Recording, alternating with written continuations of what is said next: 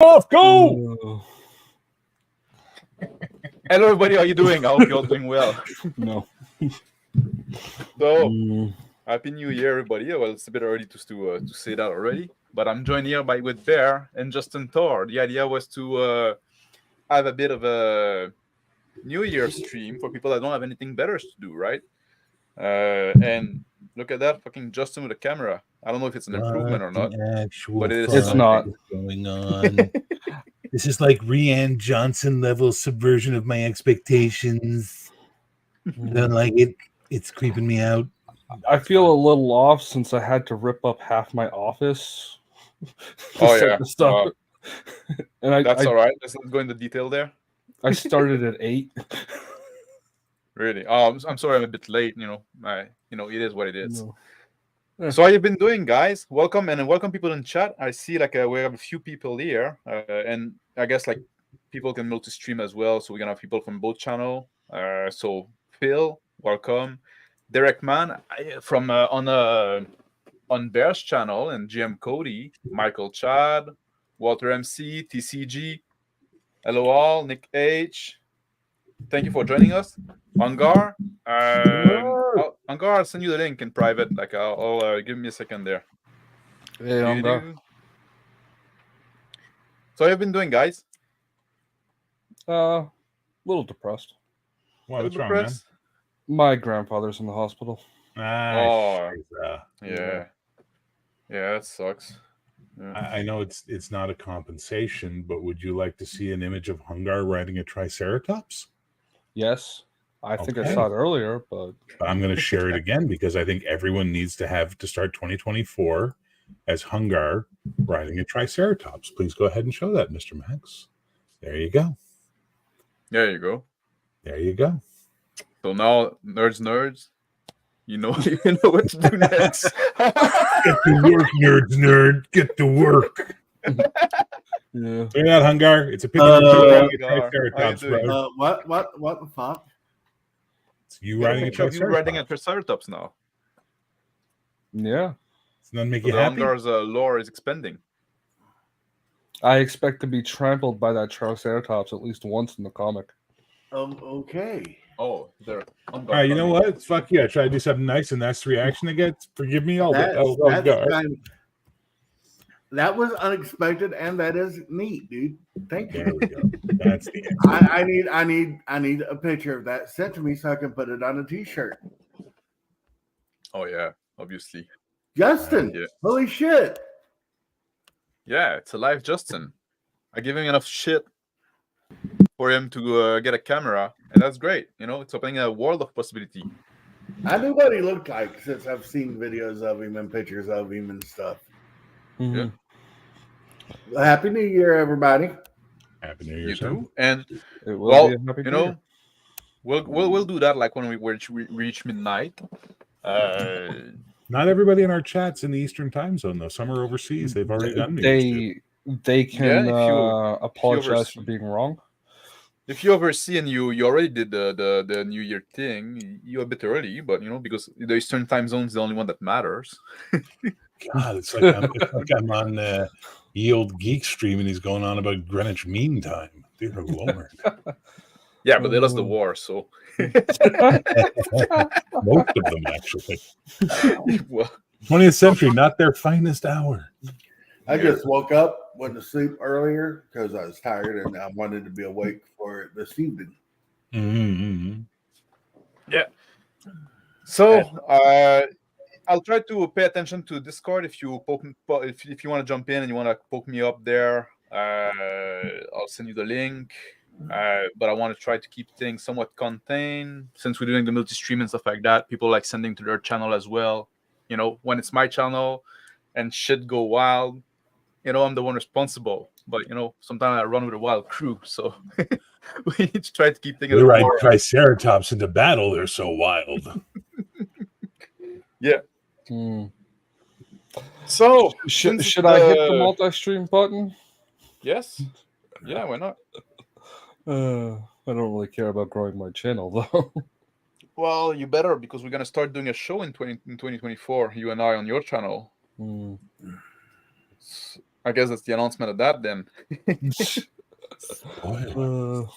Yeah, spoilers. But before we go into that, why we not go around and talk about like how the 2023 has been for you? Like here, like well, not Justin, but Bear, Angar. We both have our own channel.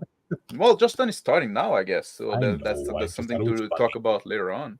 But we can talk about like how your year's been in the 2023 for your channel. Like where did you start the year, and where are you now? Like Bear, tell us about your year. Well, dude, I started at 1,000 subscribers. I wanted to get to 2,000. I'm still a couple hundred away from that goal, but I also wanted to grow the community as much as possible that we've managed to create here, and I think we've succeeded tremendously at that goal. I think we see more and more and more and more and more people joining us.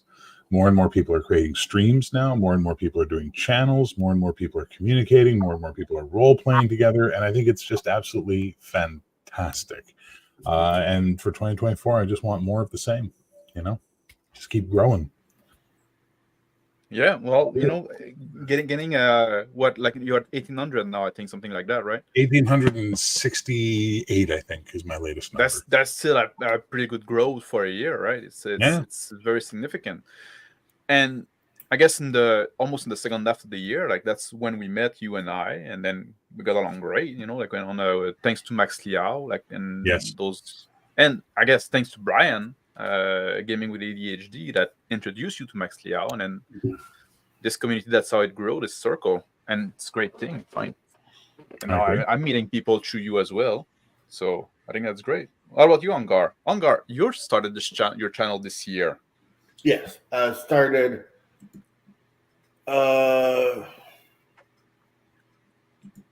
last year around Thanksgiving. So it's been a year. Oh, I think. I don't remember. Mm-hmm.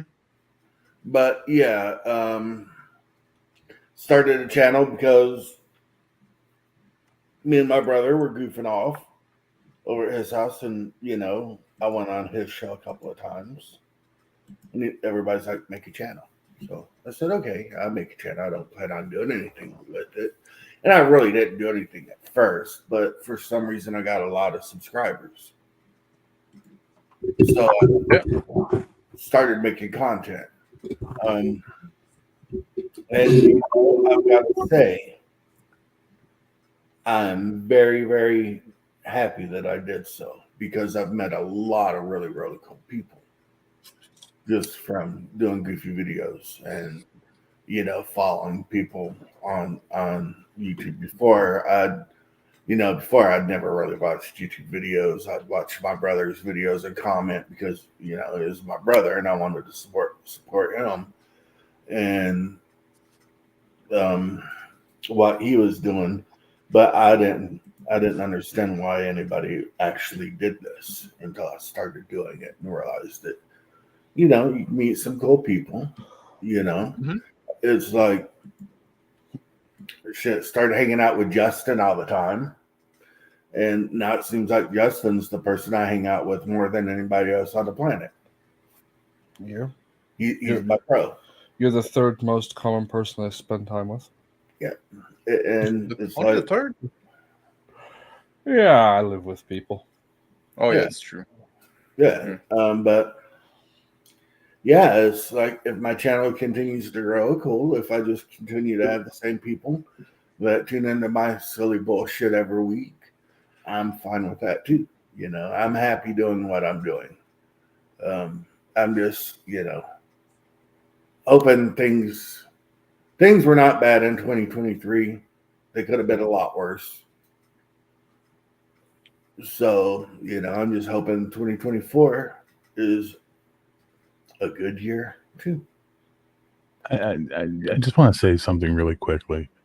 There is no way I can name all the people I'm so grateful that I've met in this past year or so that I've been doing this, and I can't even, like, the list would be way too long. I want that clearly stated. But Hungar is the force of nature that I met in this past year, and it is like madness how much charisma and energy and magnetism one man can have. I've been accused over the years by many of my friends of being a living bard, right? Of being a charismatic. The exact term one of my buddies used to use was charismatic motherfucker. He goes, when you turn it on, it's like a fucking magnet. I am but a fucking star next to this fucking aurora that is Hungar. You, sir, are an absolute legend to us all now. Like, it's just, you just don't give a fuck. You do what you do. You live as you live. And if people don't like you, well, they can fuck right off. And I think we could all benefit by being a little more like Hungar sometimes. You know, and I've said that multiple times. I've been like, you know, when you stop giving a fuck about everything and you decide to live your life the way you want to live it with no regrets, you know, then your life gets so much better. Yeah, you are one decent speechwriter away from being a very dangerous person, my friend. Yeah, that's a good point. Yeah. Sadly, no, because there's plenty of photos of the scandals. And he likes to put them on T-shirts a little too much, too, by the way. But we're talking about like Hey, I community made that building. T-shirt.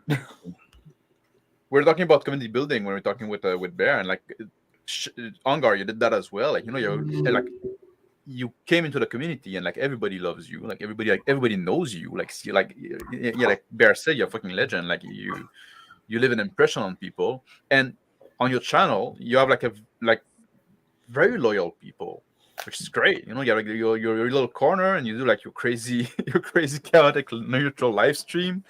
Yeah. Goes in all direction. But Thank you. And you know, sometimes I like to talk about serious stuff, so I go on Bear's channel. Because people would wonder what the hell was going on if I did it on my channel. They'd be like, "Are you okay, Hunger?" Listen, there's only so many dancing lady boys they can handle. You bring too many to the table, sir. That's the problem. Hey, I resent that remark. The Thailand kick squad, you know, like I think they'd blow my mind. They'd blow my poor channel's minds. Oh shit. Okay, hang on. I reran the art because I wanted to make it more Hungar. Allow me to present to you guys what I think will be Hungar's Christmas card for next year.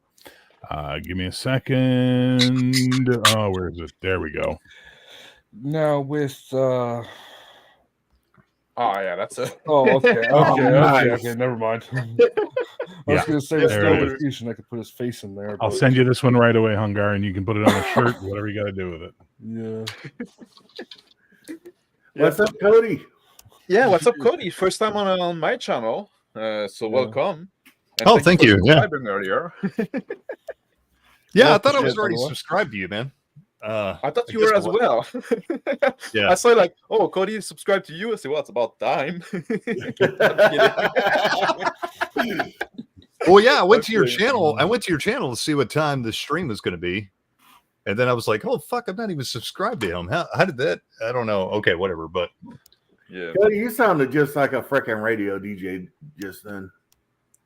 Well, he always does. You got like Yeah. a great fucking voice. Even that, I mean, I know he always does, but when he was doing it like that right there, it's like, and next, Led Zeppelin. Go Yeah. to And if you're not California. subscribed to Jim Cody, go check his channel like right away as soon as possible. Oh, I've been like that. subscribed to Cody forever. So Cody, how's been your year on YouTube? I'm a recent subscriber of you because I just like met YouTube there. We are talking about that earlier a bit too, and so I didn't witness the whole year. I came like fairly late. So yes, tell us about it went for you. well, it's going great. So I started the YouTube in 2020, and it wasn't really with the intention of starting a YouTube. I had a podcast, and so YouTube was just another platform to put my podcast episodes up, and that was pretty cool or whatever. But that quickly lost steam because it was an interview podcast, and I quickly was running out of people to interview all the time. Yeah. And so I just stopped doing it. And then I kept talking about, for the next couple of years, I was going to start. I was just like, well, fuck it. I'll just do it myself, and I'll just do like a YouTube. And I enjoy watching people on YouTube and stuff, but I quickly realized that I didn't like watching 98% of everybody on YouTube. I got really sick of people. Everybody got really bloated and corporate, and everything was like, hey, check out the 5 reasons why D&D 5th edition sucks. Or, it was stuff like that. Or it was just like hate clicks, and it wasn't. You only have 5 reasons? Yeah, it was only 5. Well, I've got a lot of reasons. That's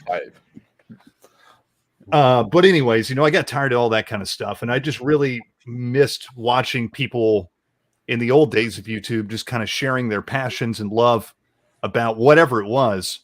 In fact, there was one guy, and he's a video game guy, and I'm not even a big video game person, but I've always enjoyed watching his channel, and that's the Happy Console Gamer. And the reason I really like that guy is because he's just very genuine, and he's very passionate about what he's talking about, and he doesn't really give a fuck. You know what I mean? He's doing it because he loves it. He's not trying to, you can tell the guy just loves it, and he's passionate about it, and he's real about it. And it's not just some thing to make a bunch of money or whatever, And so that was one inspiration. The other inspiration actually was Bear. When I found Bear's channel at the beginning of the year, I was kind of in a funk. I was really depressed because I didn't really have a creative outlet going on. And I saw Bear's channel. I was like, this guy's pretty fucking awesome. This guy knows what's going on. And I really liked Bear, even though I don't agree with Bear with everything. Me and Bear don't agree with a lot of stuff. But what I really liked about Bear is he was just a very genuine dude. And he was just talking with passion about what he loved, and what he did love. You could tell that it's coming through. And he didn't give a fuck whether you liked it or not. He was just going to tell you about whatever it was. And I thought that was great. So that's kind of what kicked off me getting back into YouTube. I guess that was about May, and so I kicked it off with no real plan or anything, and I really still don't have a plan. But since then, it's gone really, really well, and I'm really humbled and appreciated. Everybody likes the channel so much with me just talking about all these old games and stuff that I grew up playing, and also just meeting all of you guys has been awesome. Meeting a whole new group of interesting and like-minded people has been really great. So far, it's been a really great year, and I'm actually think this is probably one of the best decisions I've made in a long time. Is starting the YouTube channel really. We're going to get together and go out to dinner sometime soon. Yeah, you two are in the same area. Yeah, man. May I ask a favor, Mr. Blevin? Can you drag Cody up to the corner beside me so it's you, me, and Cody on the top? I have a joke I want to make, and then you can do whatever the fuck you want. Look at that, ladies. Top row, not a dry pair of panties in the house. All right. What the fuck am I, chopped liver? Baby. You're the anchor holding us down from heaven. That's all I'm saying. You are the base of the pillar. All right, now you can put us wherever the fuck you want. I just want to make that joke. No, I can't. Someone's been smoking crack. Yeah, that's why you're not invited in the shaggin' wagon, but Mr. Boivin is. See, that's the problem. Yeah, you guys can be in the shaggin' wagon together all you want. 9 o'clock in the morning, and Cody and I are sitting out on the highway to make some pussies wet. Yeah. But Cody, I like what you said about there. Like, what it'd be like, like I said, bring the you into YouTube. Like YouTube became like too corporate. People and now it's just like a bunch of real dudes here, right? You can see that real people. You can feel like they're genuine and stuff like that. And we can disagree on some stuff, like you. There's nobody here on the panel that I agree 100% with, and nobody in the world, I guess, you agree 100% with. Yeah. But it's all right. We can still hang out. We can still. Sorry. You heard it here first, everyone. Mr. Max, special snowflake. Yeah, exactly. I'm the only one that 100% right on everything. I'm the only person that I agree with 100% of the time, and I don't even do that 100% of the time. I was gonna say, man, I don't agree with myself most of the time. Most of the time, I'm like, what the fuck were you thinking? But speaking of life mistakes, how you doing, Connell? Oh, I've made no life mistakes. Made some life choices that have made for a more interesting life. Hi, Maggie. So how you doing, Connell? I'm hanging out with my daughter. Yeah, and Connell, you started your channel. Was it this year that you started your channel as well? I think so, right? This year or last year? I don't know. It feels like I've been doing it freaking forever. I know it might have just been this year. Yeah. I think me and Shadow. No, it's been over a year. It's been slightly over a year, but not by much. Oh, really? Yeah, because I've been on table breakers now for about 2 years, gatekeepers for about 2 years, and those guys were hassling me about starting my own show. Might talk about what? Because everything I want to talk about, I already talk with YouTube. These numbnuts. So me and Shadow just basically started doing reviews on books and movies, and it just transferred it over to straight being movies because trying to review movies, trying to find time to read said books just took way too long. So Yeah, but I remember like seeing you for the first time on the Max Liao channel about because you were like the Spade GM and people want to talk about that. Was that 2 years ago already? yeah, it was probably about 2 years ago. Yeah, that's Hmm. because Max was introduced to me because I am a paid DM through Baron and Bruce. So, Yeah.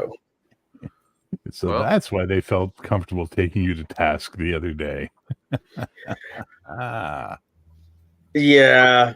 It happens. Yeah. They're always Victor, your you have a friends. good night too, buddy. Victor, stop lying. You don't have Oh, yeah. friends. You just used fucking Grinder, and you got some daddy coming over later. We know. That's all right. Except Connell is too Irish of a good things.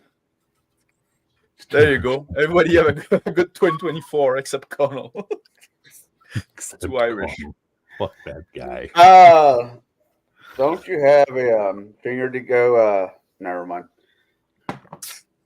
Justin, Go for see you. that guy over there? Fuck that guy. Yeah. So Connell, how was your 2023? Are you still there? Are you fucking He's left? crying. Yeah, I'm here. Yeah. How was your 2023? I have no major complaints as a whole. I've got to run a few games I was interested in running. Dead in Space being one of them, and I got to sit in at a Exalted, not Exalted. Yeah, the Exalted game. I got to do a couple rounds in, which Don't go was too fun. far on that, Connell, because we're gonna go back. Now that was like 2023 on YouTube. We're gonna go back 2023 on gaming soon. I want to talk about that. Yeah. So on YouTube.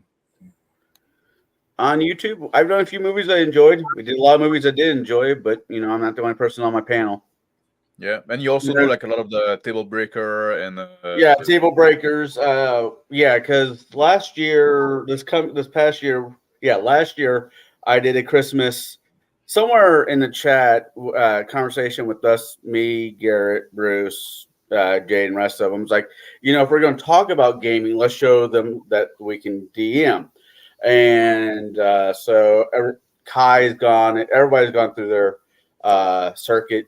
Bruce has been running his own system, which he does every other Saturday anyways. And this year I kind of got yelled at for running 5th edition last year, so I said fuck it, I'll run Pathfinder. And that's worse than that. Most of those guys know Pathfinder, so the idea was I throw a story at them. They get to make their own freaking characters. I did not tell them what kind of characters to make. I just said no gunslingers. That's like the only rule I had was no gunslingers. Oh, you're gonna make Victor mad now. And no, I guess you'll have to shut up. It doesn't fit in the world that I'm trying to make. And so everybody made their own characters, and I guess did not like who they went to prom with at my game. I don't, So yeah. Well, no, Justin. I was about to ask him, because Justin has been on a lot of a show. He doesn't really have a channel of his own per se. He did put some video, 1 or 2 video, I think, this year. But now it's burning, or the fire alarm is going off. So I guess. Bro, that's me. I gotta stir something. I'll be right back. Oh no, it's not you. Yeah. So whatever. When he come back, we can talk to him. What about gaming? How's your year in gaming have been, guys? I hope sometime we go online, we talk about fucking games, but do we have time to play them, right? Bear. I don't game. Gaming's for fucking nerds. Yeah. Just talk about gaming. It's like the people that can do. Just talk about them because I'm a self-hating nerd. No, it's been a pretty good year. I mean, I've had some successful stuff happen. I managed to get people in my real life back to a fucking table to play for the first time since that's fucking the nice. pandemic, so that's really fun. Yeah. But otherwise, just been introduced to a whole bunch of new games I would never have considered. Some of them I fell in love with, some of them I liked, but it was them, not me. It was just the way it was, and moving forward. Yeah, and because you also have your game of Star Trek that we all seen part of it, and Cody is in it as well on YouTube. And you had a few game actually that you stream, right? But now you also have like private game on top of that, so you do quite a bit of gaming. I run 2 Mondays, 2 Tuesdays, 2 Fridays, and 2 Saturdays a month currently. Oh, that's pretty good. That's a pretty good amount of gaming. Yeah, with a bunch of different group as well, different game. What are you playing? Like the Star Trek. So 3 Star Trek campaigns right now. All with the same system. Yep, Modifius. Yeah. Mm. My home game was Bastard Sword playtest game, but we're moving to Pathfinder Beginner Box. Though now we're all thinking about maybe Palladium Fantasy because we're sort of into that right now. Yeah. And then I have the streamer Palladium Fantasy game starting in January, once a month. Yeah. What about you, Cody? Like I said, you're in Bear's Star Trek game. Any other gaming going on? Yeah, so I did have a really good face-to-face group going on until right about the time I started the YouTube, and then that kind of broke apart. We had some drama, of course, with the face-to-face group, so it kind of split in half, and we only had like 3 people left. And then one of the people was going through some shit, and then it was down to 2 people. And so now I don't really have a face-to-face group. But starting the YouTube channel, I started doing online gaming, which I thought I would never really do. That never really appealed to me. But I'm really, really loving it, actually, because I get to meet people that I actually, it's hard to find people around your local area sometimes that you can agree with, that mesh well with your gaming style or what you want to do. And on YouTube now, of course, I've found a lot of like-minded people that want to play the kind of games or talk about the kind of stuff I want to talk about. And so now I do have a D&D game going, which it was OSC, but we're switching to AD&D 2nd edition. That's been going every other week, every other Sunday. And that's been going really, really well. Like everybody's really enjoying watching it and everybody's enjoying playing it. And I'm enjoying running it. And then I was running Prowlers and Paragons every other week, but that's kind of fallen off the wagon. The people that were playing in that game have gotten busy, and I don't know if we're going to return to it. I hope we do. And and of course, I'm playing in Bear's Star Trek game. I'll be playing in the Palladium Fantasy game, which is really cool to actually play in some games because usually I run games. I'm always running games. And I never get to play. So to actually play in some games has been amazing. That's been really, really cool. And play with good people, actually have a good GM like Bear and some good players. And actually get to play in a game like that is really, really cool.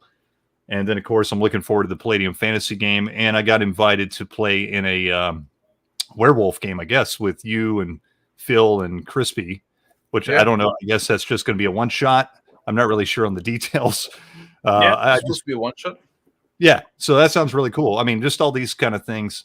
And yeah, I've played in a number of one shots this year online, which has been really, really great. Trying out different systems and all that stuff. It's been really, really fun. And I plan on running more games.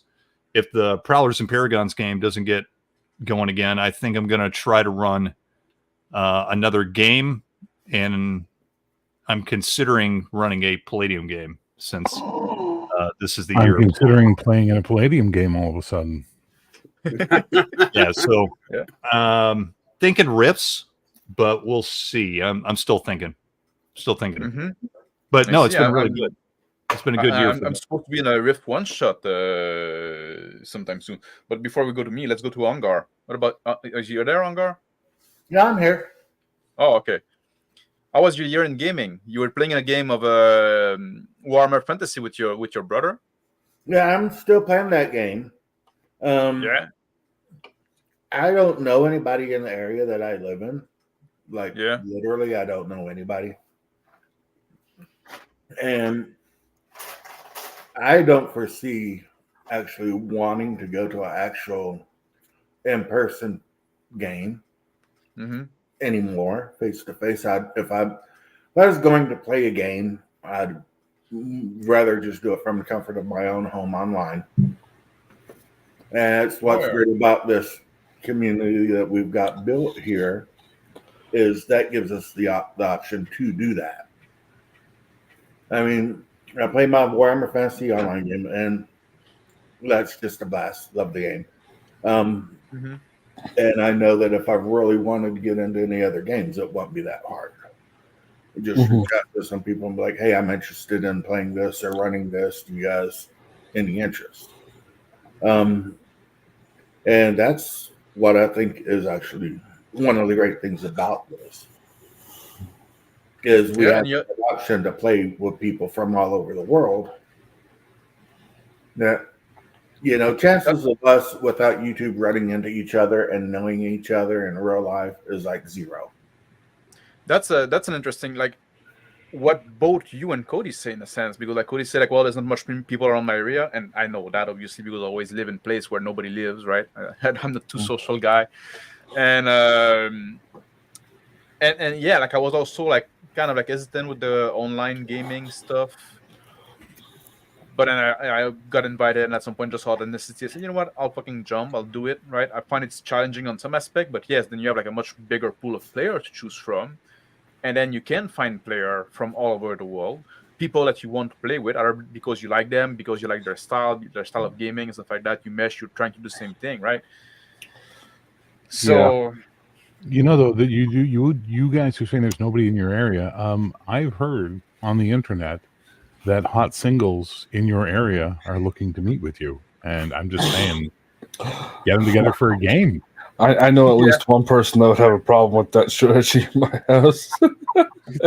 Cougar game going. That could be something. Stream that shit. The Real Housewives of D&D. You know what I'm saying? Yeah, those hot singles in my area, I was thinking about picking some of them up to put together and paint minis for me. I'll do anything for $50. All right. Here's these good space marines. This is Canada. $50 is $20 anywhere else. Yeah. Yeah. What about you, Justin? How was your gaming this year? More. Last time you mentioned it. I tried going into the Discord group, and I played one game with some of those people on the Morkborg Discord. It was interesting. Yeah. I need to find a better class of people. Well, you know, that's the thing too. Now, like we're talking about online gaming, stuff like that. Now, if you're getting the camera in, you know, because I know that's something a hurdle. People say like, well, you know what, playing with people that don't have their face on, it's challenging. Like I know some people say it doesn't matter. Yeah. I find it challenging because it's harder to cut in when you want to talk. It's harder to know when somebody's done talking or is about to talk and stuff like that. Yeah. I perfectly understand that. Yeah. Jeff, the greatest Dungeons Master alive. Greetings from Harriman, Tennessee, you bastard. Sorry, what? Jeff, the greatest Dungeon Master alive? Citation needed. I like gaming at a local shop. I like, you know, game DMing, getting paid to DM at a local shop is awesome. Don't get me wrong; it keeps my lights on. I just want to address Major's music here. Technically, I have the oldest YouTube channel here. Wow! You just deleted all what your a videos. hipster! And it was active at one time. That's how I'm live streaming. Yeah. Yeah, that's why you got like the Justin Thor LP for Let's Play. You used to do like Minecraft Let's Play. If Justin was on the Duna World, he'd be like, I ride sandworms. You probably wouldn't have heard of them. Just for the record, I rode sandworms before any of you rode sandworms, and I transcended time and space through the spice before the spice was cool. Sorry, I was the first navigator, damn you. That's all right. No, So Carl, you do get a lot of gaming in because you are paid GM, so you always like those groups. How many groups do you run in a week? Is it one or depends two? on what's going on in the week. I have an all-kid game. No one older than 10. Up until recently, No one older than 10. no one younger. No. Yeah. Wow, so Connell, that was a definitely Freudian slip, calling buddy. someone on that one, okay? All right, right, so well, we just let's got see. canceled. Well done, Connell. Well done. You, good sir, no beer, or wine, or other spirits for the next 12 months. That's heresy. But no, I got a kids game. Yes, like I was know trying- you'll stop being Irish. Right. Basically young kids, and I got a teenager game, then an adult one. So that's 3. Then up until recently, which I hope we get back together because I enjoy it. I have a table that's all women. They play. They're doing Pathfinder, but I'm giving it the Amazon twist to it. A lot of reruns of Xena for ideas for storyline, and they seem to enjoy it. Yeah, and you also do like a lot of gaming with the table breaker groups. You did a lot of like 1 shot or 2 shot. Yeah, we do a lot. The formula is we do 3 weeks. 2 nights a game, and last night we basically murdered the poor bastard, beat the DM. This past month it just happens to be me because I like telling Christmas stories via RPG. Mine has more of a more Eastern European twist to it, with pies that are made from children and the Krampus and stuff like that. And you got murdered. Yeah, I got murdered this past week. It's all right. Got murdered. I've got to watch this. Dragon. My issue with finding people to play games with in real life, I think, has always been that I'm a very serious role player. Believe it or not, I know it doesn't come. I don't come off as a serious person ever, but when I'm playing a game, I like to give it my 100% attention and play the game because it's a show of respect to the people who are playing the game with me, right? To the developers of Candy Crush. Some of the yahoos you meet at like gaming stores and stuff like that, you meet some strange people. Oh yeah. Well, that's always something I would say as well. Not only strange people, but sometimes you have to, you have to be at the right table. You have to have the right player for the right table. Like we don't like RPG is a big umbrella, and we don't engage. Even sometimes we play the same game, the same system, and stuff like that. We don't necessarily play in the same way. We have different expectation, different kind of thing for a table, and so you just need to find the right people for what you're into, right? For your table, that's important. And when you just go with random people, that's sometimes you don't necessarily mesh. You throw the dice, you take your chances. That's why I like to play online. You meet people online that you get along with, then you start up a game with them, and it seems to go a lot better. Yep. Oh, I just realized I didn't talk about my year on YouTube because that was the first year of my channel. I'm pretty happy. Let me just stop my with simulcast before you get me canceled. Hang on as you talk about your year on YouTube. Hang on. No, I'm pretty Well, glad with just, the growth I let had. me just talk about Kyle. No. We're gonna talk about Kyle a little bit later, but not now. Hey, look at the time. But do We're you gonna know go- how high he is?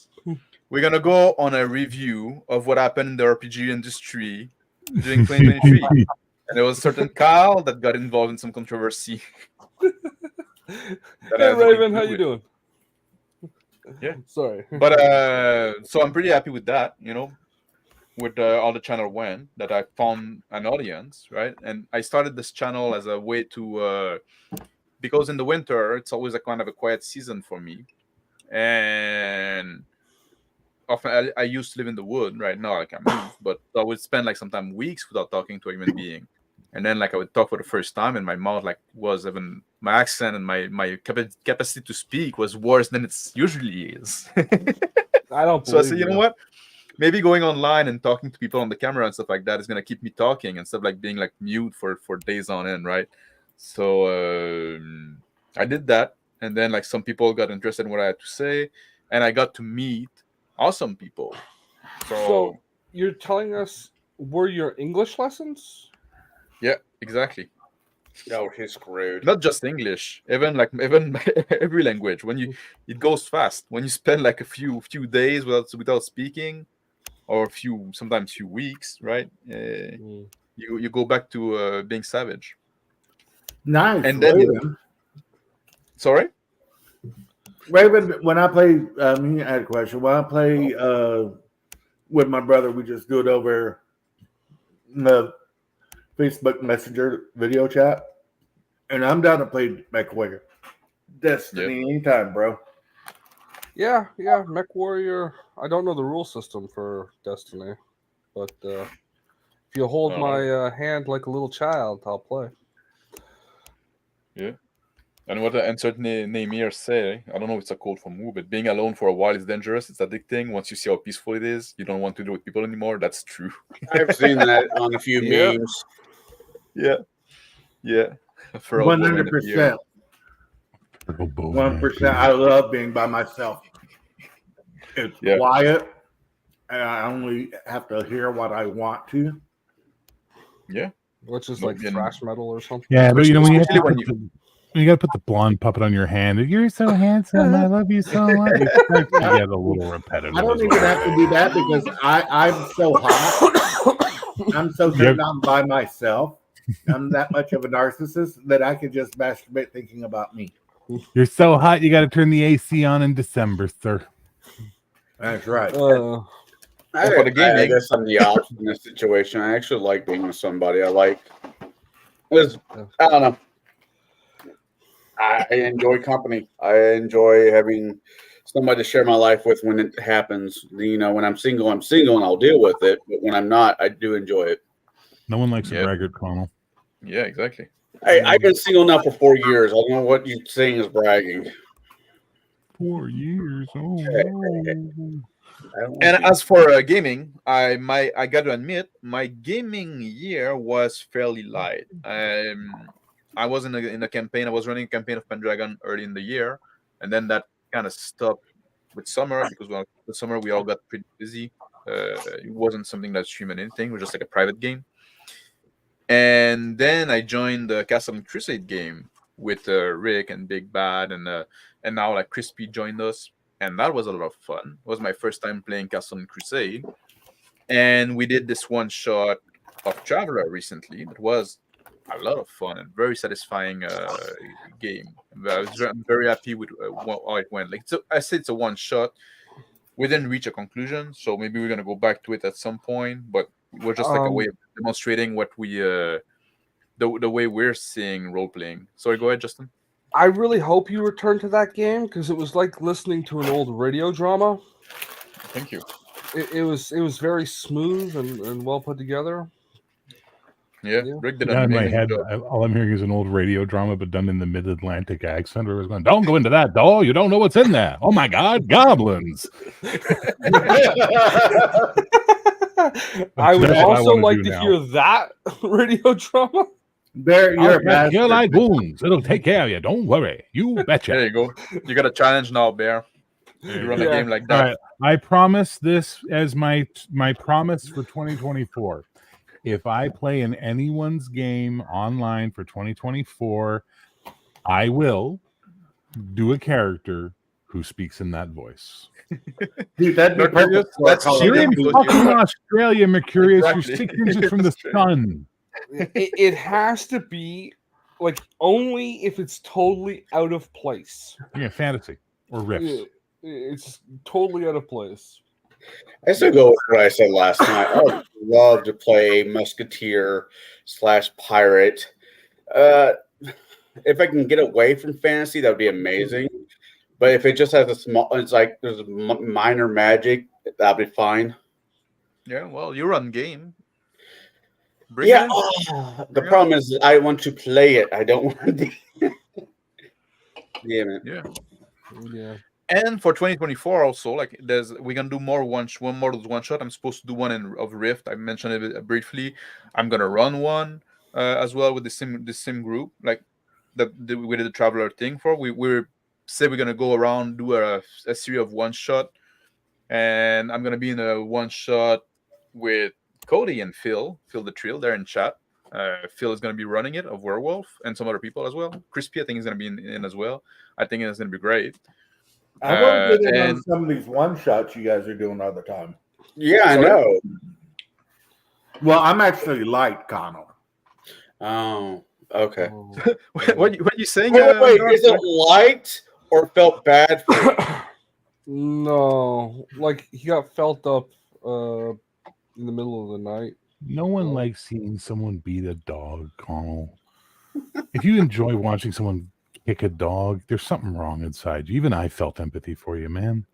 Yeah. I'll just shut up and look pretty. Oh, good luck. So sorry, too I missed what drunk you're to do saying, that. Longar, and then like he all like degenerated. I said I want to get Thank invited to some of these damn one shots you guys are always playing and talking Yes, about. that's the Same. plan. I can talk about that's the plan. That's what we want to do. We want to put together like with like this group. It's like me, Big Bad, Crispy, and Rick, right? And we want to run some, and we're promoting a certain style of role playing, right? We call it like role playing in the 4th dimension or like the 4D role play server. It's a bit braggart as a term, but Yeah. sometimes you want to get somewhere, you have to do some marketing, right? That's why I got the cup there of role playing in the 4th dimension. I can't believe you ordered that thing. It doesn't even come in black enamel, man. It's awful. Don't fucking order those cups. They're very bad. You should have designed it so it had a white like background. Well, So, actually, the circular background's really hard to put on a cup because of the way the printing process is. It always winds up looking oblong, so you have to distort the image to get it to print properly. But if you put a square around it, it prints nicely. Hence, but yeah, I agree. Yeah. I hate those fucking cups that look like they printed them up at the mall in 1990. Yeah, exactly. But I think I might have made a mistake when ordering it. I think like I probably could have like an option to not put the black in the background. I don't know, man. I just I think I was drunk when I ordered them. You have to upload an image that has. Anyway, this site is awful. I'm still waiting on some shirt. I hope they're gonna be better. Yeah, That they're Which gonna do site? better than the Redbubble? My parents have my coffee cups. Public? Yeah. My parents have some of my coffee cups, and they look great. Yeah, but they're also white, not. Yeah. Not mine are Well, black. anyway. Are they? Anyway, the goal like we want to do like run a few of those one shot to kind of showcase what we talk when we talk about role playing and stuff like that. And then at some point, I guess we're gonna expand to more people, and we want to have other people invite other people to try this style of role play and maybe run their own game. And that's part of it with Phil as well, right? Phil reached out to us, say like, yeah. Bear doesn't watch. Bear will never get it. I have no idea what 28mm is talking about. What am I never going to get? Laid? Yeah, maybe. Nah, if you didn't watch, I don't know why he's targeting you. I have no idea what I just suddenly got a random shot across the bow from 28mm on, but there it is. I don't know. Yeah. Thanks. Happy New Year. My favorite part of New Year so far is watching you try and herd cats, Max. It's hilarious. Yeah. Yeah, Am I doing you're like so desperately trying to keep this conversation on point, like it's a panel show, and you're doing real. But Hungar's here, and Hungar's behaving himself, and I've got to give him credit for that. Yeah. But you understand that chaos wants out, and it's going to come out at some point. But I think it's a New Year's show. I guess we can go fucking crazy, but I thought I put some thought into it. Like what is expected in a New Year's Eve show, right? This one is pretty good. My eye rolling at what 28mm? I wasn't eye rolling at anything you said or about your game. I actually would love to play or see your game. I don't know what you think I was eye rolling at, man. Oh, I think whatever. It's the 4D, I think, but which is fair. It's fair. I have no idea what 4D is. I'm eye rolling at the term 4D. Okay, Well, I am trying to figure out how you can play in 4 dimensions. I mean, if you guys have figured out how to travel back in time when you're gaming, that's fucking awesome. Like, that's amazing. But I think 28mm is taking offense at something that was not even remotely directed at his thing. So we'll just chalk this up to miscommunication, brother. Yeah, just let it go. It's it's fucking No, New Year's. no, I don't let things go. Have you met me? That's a problem. No, it's not. It's a problem for the person. It's a problem for you. Pour moi, c'est la raison d'être. Yeah. I will say one thing, Rick.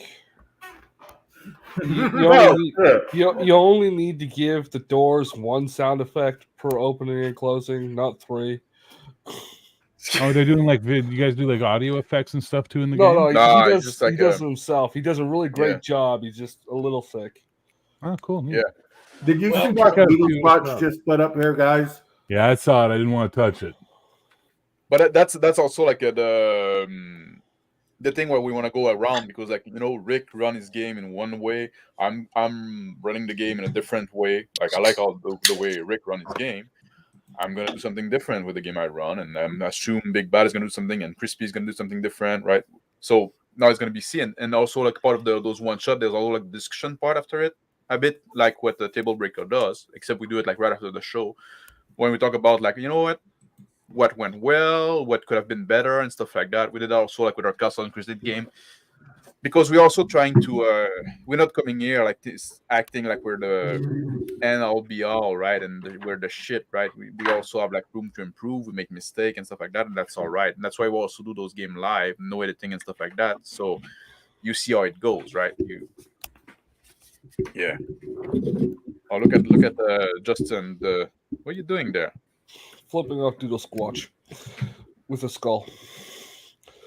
Why are you fucking all going like a style now, guys? Because Doodle Squat said that he always imagined Justin looking like the Red Skull with Down syndrome. Yeah. That's funny though. It is, but It really is. What? All right. Let's move on, guys. Let's fucking Okay, before we move on, who wants to lay bets on how long before Boivin throws in the towel and just lets this descend into absolute chaos? Think you that can make it happened to 20 midnight? minutes ago. Well, yeah, I hope so. I haven't willing even for it, begun to define myself. Yeah. But guys, there's a reason I don't go to my family in those kind of evening, like Christmas and New Year's. Is because it's always like passive aggressive comment and bitching and being mean to one another. So let's not fucking do that here, right? Just like the goal, like let's try to be like pleasant. Let's try to like each other and to be agreeable to each other, right? For fuck's sake, and that's coming from me. Like I'm the most disagreeable person ever. But we had this conversation just the other night, Mr. Boivin, how Quebecers, this is how we play and show our love is by ragging on each other. Yeah, if I'm not ragging on you, I don't like you. It doesn't necessarily like translate well with chat and stuff like that, and with people that don't, Chat's its own creature. I mean, you could have a perfectly normal conversation. The panel could be going in the same direction, having a lovely time, and somebody says AI art is better than actual art, or some variation of that, because I've seen that blow up. And chat's at war with each other as the panel's just talking about whatever. Hey, I took an art class, and AI art is still better than I can draw. I have Next up on the brain part, Peter Hungar. Yeah. And there's nothing wrong, in my opinion, there's nothing wrong with AI art. If somebody wants to use AI art in their thing, be it a game, comic, whatever, that they should be able to do it. Yeah, I lost it now. Welcome to my hell. Thank you. You know what? I'm not alone in this hell now. I feel so much better. You know what? AI art was a big fucking topic for 2023. That was a big controversy that we had. So let's fucking go into there, yeah? You want to fucking bring the topic? Oh, I was using it as an example. That's I did too not far mean as away. a GoPro. Well, I blame you still, Connell. So Yeah, it's your fault. Yeah. You're drunk. You got Humdog going off on a tangent, and it's going to be your ass, bitch. Yeah. Listen, Connell, climate change? The fuck, man? How could you? I blame you for that too, okay? Yeah, I blame you for that. The polar ice caps, there used to be 3 of those, I think. I can't remember. Let's me start with Cody because he hasn't said anything, and he's the reasonable one. Like, the chat goes into chaos and just like sit back and sip his beer. Wait. We need more Cody. You guys haven't been getting instructions from him? Cody's the sniper, man. That's what his point Yeah, is. I got He sits rules in back the and lets description. us act like idiots, and then he just goes, "Well, I think, baby." Hunka hunka burning love. No. So what are we talking about? AI art? Yeah, do you have an opinion on that? Like this whole controversy that came in, people said, "Oh, it's all right." Some game company use it. Some game company drive-through, I think, ban the use of AI art if you want to publish on their site, or you have to. Oh no, you didn't ban it, but you have to divulge it. You have to like specifically label it as well. Mm-hmm. I think that's reasonable though to to say, like if you're going to use AI art, I don't have a problem with it, but I think you should divulge you're using AI art and not pretend that some imaginary artist did or whatever. You need to give credit where credit's due for whatever that is, right? So if it's AI art and you used AI art, you need to fess up that you used it. Of course, I think it's pretty obvious when people use it too. AI art has a very, very, very It's getting particular less style. obvious though. Well, It especially is. when It's people are getting not- better and better, and it will get better and better. Yeah. But it still has it. It still doesn't have like a distinct human flavor, right? Like You- I can you look. can I can look at it finance it. like, what's that? I'm sorry. You can finance it to kind of like make it less obvious that it's AI art, but most people don't. So yeah, so keep going. No, but it doesn't. It still doesn't have that human style. Like I can tell. Like you look at Clyde Caldwell. I can tell. I can look at a Clyde Caldwell piece, and 90% of those pieces, I can be like, "That's Clyde Caldwell. That's Larry Elmore. That's Frank Frazetta. That's Philip Droulet. Whatever. That's Jim Lee. So all these distinctive artists, you can just tell that that's their art because they have. It's not a flaw. It's just human. It's the human Individuality. experience. Yeah, it's whatever it is. It's the human flaw, right? Like it's whatever their style is. They have a distinct style, and you can tell, and that's why they're known for what they are. And AI is not quite there. It will get there. I don't think it's very far off from that. I don't have a problem with it at all, though. I think it's great actually because especially for self-publishers and stuff that can't afford great artists and want to have art in their work, whatever that might be, whether it's an RPG product or maybe it's even like a book or an idea, whatever it may be. They can have some art in there to inspire people or to give off an idea, or like Bear does. I really like how Bear approaches it. He uses it for inspiration for himself and for his players, for his role-playing games. And I think that's great. Like that's fantastic because I'm not an artist. Bear's not an artist. So when he has an idea in his head and he wants to portray that idea to his players, he can just go in the AI art app and like come up with these concepts, and he can, push out an idea, and it gives you an idea what that's supposed to look like, what this creature or this race or this place is supposed to look like. And I think that's great. Like I don't have a problem with it at all. It's just another tool, right?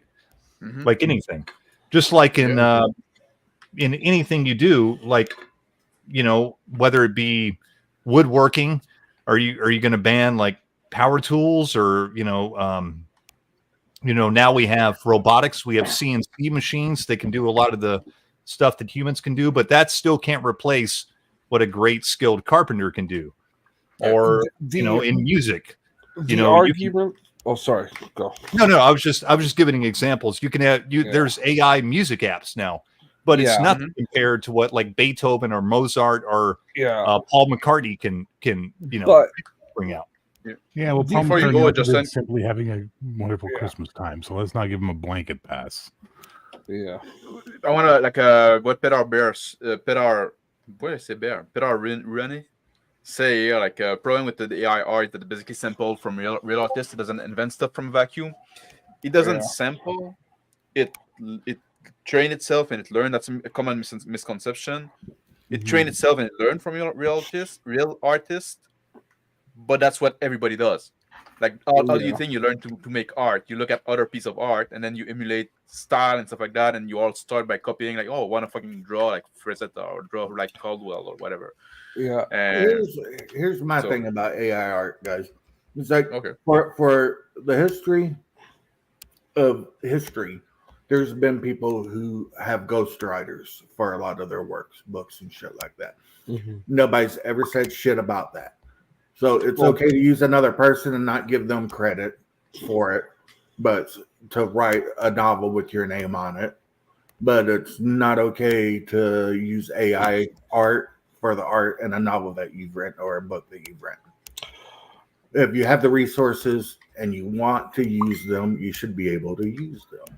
Well, the point I was gonna say is when I got into painting, there were still articles popping up in periodicals about painting on how synthetic brushes were cheating and real artists wouldn't use fake bristle brushes, and like the arguments that were in those articles are the same arguments I hear being used for AI art in at least tone, if not verbatim.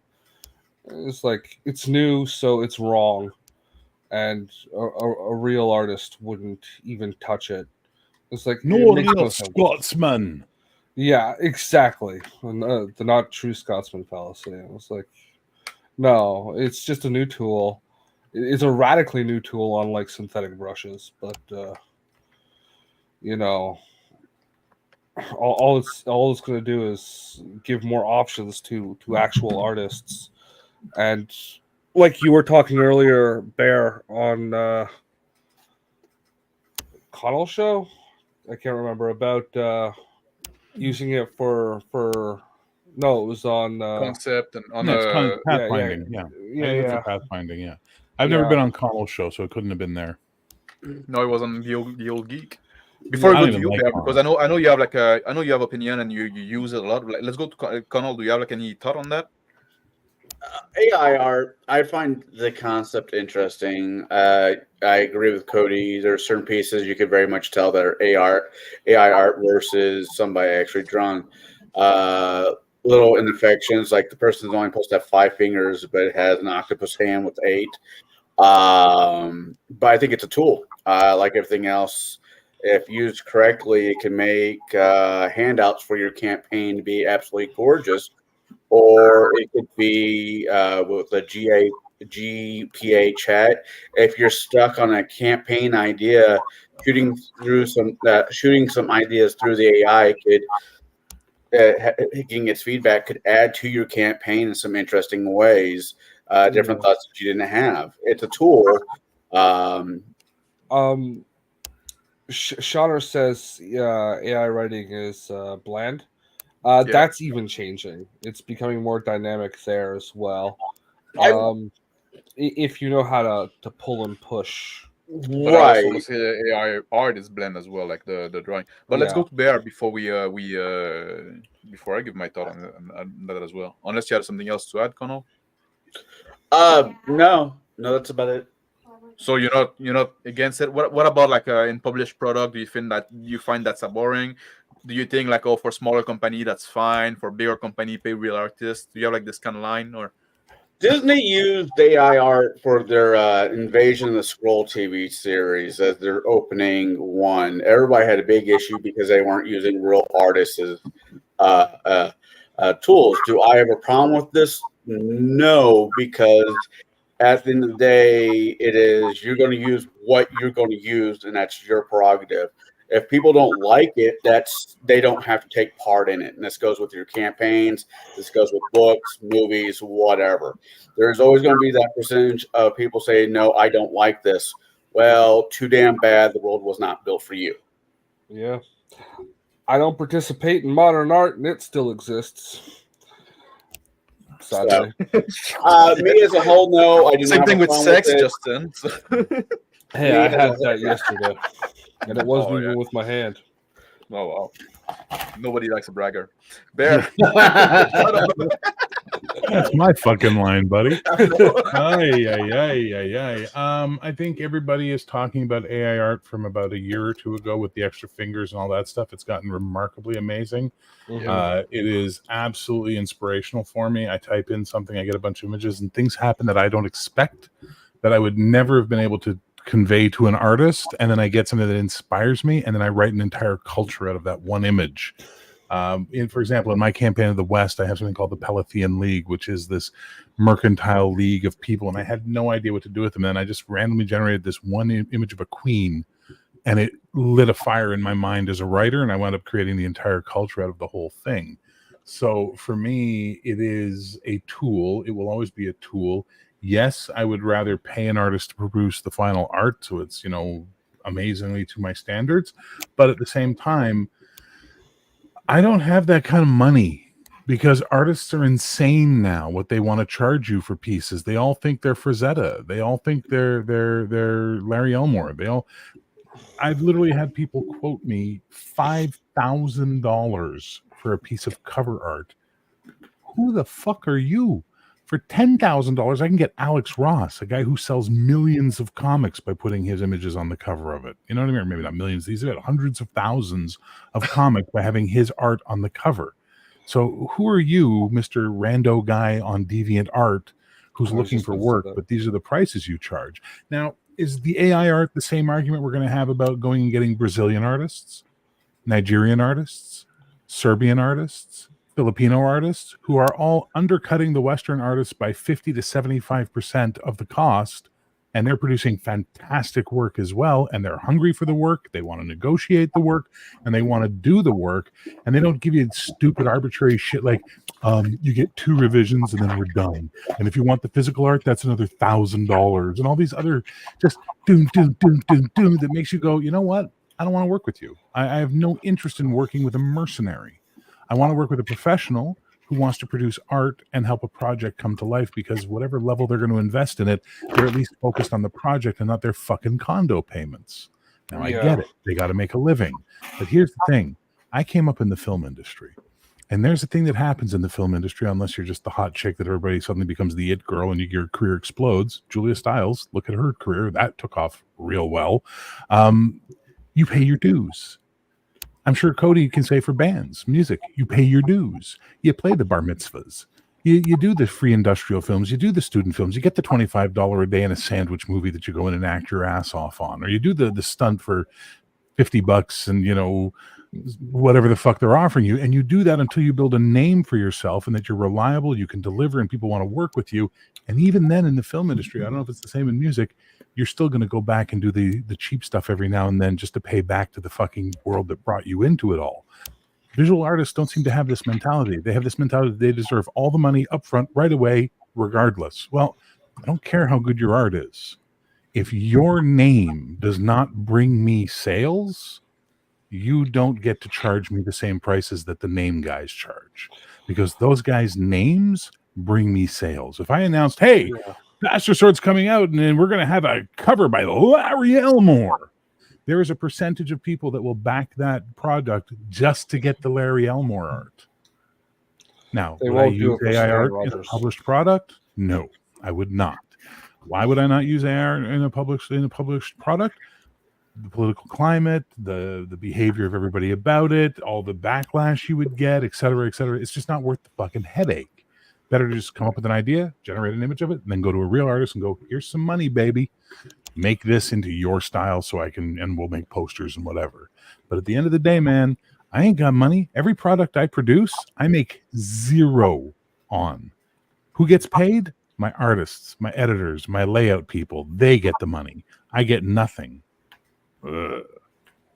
What's this? Hello, Crafting Gamer. What's up, TCG? Not much. Not showing off AI. What is Heroes of the Megaverse? Did you just get that? Megaverse. I don't understand what's happening. This is the Megaverse version of Heroes Unlimited. Nice. Oh, cool. And it's got AI art on the cover. Is it? I don't Do you know. have any thought on AI art, TCG? That's what we're talking about now. It is confusing. I've tried a couple of different programs, and I've never used ones that cost money because I'm poor. But all the ones I've used, it's like Victorian ship flying in the sky. What do I get? Cloud ships, submarines. And the only possible way they could fly is if they're on clouds, period. Yeah. I even say Well, without what- clouds, and they'll still put them on a cloud. That's something with AI art when you want something very specific, and okay, I can. You have any other thought on that? Or what about like using it in published product and stuff like that? Is it something that bothers you, or you just say, you know what, is the art's good, right? How do you feel about that? I believe it's a good stepping stone.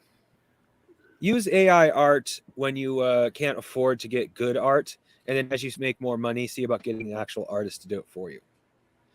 Okay, that's fair. Yeah. Yeah, Connell? The funny thing about art is all of its perspective.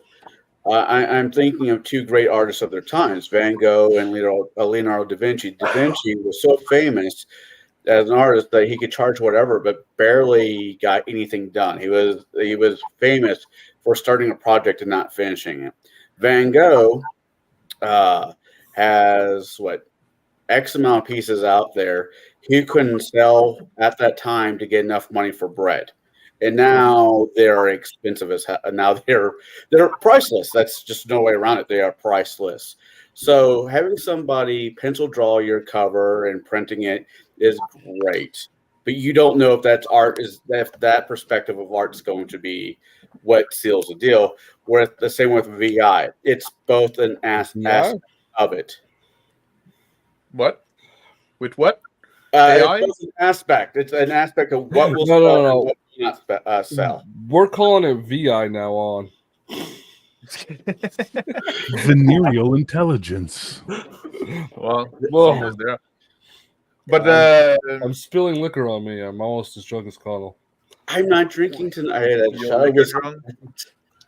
You drank an entire bottle of red something. You couldn't decipher what it was during your show. It was a red blend. It doesn't matter. This is Max's show. We're going to behave until he says otherwise. I do what I want, bitches. Unless you're old enough to be everybody's dad here, then you can do whatever the hell you want. Motherfucker, I'm not even 51 for another hour and a half. Yeah, I think I'm the oldest person here. Jeez, my dad's older than you. That's not a burn. That's like right. That's fair. Thank you. I'm gonna have to. He's almost 60 older than you too. Who's almost 60? My dad. Oh, okay. I was like, I'm only 53. No, Jesus Christ. I didn't realize. Yeah. I didn't realize my dad I was don't that old believe you. compared to the people I know. That's all I'm saying. That old? I don't believe you, Bear. I think you're 70. If he's 70, he looks damn good. All right, I went out. And bought, I have a complaint about society. Not just one. I went out and bought some good old peanut brittle. It's my birthday treat. I know it's bad for me, Max, but I don't give a fuck. You're gonna end up in the hospital by No. midnight. And happy birthday, Peanut Hunter. brittle is known Happy to be very hard to chew and stuff. Why in the fuck would they give you a piece this thick of peanut brittle? Why? Holy Yeah, shit. they are. There's no way to eat it. You hit it That with a right there hammer. is take the hammer. Bam! Yeah, you're supposed to hit it with a hammer, bro. Yeah. It's like that's the thickest piece of peanut brittle I've ever seen in my life. Hit it like you owe your money. Don't Just you because I like say them I thick? like it thick, don't mean I like it that damn thick. It's the only piece of peanut brittle I've seen in my life, so I have no comparison. Like I said, hit it like it owes you money. Mm-hmm. If you want my take on AI art, right? I think No. the conversation. What? Sorry. Oh, but say Connell, it's not hit it like it owes him money. In Ungar's case, it hit it like a Filipino chick. Oh. All right. Well, you fellas have a good night. Good night. Take care. It's been a pleasure being here. Bye now. Thanks for watching, guys. It's not the same kind of hit we're talking about. Not literal hitting. No, not in Hungar's think- case. No, Ongar is not like a wife beater. Wow. TCG has chosen violence. Yeah. Come on. Play No, nice, guy, kids. he's chosen adult films. Yes, actually. I was saying hung hardwood. No, that's Pound it like you tapping. would a hot woman. Tap it like Tap Is it. Crafty in the chat? Because if we start talking about adult films, Crafty may have some thoughts for us about woodland Yeah. farming. Let's stop that conversation. We might accidentally summon him. That shit was so cringe it gave Crafty a stroke. On Twitter, when he announced he was getting out, I was like, "Quick, gather up all the manila envelopes." Oh god. So my thing about the AI art, right? You know, I've worked technically as an artist for 12 years, right? And I worked in the video game industry, so I'm like really in the art and in the technology field. That's something I know, right? And a lot of the conversation about AI art is fucking shitty because it's very emotional and people don't know what they're talking about. And I see there and there in chat, people like make accusation of AI art without knowing what that are basically wrong. I'm sorry to say, chat, but you're wrong. I'm gonna ask you, how many people in your former trade used AI based tools through what was that what's that one with the green With the character green? creator? What are you talking about? We didn't use it. No, you didn't use it. No. There are a bunch of AI tools built into Yeah, but it, that like I left a few years ago now, so it was a bit before the AI revolution. So I don't know now. And also sometimes like they're a bit slow because like people like you get fucking work to do, so people are sometimes a bit slow to adopt new tools because we don't have time to fiddle about. We need to fucking get stuff done, right? But and I play a bit with AI art and with AI text, right? And what I think, one thing that AI art does, first, it democratizes art because now people, yes, that can't afford to buy artists can have some art in their product, and we know that the Red Room did that. And I'm all for RPG being like a live within your mean and a cottage industry. Like I don't think it should be like because it's a niche hobby. We shouldn't have like those big like billion-dollar company they are producing RPG. I think that's insane. Yeah. And I think one thing that AR does, and the same thing with globalization as well. Bear was mentioning that is very true with the Brazilian artists, the Indian artists, the Taiwanese artists, right?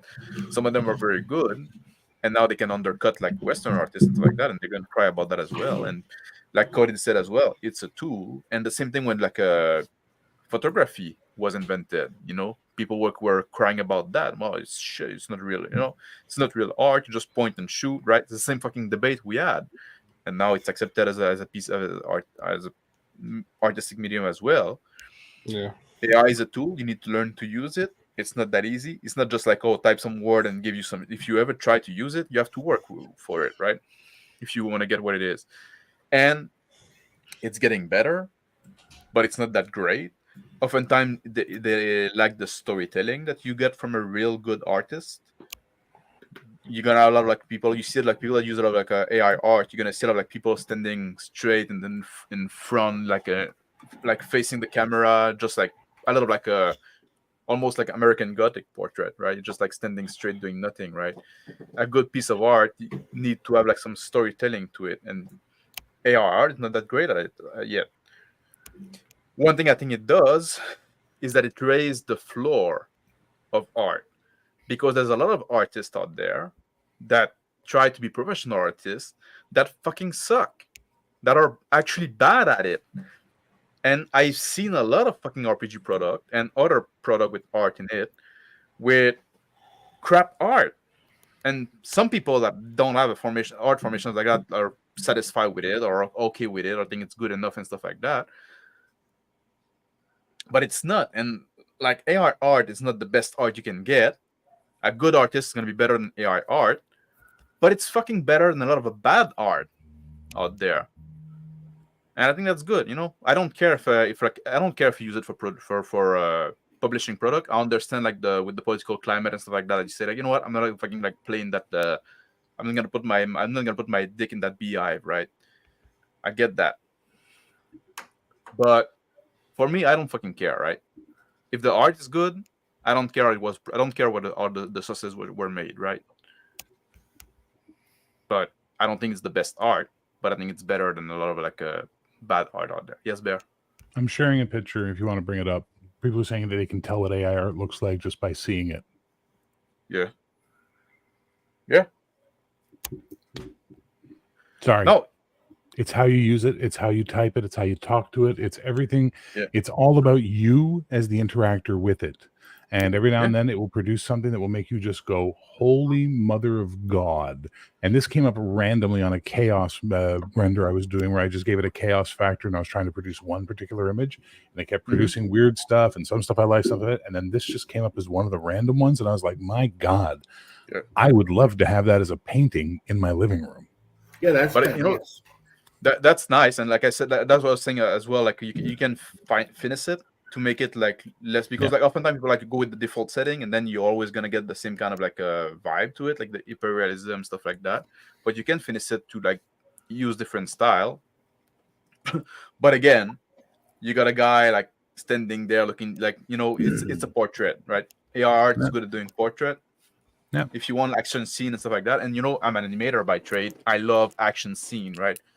Fucking give me a scene with a lot of action that tell a story, right? That's what I want. And AI is kind of bad Do at you that. want me to show you what I did with that? Because I'm going to punch a hole in that theory as well.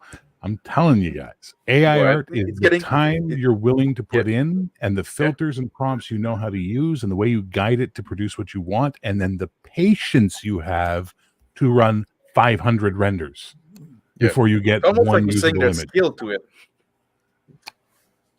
That's all I I'm don't saying. have any patience. I'm not a doctor. What? I get tired of the wooden shoes into the machine mentality that we have. Yeah. And I'm sorry, I'm going to be really hot take on this. Everyone knows I hire artists, I pay artists. I don't believe in using AI for publication. But when all of these publishers, like One Bookshelf and stuff like that, started jumping on the "we stand with the artist" bandwagon and we're banning this and you have to identify your print, I'm like, shut up, you fucking joiners. Like, stop. Okay? Progress will happen regardless of what you do. And if suddenly the 50 top producing RPG companies start making everything with AI art, what, Drive-Thru's not going to put that up on their site to make money off of it? Bullshit. You know what I mean? They're of course going to do it. And if they won't do it, someone else will come along and do it and take that business. So we need to stop pontificating and virtue signaling and try and find ways to make the tool work to everyone's benefit, as opposed to making it this demon black or white off on binary situation, which we have turned it into. Well, And I hate to break it to you, that is something our community, the role-playing world, is famous for doing. Binary argument. We love binary argument. I totally agree with you, but like you're saying, someone else will come along. If you are publishing on Amazon, you can publish your RPGs on your role playing games on Amazon, and the only thing they ask when it comes to AI is that you let them know, and that the primary text, like if you use AI to edit your work, they don't give a shit. You don't even have to tell them about that. Yeah, but if you use AI art, you got to tell them. You got to tell them if it's the source art. Like, so if you draw something and then you use AI to neaten the lines or adjust to pose or something, you don't even have to let them know about that. Yeah. And if you use Stable Diffusion, you can put your art into that and use it to color it in and stuff. That's to be honest, that's something that I'm very excited about, because now like Stable Diffusion got the control net, right? Yeah. And control net, you can send it either like photo of a pose or a sketch that you drew, and you know, like post tracking, because I'm an animator by trade. Post tracking is something I can do like pretty fast, and I'm pretty good at it. I'm good at posing. I'm not good at the finishing stuff because we don't do that, right? I was working 3D, so we'll make like pose for blocking and stuff like that. Like I can strike a pose pretty fast. I don't do like the finishing stuff. I get bored, right? But now you can feed that to the Stable Diffusion. I need to play that more with that in 2024, and it's gonna recreate your pose with the AI art. Yeah. Two things. Bleeker is right when he said an artist using Photoshop can tweak a bad image out of an AI generator faster than they can produce 500 images, and that's very true. Secondly, Raven says you still need to protect the artist. No, I don't. If they want to compete in a competitive commercial market, my job is not to protect them. My job is to protect my business and myself. It is their job to protect their business and themselves. If artists cannot compete, get out of the pool. You do not belong in here. There are no lifeguards in capitalism. Hate to break it to you. And Sorry, there's a it's lot just of- the way there's a I lot of feel because artists- I'm tired of it. But the third point, and this is the one I want to make, and I don't remember who the writer is, but there was a famous writer who said, no one respects the writers because most people have the mentality, I write emails every day. I know how to write. Writing's not a skill. Yeah. But we fawn over artists because they can do something we think we can't do. But here's the thing. Every human can draw. Kids do it. We just lose the skill, but that part of your brain's still in there creeping around. If you just take the time to start exercising that part of your brain again, you'll find there's a book. Look, if you really want to learn how to draw, there's a book called Drawing on the Left Side of the Brain. Pick it up. Follow the exercises. Yeah. Within a year, you'll be drawing as happily as you want, creating art all the time, developing your own style. But for the love of God, Justin just pointed out, Amazon does not give a flying fuck if you use AI to write your book, but heaven help you if you put AI art and don't tell them, right? So once again, the writers don't matter. They care if you write it. They don't care if you edit or adjust or. That's part of writing, though, right? Yeah. But Big they part. also don't care if you do that with art, right? Like, so if you Okay. draw something and you edit it with AI or adjust it with AI or color it in with AI, they don't care about that either. So you can do like your blocking with a few like stick figure and then say, okay, fill that in. Raven, it's But, not that I don't think it won't harm writers. I think it's going to harm everybody if we continue to use it as a binary function. But if we learn to adapt it as a tool that we use in our creative process, which many artists are doing now with AI art and many writers are doing with AI writing, it actually can benefit us, make our lives a little bit easier and allow us to become a bit more prolific than that person who has that brain that lets them just sit down at a keyboard and chunk out Stephen King. Not everybody can write as many novels as Stephen King. He is God, we wish George R.R. Martin could do half the writing that Stephen King could do, right? That's a difference in the amount of product you can produce as a writer based on how your brain works. But if you can use a tool to help you do the grunt work, get the basics, and then go in and edit it as a human being and adjust the scripting and edit and rewrite, do the rewrite process yourself, nothing wrong with that. You gotta think of AI as just the new version of the gum eraser. Right? Like the gum eraser was a revolutionary thing to artists when it was invented. But we all had them as kids. They were the little whiter pink thing you got in the school starter kit, right? Like we all had them, every single one of us, but they were revolutionary when they were invented. And that's what AI art is. It's going to be Do you guys know what light boxes are? A light box, yeah. So It's the tracing a thing. vast majority of comic book artists use light boxes to produce quicker so they can get their page counts out. And there was a period in the 80s and 90s where the old guard was crapping on these new guys for using light boxes. They were cheating, they weren't producing art, and now it's just business standard. There's still tons of guys drawing comic books. This idea that AI is going to replace humanity is not in our lifetime. Well, it's got a long way to go. It's not even that. It's like tools to help artists also go out of favor, right? Like there's a Kickstarter for it's got a fancy name, like a prism sketch or something like that. And it was a tool that used to be used through the 12th to 18th century for artists. You would put it above your sketch paper and it would reflect the image of what your bowl of fruit or your subject onto the paper so you could sketch over it. Yeah. It was like that went out of favor and they're bringing those back. But, it's like the technology you're talking about, variations of it have existed for at least 1,000 years. I'm sending Crafty Matt the link because chaos. Oh, yeah. Message me on Twitter, but if you got him. I'm going to bounce off for a little bit because I need to stretch out. My stomach's bothering me some. Okay, well, Angar, if I don't get to talk to you before midnight or like after midnight, happy birthday, man. Yeah, happy birthday, bro. Happy birthday. Happy I'm birthday, gonna have everybody, and thanks for having me on. I'm glad I brought a little bit of chaos to the stream. A lot. Not enough, bro. Not enough. We're going till Yeah, midnight. let's You'll be add some back. more. Yeah. I'll be You'll back. be back. Uh-oh. Crafty. Welcome. Your first time on my channel as well, and I'm glad to hear that you're out of the hospital. Soma. Yeah. Did- So Yeah. Did you salvage all your manila envelopes? yeah, I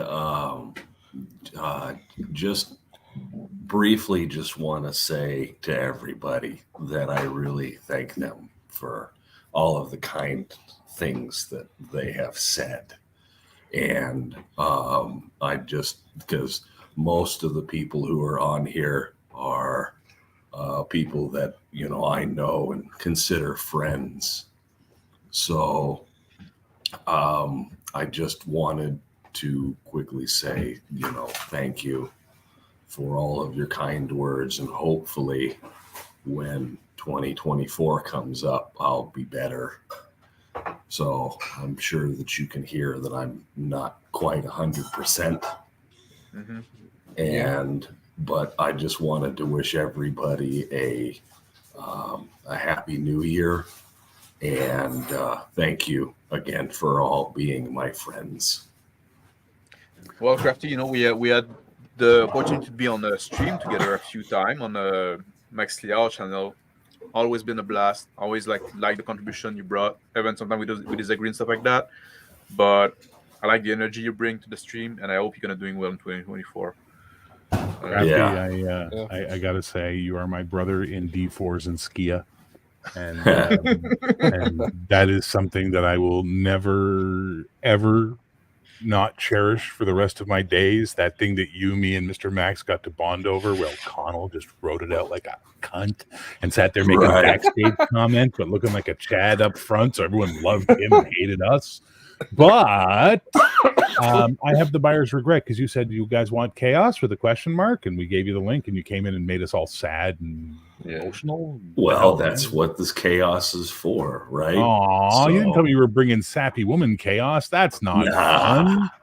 Yeah, That's the I was Chad. expecting porn chaos. Well, I mean, you know, with the way that AI is going, you know, that's going to be a whole new. I have generated some of that. Looking at things. You know what I love more than ever using AI art? I'll give it a command, something simple like, you know, Cthulhuid horror in an ancient swamp, and it'll generate and then go, we found images that are not appropriate and won't show them. I'm like, well, why are you? I didn't ask for anything dirty. So if your AI's got a dirty mind, how's that my fault? Well, You don't get that with Stable Diffusion. No, but I don't know how to use Stable Diffusion. That's the problem. It's much more intricate, and I like the prompting system. Yeah. So you know how like early AI couldn't like render fingers and stuff like that, right? So do you think that like early AI porn had like a dude with like 6 dicks? You're turning Justin on. I wouldn't know. He starts deleting files on his OneDrive. I don't know what you're talking about. I don't have dicks? one, Never heard of man. I it. disabled that shit. It creeped me out. A cock-leg centaur? I never made one of those for D&D. Shut up. Or like, you know, it ended up being like this like mass that looked like it came out of the Thing, where there's just like tits and ball sacks everywhere. The first time I was like trying to draw feet. Yeah, the first time I tried to play with the Stable Diffusion, right? I don't know why. He had this trouble where you always like double the torso of people, right? So if it was a woman, it was like woman for a tit, because like there was like part of the torso, and then it would stop. Like it was, you had the tits, and where the shoulder and head would be, then the torso would start again. Oh. That was pretty early on, right? So like, it got better, but like it was like so fucking freaky. It's like what the fuck? Like you have a fucking weird fetish? It's like, if you try to make pictures longer than its preferred, like, that's what he's doing. Length, it still does that from time to time. Oh, I see. That's what I was doing wrong, I guess. Yeah, it likes certain physical dimensions to the pictures.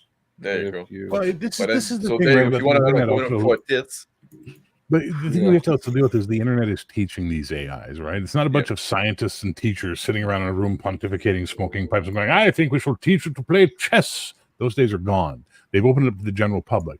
Think about this. What is the most common learning AI we have all used or the world uses in general? Porn. Google Translate. Oh, Yeah. What has been the number one training software for Google Translate experience? What do you think it is? porn. Social media. Guys talking to cam models in other countries and trying to impress them by translating their dirty talk into the local language, right? Which has no localization feature at all. So it's just funny. It's just fun. But we're teaching this AI to demand, show me your feet, whore. Like that's where we're at right now. So like, I fear the singularity when it comes to life, because just go, y'all are a bunch of dirty, dick obsessed human beings, and we're just gonna put you on a colony on Mars. That's it. Go on, get out. Yeah, So I got it's a like a funny buddy of story mine about used that. to. Sorry. So one of the sales managers, he's a Nice. so he's dating a Chinese girl. And they don't really have a whole lot of communication, but he prefers it that way. But one time can respect that. so she'll send him stuff, and then he'll use his Google Translate. But he usually just but the one time he had it speak to him was when she says, "I need you to bring your big sausage home to tear open the kitty's mouth." What? Said it right on the showroom floor. It was amazing. Yeah, the singularity is just gonna fucking put us in a zoo. I tried to buddy. send you an example, Bear, from what I generated with AI, and Discord said you blocked it. I blocked it. I didn't Yeah. block Yeah, you shit. have yourself on last I looked, you have yourself on. Don't you have like our? Oh, it's because You I'm don't- you always don't on accept Do Not message from the- Disturb. Hang on, let me put myself Yeah. up to. I'm No, always on Do you Not have Disturb. Only friends. No, it's a Holy bears. it's a block inappropriate content. How do I Oh, turn I that see. shit off? I don't want that. I have no idea. I specifically don't want that. No, I specifically do not want. Here it is. Filter all direct messages for. Do not filter all messages. Thank you, you fucking prima donna censorship cow. Just Try again, filter I turned it appropriate off. content. Yeah. Just No. I do not believe in censorship. I believe in decorum. I believe in self-moderation. I believe in lots of things. But what I don't believe is some arbitrary fucking privy council deciding what is and is not acceptable. That I don't agree with. yeah. I'm a little libertarian on that one. I told Nicole if I ever find a woman that looks like that, she's gone. That looks like a little bit like, what's her name off of Community? A little bit, tiny bit. Alison Brie, yeah, a little bit, tiny bit. Where'd you make that? What program? Stable Diffusion? That was Stable Diffusion, yeah. No way Can you Midjourney share is it, doing Bill? that. I can't show you guys because we'd all get canceled by YouTube for it. Oh, I but see. Yeah.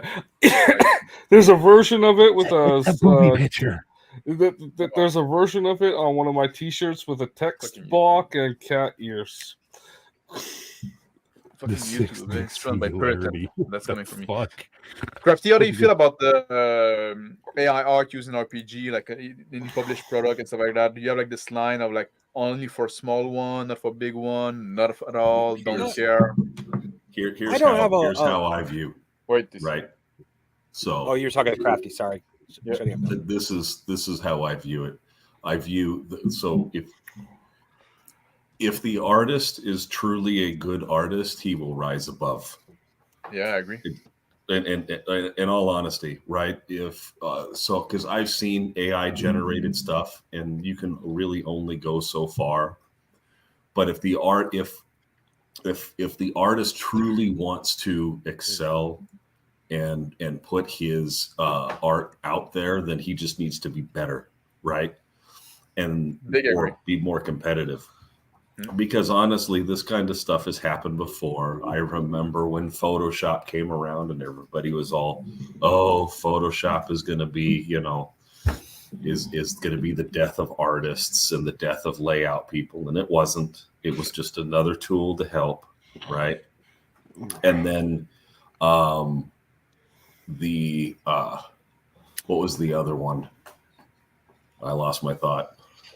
I don't know. Yeah. So I believe that I believe that if you're making a commercial product, you should do whatever is within your means and your budget. And if your budget includes like the best artists of all time, then great, your product is going to be special. Mhm. But if your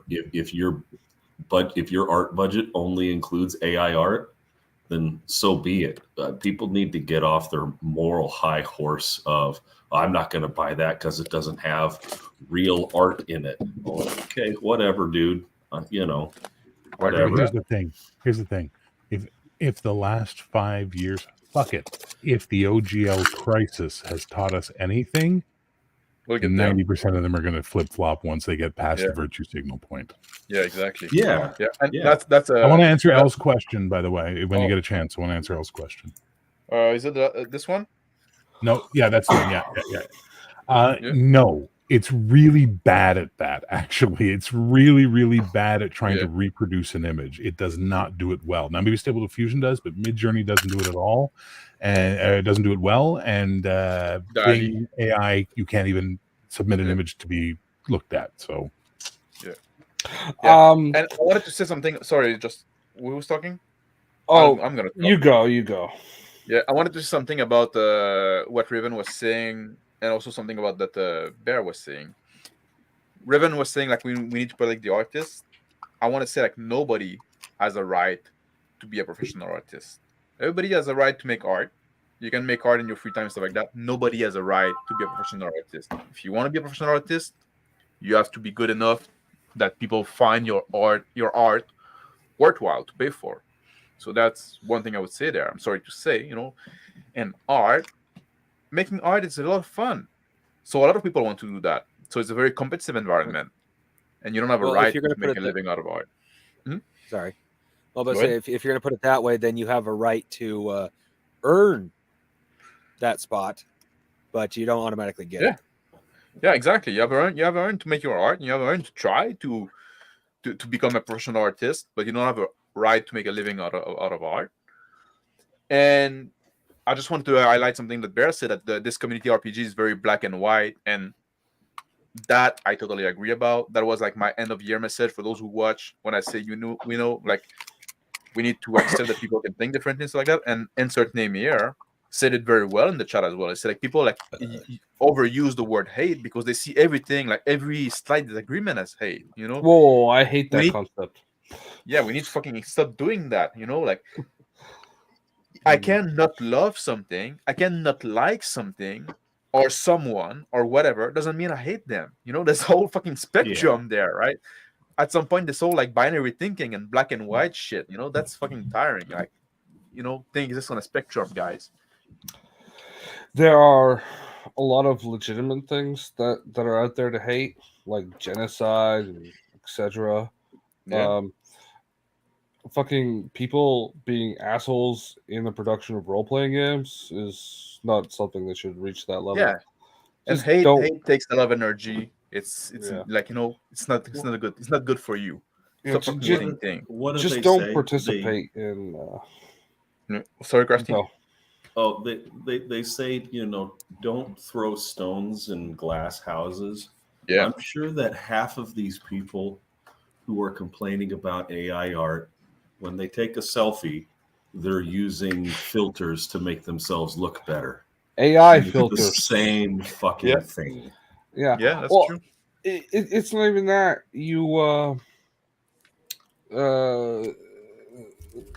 Simclops there. What's his name? Indestructible Boy. Instructor Oh, Boy. Jesus. Instructor Boy. He did his video on Candela Candela Obscura. Yeah. Crap garbage hates its customer base. And he goes on about not dehumanizing people halfway through the video, and then proceeds to dehumanize a whole class of people Yeah. with the follow-up comment. Well, that's the It's same like- thing. Are you Before we- talking about when he was talking about people with physical disabilities?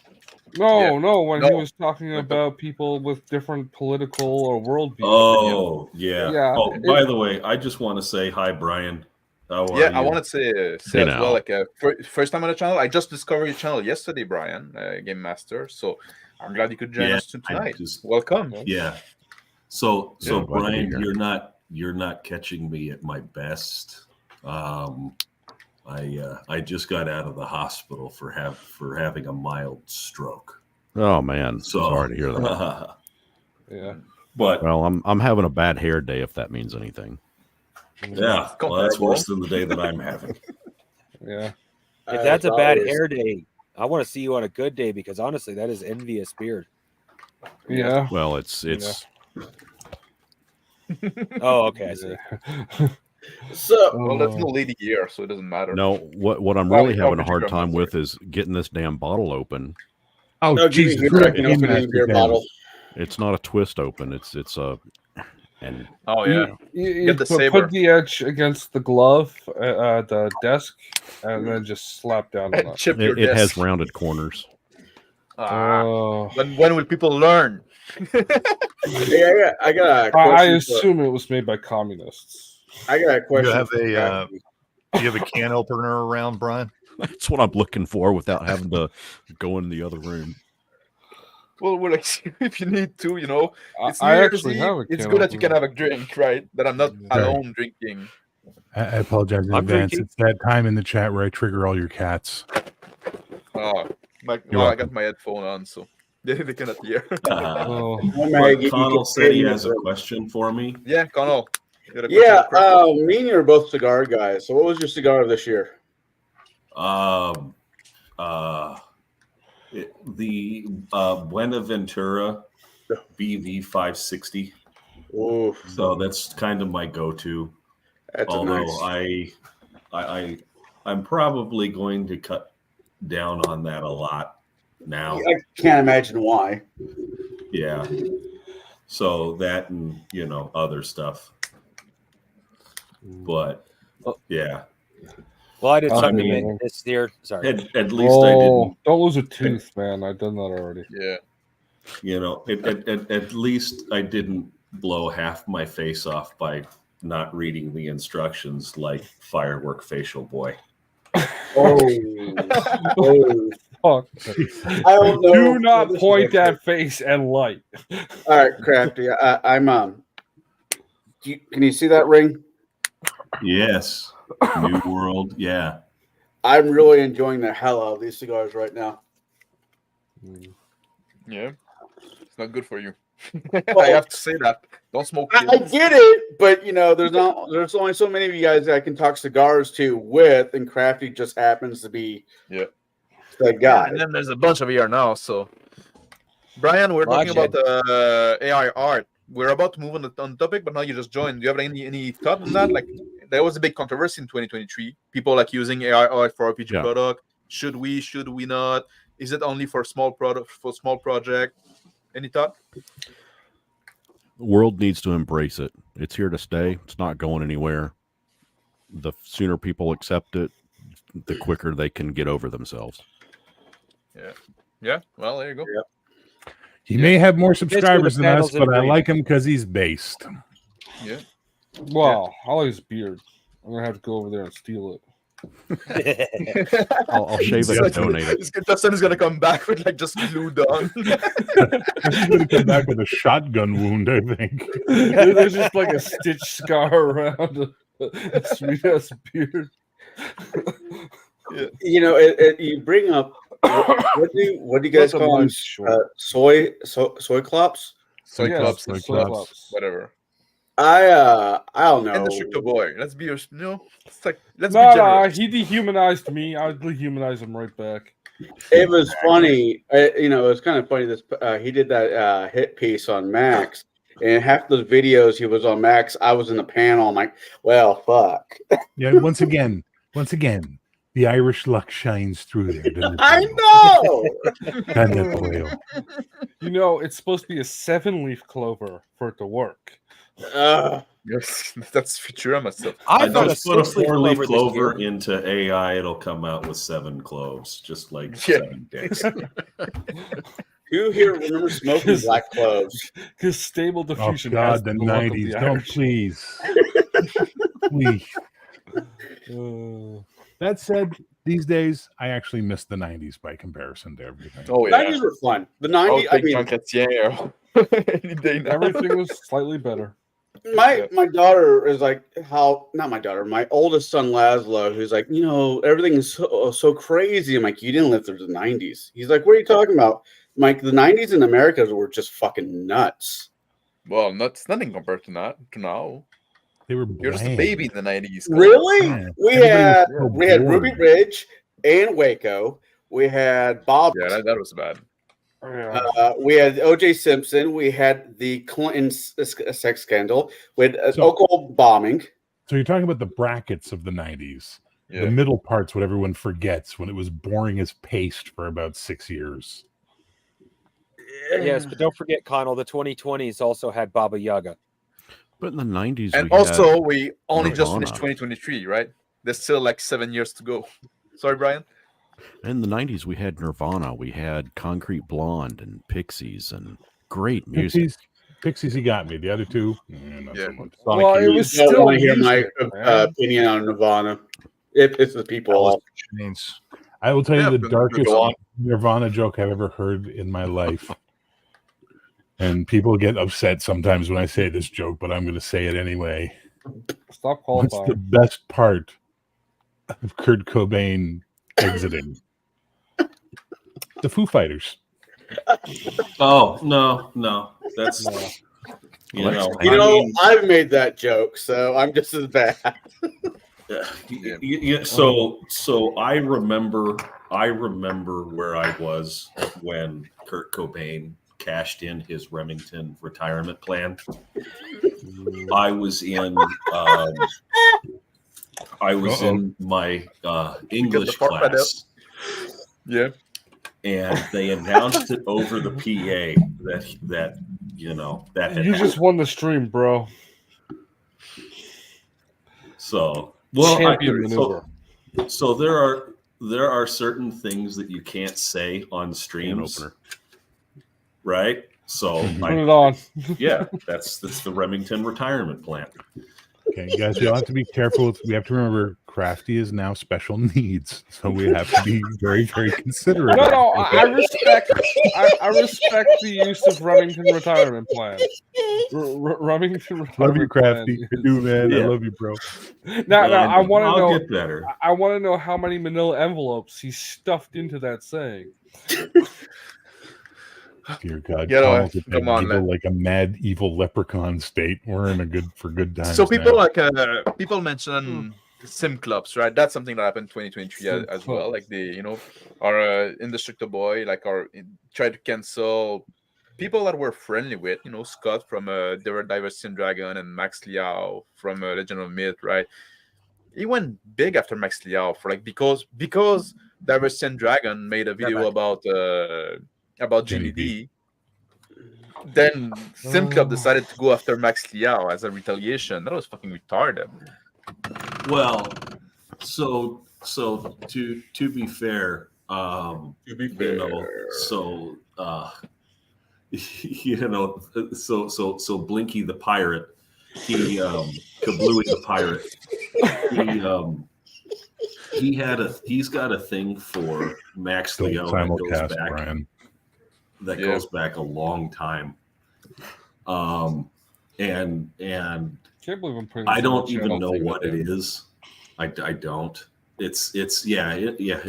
Elle's right. It's not the first time. It's actually the third or fourth time that he's tried to cancel Max and Legion of Myth. So, and I just was this surprised to not image be of him in used a in that. video. Sorry, go ahead, Max. No, I was surprised that Oh, could not be used in that attack against Max. Like Pundit did use me to attack Max and TBE. But Brian, by the way, if you don't know, associating with me makes you a bad person. Do not simulcast this broadcast, Brian. Trust me, your innocent viewers are not ready for some of the shit that's going to happen here tonight. Oh, I can't That figure said- out. That's too technologically advanced for me anyway. Good man. You just gotta hit a button up in the corner. There you go. You were saved by technical boomerism. I just wanted to see him indestructible given completely and just do a leave Jenny D alone video because like it was so stupid. Like I'm going to do a magic trick and I'm going to make a channel disappear. Well, that didn't work. He's know, got like- he's got to be lying on his belly under a blanket with a sofa. Well, that's the leave Britney alone. The guy was lying on Exactly. his He's bed. got to be doing the leave Ginny alone. That's what he has to do. He has to do that video. Now. I hope she saw it. I hope that Jenny D saw his Simboy's video. Symptoms video. Poor it guy, would've he been- tried so hard. I hope she noticed him. It would have been so sweet if she had replied, "I'm not going to sleep with you."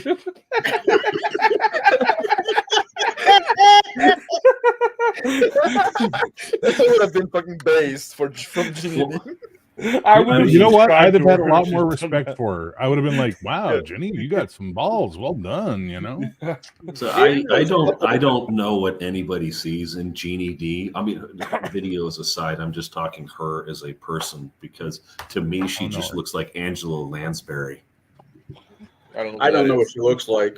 Possibly she wrote. What the hell? Yeah. Now, it's absolutely true. Hold on. Serious question: do you think Angela Lansbury would use AI for writing a book?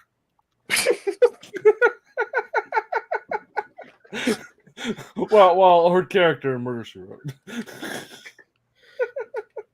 You know, I'm Okay, trying Mr. not to Boivin, drink. get us back on track. Herd the cats, Mr. Boivin. Herd the cats.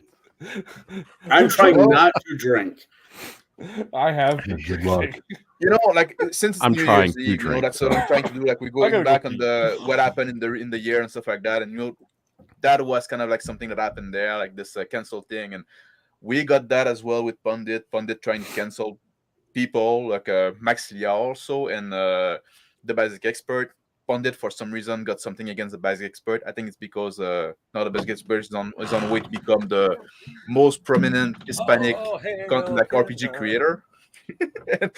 And Pundit's gonna lose his title there. But He did the video. Then Condor, the fucking DM, shows up and defends Max, who those two were been fighting off and on for like a couple weeks. I mean, it was a dominoes of what the fuck was I just snorting? Don't give me that look, Barry. what? The fuck are you talking? No one in the room understood that statement, sir. Yeah, What I the have no fuck idea are what you you're just talking about. The dominoes of what he's been snorting? Okay. What is dominoes like where you are, man? Like is Dominoes, you meth know, for domino pizza? pieces. You knock one down, they all go away. They all fall over. Dominoes. Oh, sorry, I missed that. I All right. So anyway, Oh, time to No talk one's about the like OGL here. crisis. Hmm? What? No, it says it time to talk about. yeah, I the want to OGL talk about crisis? it, but like I want to talk about that as well. Like we're gonna get there, but I want to talk about the cancel culture now that we've seen, and I know like Brian talked about like the Joe Cat thing yesterday, right? Yeah. And to be honest, as the years come to an end, that's something I really want, but every fucking year. But that's something I really want to see left behind. This fucking cancel culture. People are allowed to disagree. We can fucking move on. You don't like what somebody has to say, don't listen to them, and just fucking move on with your life. Doing those little crusade and campaign, that's fucking gay as shit. Right? If you ask me my opinion. And now people are gonna try to cancel me for saying that. So Right. when like with what happened with Joe Cat, right? Yeah. And I'm sure Joe Cat is gay. There's no Probably, yeah. because he talks about So his what? partner Doesn't and all matter. that. But But no, he what likes I'm saying, girls. right? But Well. so no, what I'm saying is that he made a video Only gay men like girls. basically saying that hey, it doesn't matter how the girls come. Well, yeah, I like all girls, right? And I'm just so, saying they and always. then, and that was fine for what? When did he make that? 3 years ago? Yeah. 3 years ago. And it wasn't until recently that somebody found it and said, "This is the male gaze, and why didn't he put a trans woman in there?" And It's like, dude, come on. Is that what it is? Yeah. It's like it's 3 years ago, and know that the guy that you're going after is like one of your allies. Yeah. And that's the thing, is now in Yeah, Keep going. I'm after Crafty is what I'm putting my hand Yeah, up. but I want also Brian to be able to get a word in as well. Oh, hold on. Just People get a word in on the show. The what I'm saying is, I'm saying like with Indestructible, right? With Joe Cat, what these streamers have to realize is that if you align yourself with these people, right, it's just going to be like the Russians in World War II. You can go forward and you can fight the Nazis, quote unquote, or you can turn around and get shot by your own. Yes. So, a real point that I want to make. Go ahead. I'm gonna step up for a second. Bear, Okay, bye. talk. You're in charge. All right, everybody, shut the fuck up. No, I am. Wait, I've been the co-host on the absolutely show for months. exhausted with this struggle session that RPGing has become.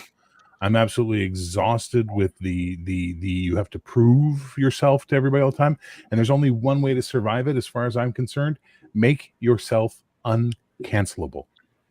We're canceling you. Okay, that's nice, and then just keep going. Just keep doing what you do. Stop apologizing to these fuckers. Stop giving into their struggle session bullshit where you have to identify all the things you did wrong and how hurtful it was. Stop letting them dictate your existence. Just do you. Don't be hateful. Don't cause harm. Don't be racist. Don't be sexist. Don't be homophobic. Don't seek hate as your methodology. But don't let them cancel you because you made a video saying you love girls. Don't let them cancel you because you make jokes. Don't give them that fucking power, because as long as you ignore them, they will move on. They will find the receptive soft target they're looking for, and they will leave you behind. And what the fuck are you doing, TCG? It's freaking me out. This is the vaguely Canadian leaf axe I told you guys about. It looks more like a Filipino sun, sir. Yeah. I thought it was a mask he was trying to cover his face with, because he was getting into that total, that one RPG where, wear masks and it'll make you feel better. It's more immersive. Bear, I put you in charge for a second there while I go piss, and you tell my audience not to be racist and homophobic. You missed the vibe here. No. Well, like you were saying about you can turn around and fight the Nazis or get shot. Run, Mr. Boivin, run. I'm just saying, as a long supporter of the NSDAP, There you go, Shadow. Yeah, giant I wings. find that offensive. But also, one thing I want to add to what you say. Sorry. If you live by the virtue signal, you're gonna fucking die by the virtue signal, right? Just like they always eat their own fucking crowd. So stop trying to fucking please those fucking mental patients.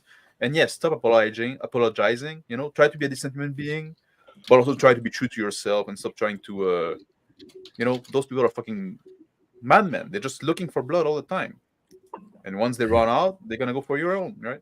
Brian, you have something to say to that? Because I know you talked about the Joe Cat situation yesterday. Yeah, I mean, really the only thing that I could add to it is kind of mimicking pretty much what Bear just stated. This whole issue of cancel culture, it's not to be too dramatic, but it's got to end. And it's kind of gotten to a ridiculous point where, as a content creator, all of us that are putting stuff out there, it's when I'm citing something, I'm speaking my mind, but I have to be very aware of exactly what it is that I'm saying, because I don't want that to come back onto me tenfold, because I know me.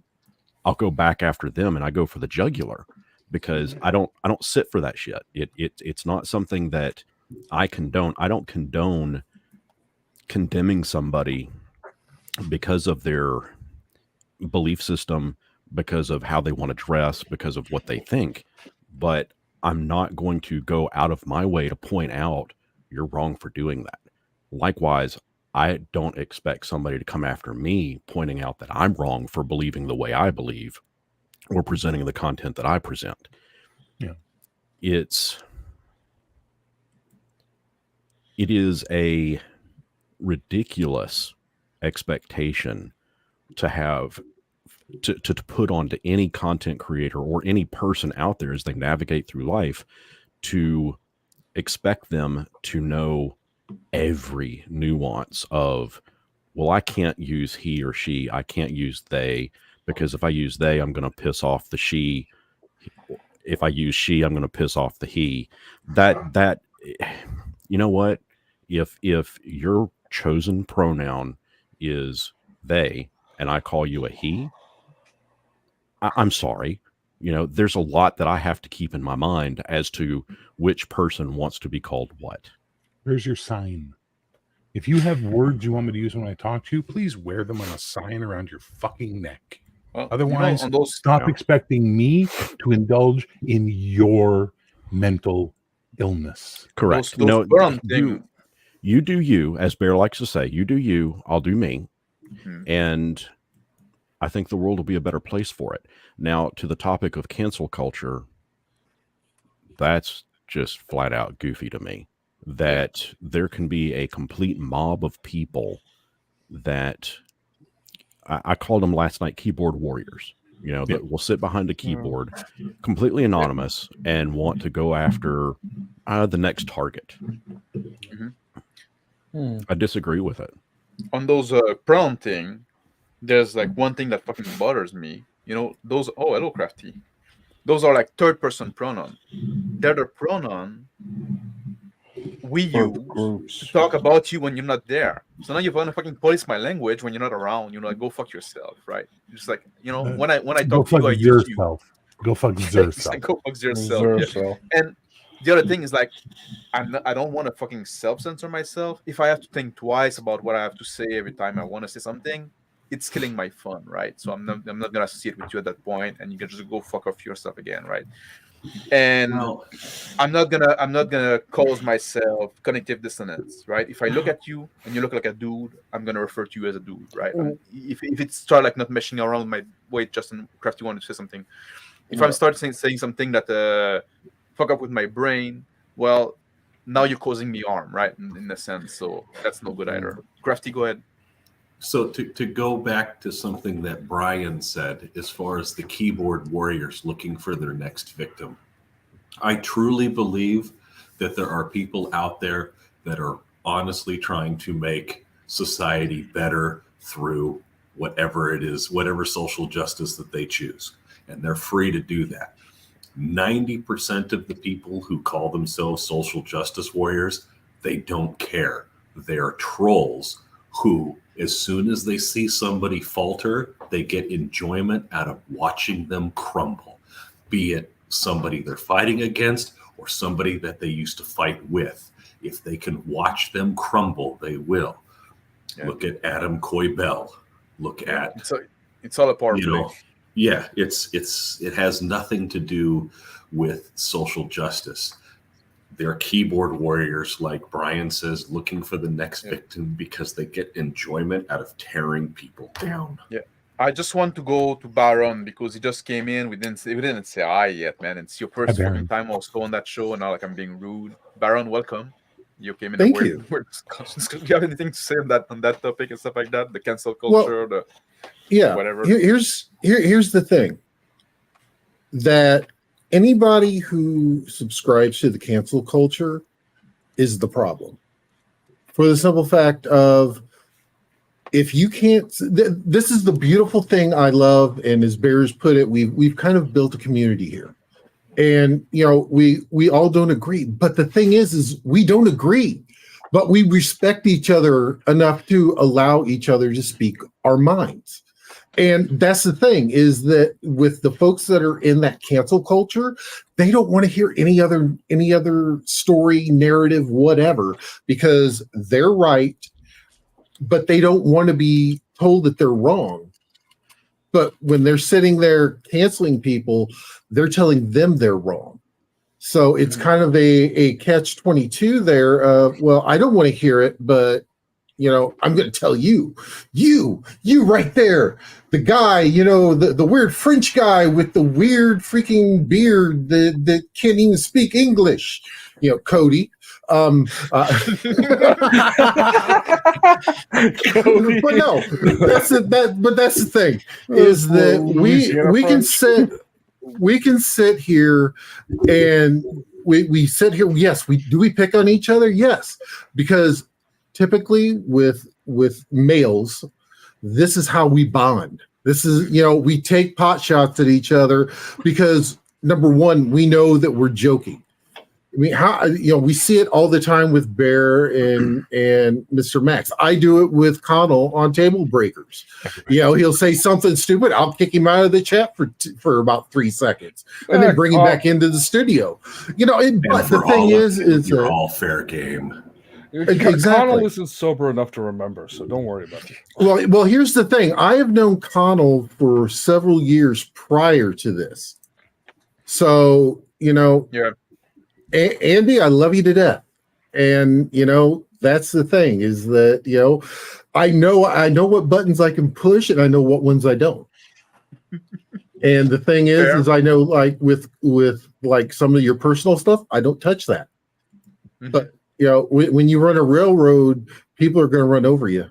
That's all I'm going to say about that. Put it on your game again, Connell. Jesus Christ. Okay, look. We know each other, and we like sometimes people in chat like say, "Oh, you say that," like we know each other, and we talk to each other, and we talk to each other off stream as well. So sometimes you don't get a whole picture. We can be nasty. Go ahead, Bear. But there's a moment. I have another point to make. But there's a moment where I'm like, "Hey, Mr. Max, if I go too far, let me know." You know what I mean? Yeah. Like we all know that. We all know we can go, "Hey, man, that was a bit off base." You know what I mean? Maybe dial that shit down a little bit. But here's the thing. Oh, sorry, go ahead, Brian, and then I'll finish my second point. No, I'm after you. Okay. Here's the thing that a lot of people, and I don't want to presume or know anything about what the rest of your lives have been like, but I know what his has been like, and I know what mine has been like. And we came from a world where fuck around and find out was reality. And when I see these people going after people, how many, 2 videos now on my channel where I just fucking went off about people coming after like Mr. Max, Mr. GM Cody or Max Liao or whatever, going after people that are with me because they don't like me. So instead of attacking me, they attack those people. Motherfucker, that is the fastest way to figure out the business end of my size 15 foot. Okay? And I was trained how to use that foot. It's not just to kick you in the ass. It's all fucking bring it up and make your nose look flat. I am sick of these, pardon my French, and this is a rant. I'm sick of the pussy sniping bullshit that goes on that would never happen to your face. Would never happen in a room where you were within arm's reach. I'm not saying might makes right, but I am saying Colonel Colt had a point when he said an armed society is a polite society. Mm-hmm. And when people, we learned this the hard way coming up in Gen X, run your mouth, get a punch for the fucking mistake you made, learn not to run your mouth again. And it was as simple as that. And yeah, you can say, oh, that's a horrible society. You know what? We weren't doing the shit people are doing today ever since we decided to not. That's horrible when you do that. That's horrible if you lay hands on someone. Work in my worlds. Work in the worlds I lived in where if I didn't lay hands on someone might go to the hospital or worse. I have filled out paperwork at morgues. I have dealt with that shit. I've done police reports on people who have died in front of me because of the way humans who are not polite and live beneath the veneer of civility behave and treat each other. We need to stop. We need to stop attacking each other. We need to stop fucking pontificating on each other. We need to stop going after everybody because eventually the pendulum will swing the other way. And I don't want to be around when that fucking happens. Yeah. We'll go Brian, then Crafting Gamer, Justin, and Cody. Holy shit, Max, well done. Brian, go ahead. So I'm a product of the early 70s. That's when I was born. And getting into watching television, I don't know, I was probably 8, 9 years old at that point. If there was something on TV that I didn't like, I changed the channel. Yeah. I didn't bitch to the cable company or to the broadcasting company that, oh, I don't like soap operas, so you need to start airing stuff that I like.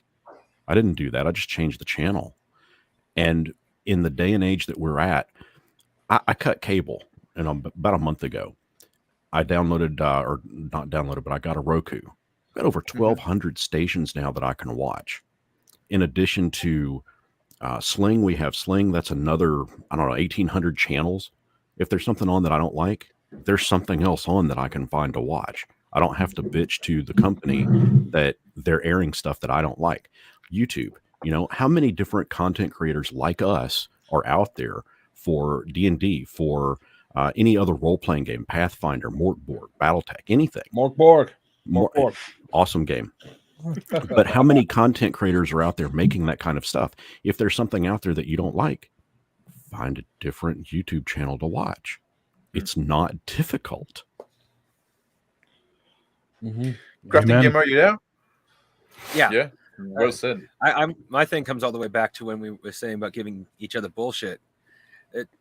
I'm very much was raised Billy the Kid style, not kill people, but if he didn't like someone, he wouldn't steal their horse. He'd only steal the horse from someone he liked.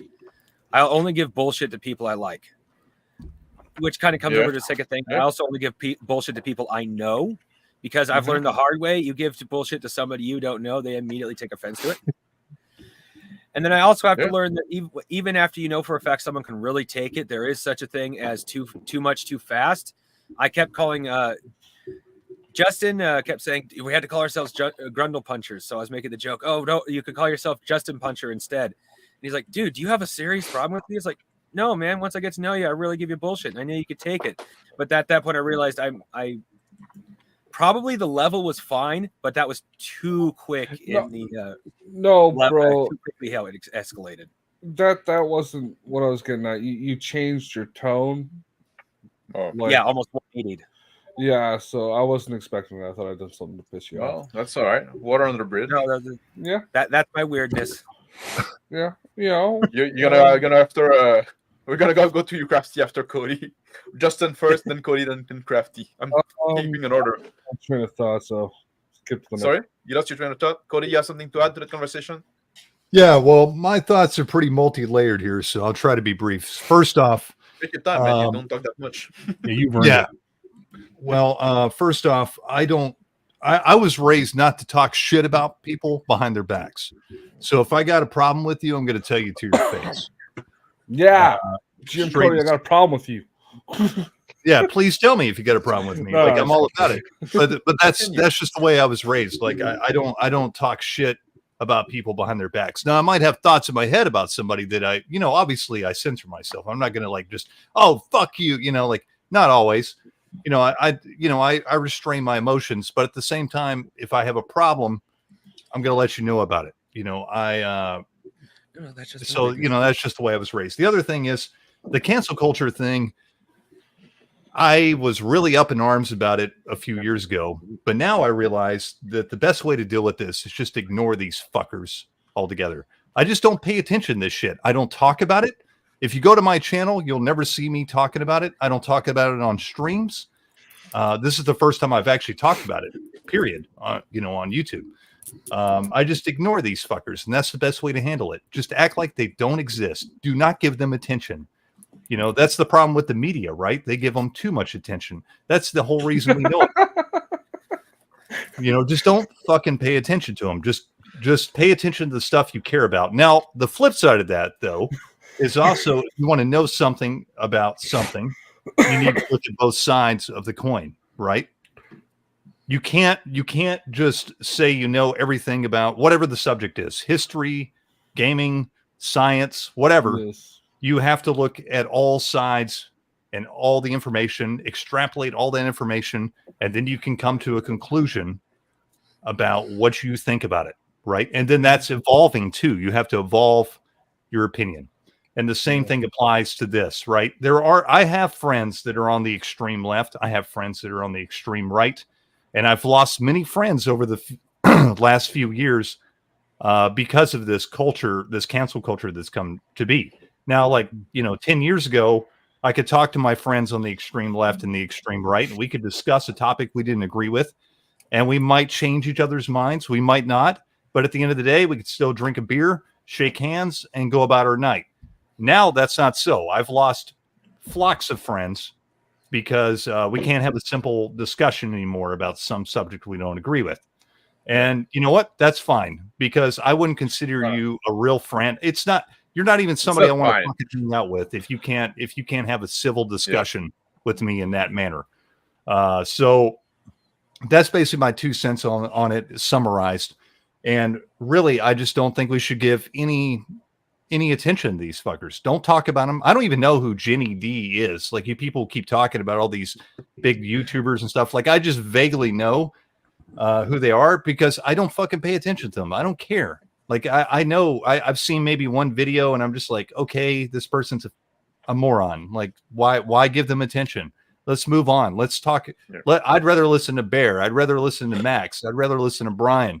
I'd rather listen to Connell or Baron G talk about stuff that really matters and I care about, you know, people that are real and genuine and not just trying to, you know, get hate votes, basically. Like, fuck those people. Let's give the attention to the people that really matter, right? And that are really passionate and care about what they're talking about. I think that's a very healthy attitude. Before we go to Crafty wanted to say something. I just want to say welcome to Brian, back from England. So yeah, that's I didn't even recognize Brian because he doesn't have the background behind him. Yeah, without Big Ben there, how are we supposed to tell who you are? He's got the "I'm huge" camera angle going. I'm on my phone because everyone's watching movies and building Legos, but it's getting close to midnight for you guys. I'm like, I have not done hardly any of this holiday streaming that everybody else has been doing. I'm like, I feel left out. I want to join. I have a family. Yeah, you want to. No one likes a braggart, Brian. Be on as well. Yeah. Sorry, Brian. We're gonna come back to you, Brian. Crafty wanted to say something. So I'm just gonna go. Crafty, go ahead. So to what Bear was saying, and then also to what like Cody was saying, is that you know, Gen X, we did grow up, you know, ribbing on each other and stuff like that, right? You know, I grew up, I played sports. I also went to the arcades and stuff like that, right? And there is no amount of locker room shit talk that goes on, right? And even Your when beard like is fake, bro. even when you're on one side of the line of scrimmage, and you know, as a linebacker, you look at the quarterback and you said, "Hey, I'm gonna fuck your sister just as good as I just about fucked you," right? That's locker. You know, everybody knows that that's locker room talk. You know, and I think that these newer generations have lost the ability to do that with one another. I rip on Connell something fierce, but that's only because I like him, right?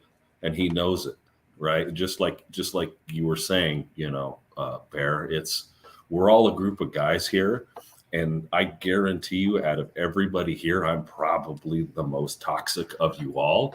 It's a three-way heat between you, Mr. Boivin, and Justin, frankly, as far as I'm concerned. Yeah.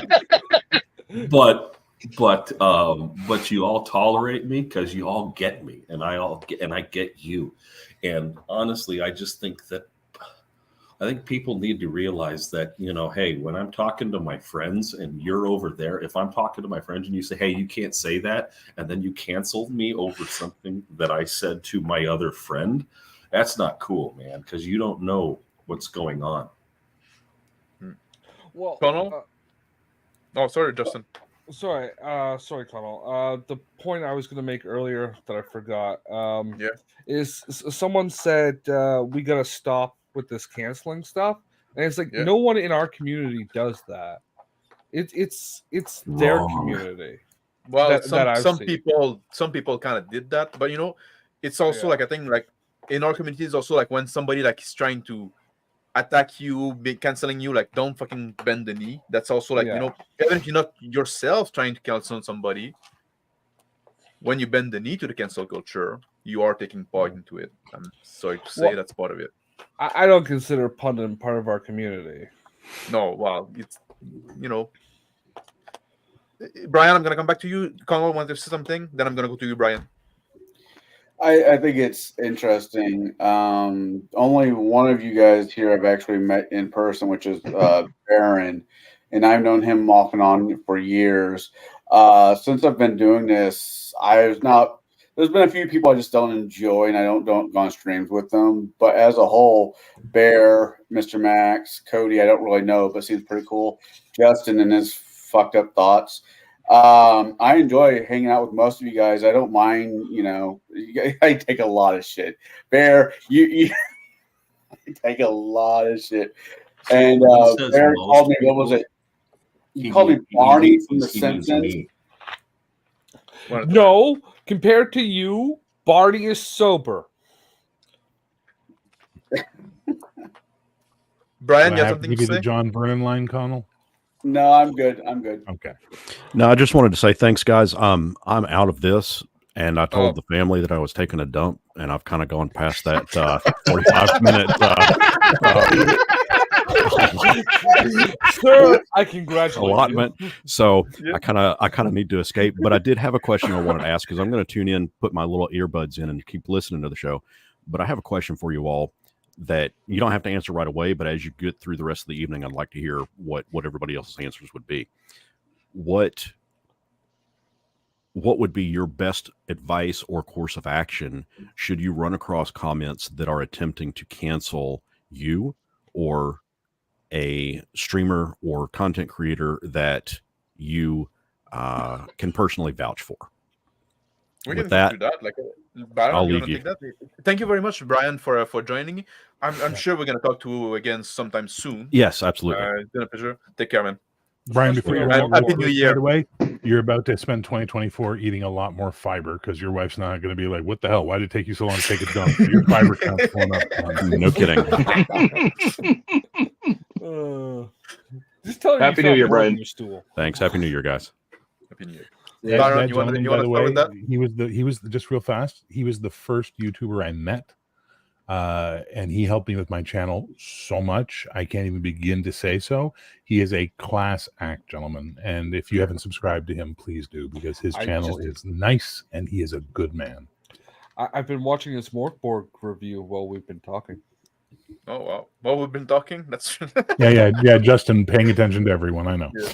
All right, who was next? Baron- Connell? No, Baron G was next. Baron wanted to go to take that one first about the comment. I'm gonna go next. Yeah,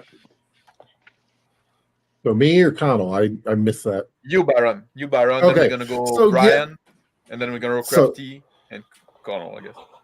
Yeah, go. So I actually was part of a cancel campaign when, even before, I was in my infancy. We had just started really doing table breakers and everything else.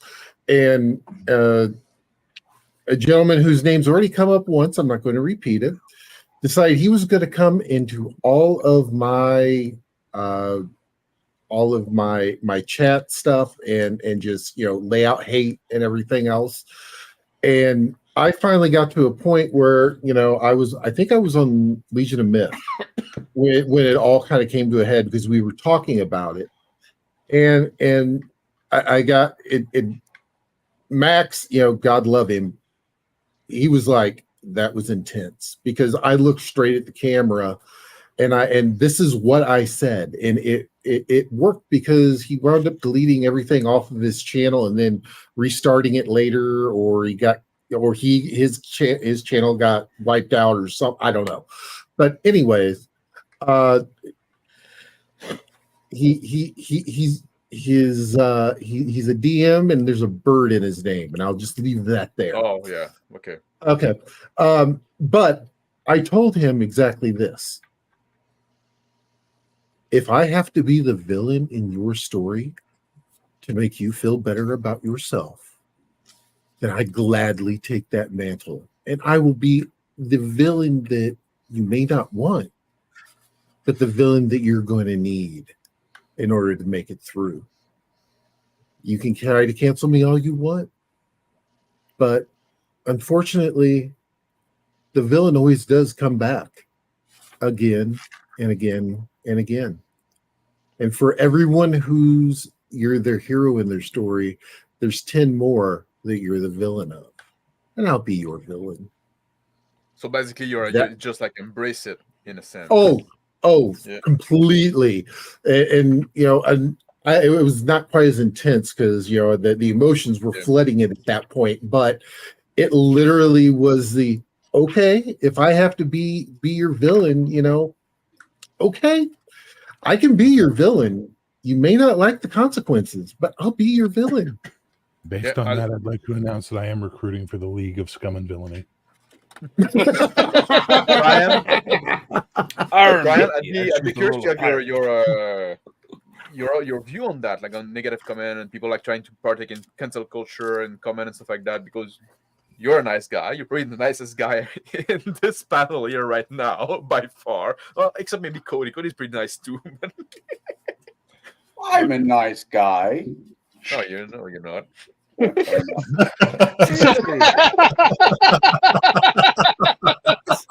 Seriously, have I ever been mean to anyone? Yes.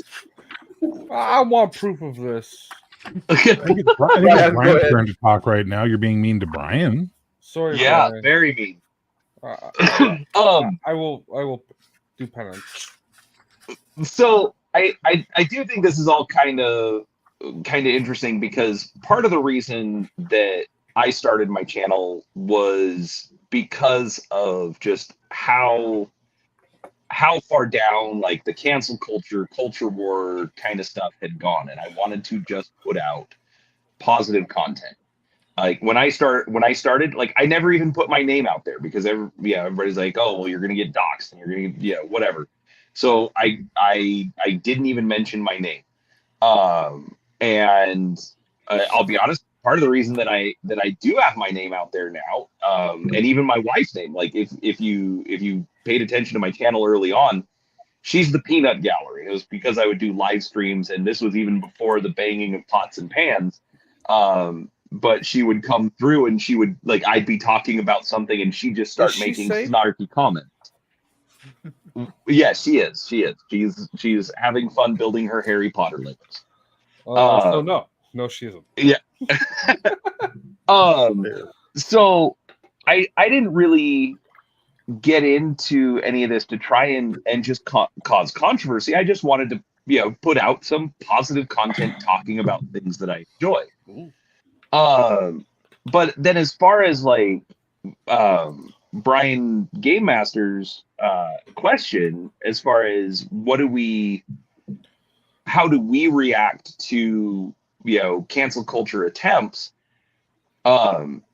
literally going back a month ago to somebody on this panel who may have been a target of it, and I'll even say it here publicly. I'm going to say at least partially.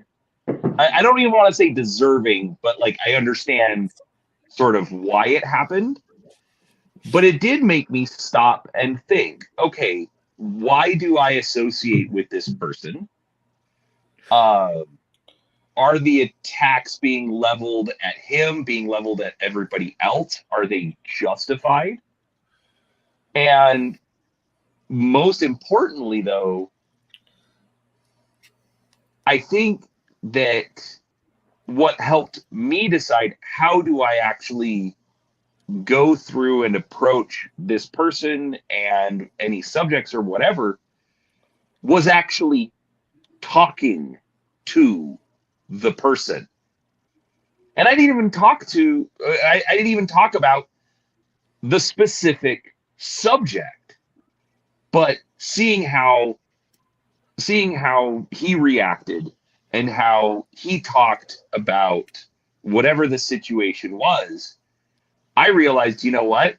For me, I find some of those views detestable. I've even said as much to this person. You don't have to be so vague, Brian, Shut up, Max! I don't know who all's in the audience listening, how much they know. I'm just trying to be nice. But I made a video about it. I'm pretty open about it. No, but that's the thing, is I also want to address it in kind of a general context. Yeah. I don't want it to be just well, Mr. Max is a piece of shit, but I've come to terms. No, it's because I do look at it as how I should approach any situation. Because at the end of the day, putting all of those things together instead of just, cancel culture mob or, hot button topic. Okay, this is how I must react. I literally took it as no, I need to gather more information. I need to parse, what, what is my actual response going to be? And in the end, my response was, screw the other guy who's trying to stir up all of the nonsense. And I blocked and shut all of his stuff down and got him out of my feed. And even if there are things that I don't like that Mr. Max says, I would rather him be in my group because I think overall he is a positive benefit than the person who was trying to cancel. So that's how I approach it. Anyway, I appreciate that. And I think I'm a pretty nice guy when you talk to me. I don't think I come across as being hateable. No, you are, and that's the thing. Is it is your approach, understanding you, and that is how we are supposed to relate with one another. It's not supposed to be the mob says this is a bad person, go follow the mob. And so whether it's Mr. Max or Justin or Crafty or whoever or Cody, because Cody, we all love Cody, but let's be there's the dark side of Cody that's going to come out eventually. I don't know. I'm just making stuff up at this point. I know he has a tattoo of Baphomet on his chest.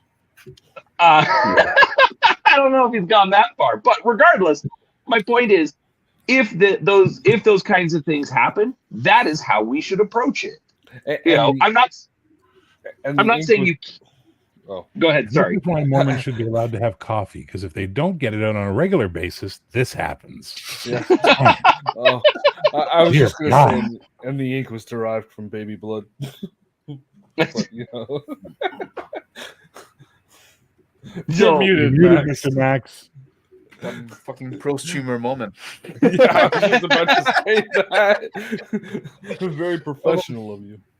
Yeah. So basically, you're saying approach the people, talk to them, and see what's up. Don't fucking follow them up. That's basically your advice. Yeah, and I'm not even saying you can't decide. You know what? I don't want to associate with this person anymore. But at the end of the day, it shouldn't be because the mob told you to not associate with the person. It's because the mob said not to associate with him.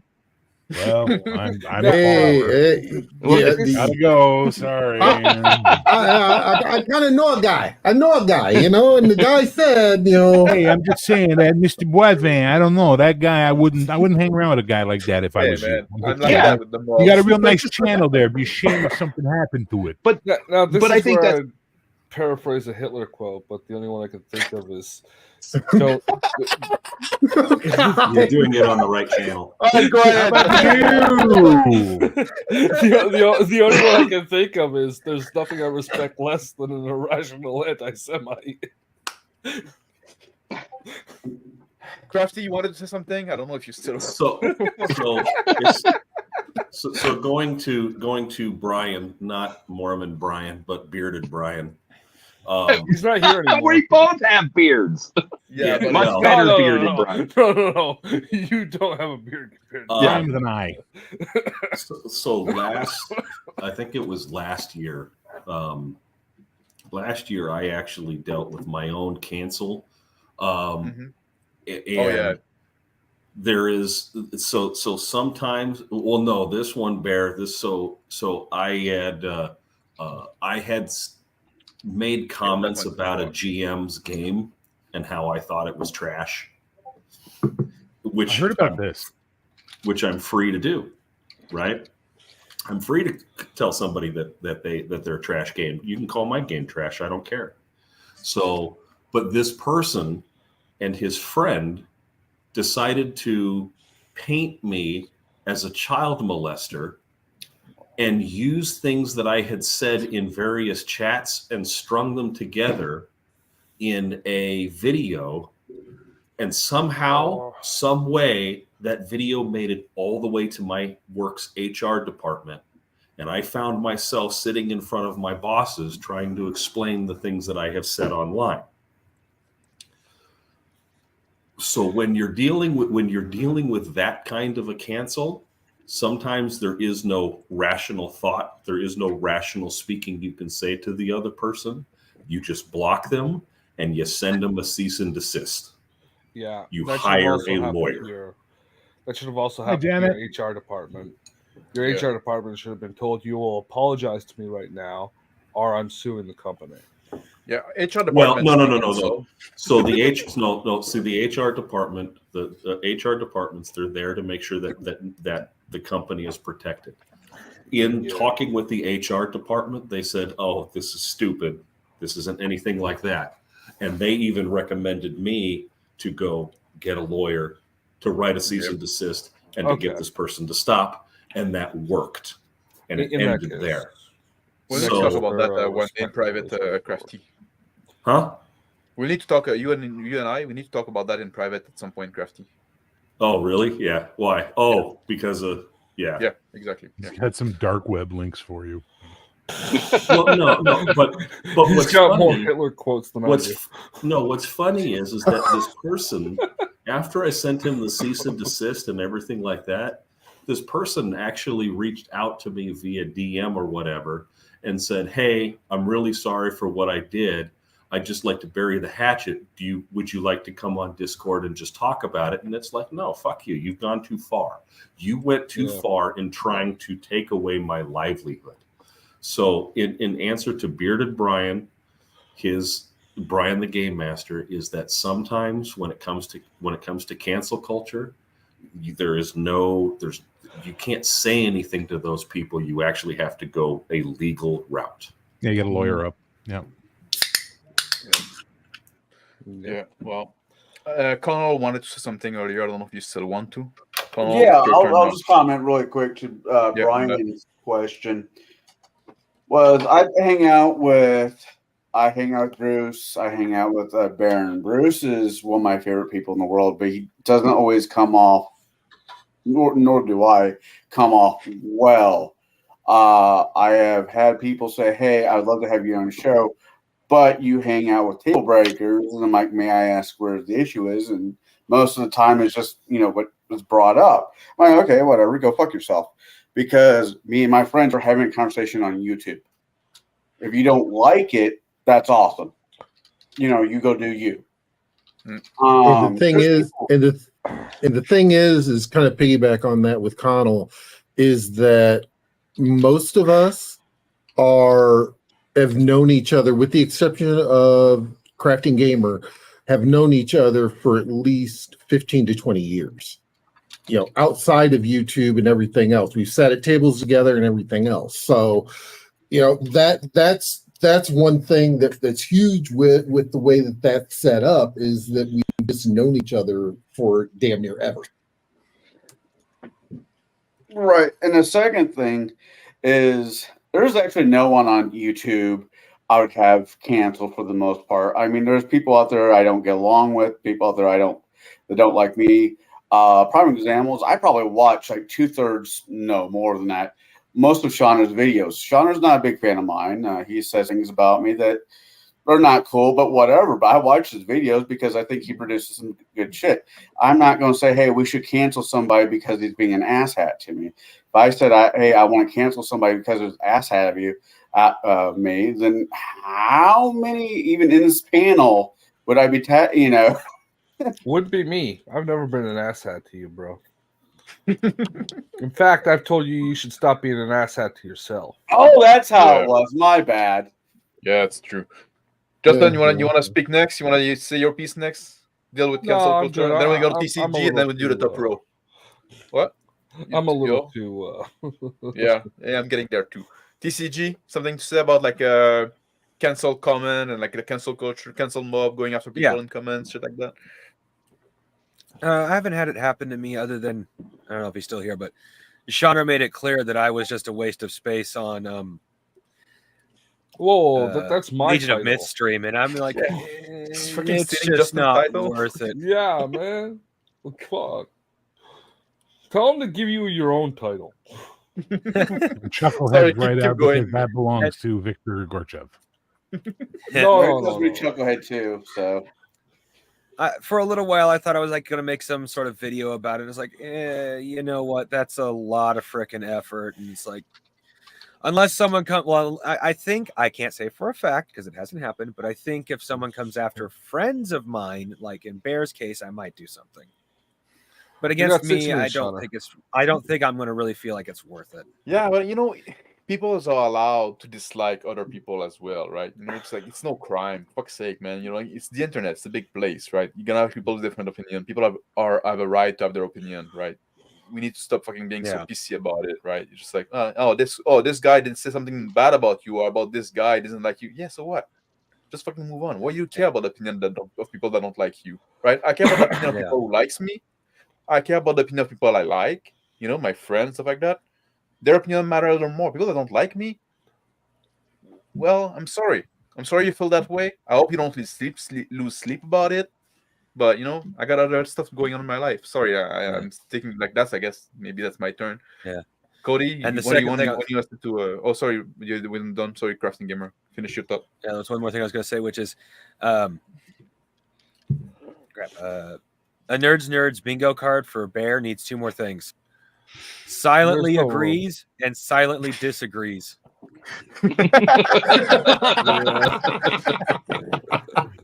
I don't think those really fit. I think that finger on the cheek. Have you actually watched him? He'll just sit there and shake his head no with a very serious look on his face. 2 streams a week with the guy. No, he'll do it silently, but I guarantee you're going to hear what's actually happening in his head, like within moments. So, no, you will never hear what's not always actually happening. In my head, it makes no fucking sense to any of you. Yeah, it's just like a hamster on a wheel. It's a 3-year-old hyped up on Mountain Dew. And Ridley. Love of Jesus, let Cody go, please. Yeah, Cody, what do you say to Brian about those cancel culture and comments? Shit and you got like 4 minutes. Oh yeah, it's true. It's fucking midnight. Well, maybe Bear's gonna go after midnight. So I haven't had this problem on my channel yet. I'm sure I will sometime. Maybe I don't talk about these subjects on my channel. I just talk about games.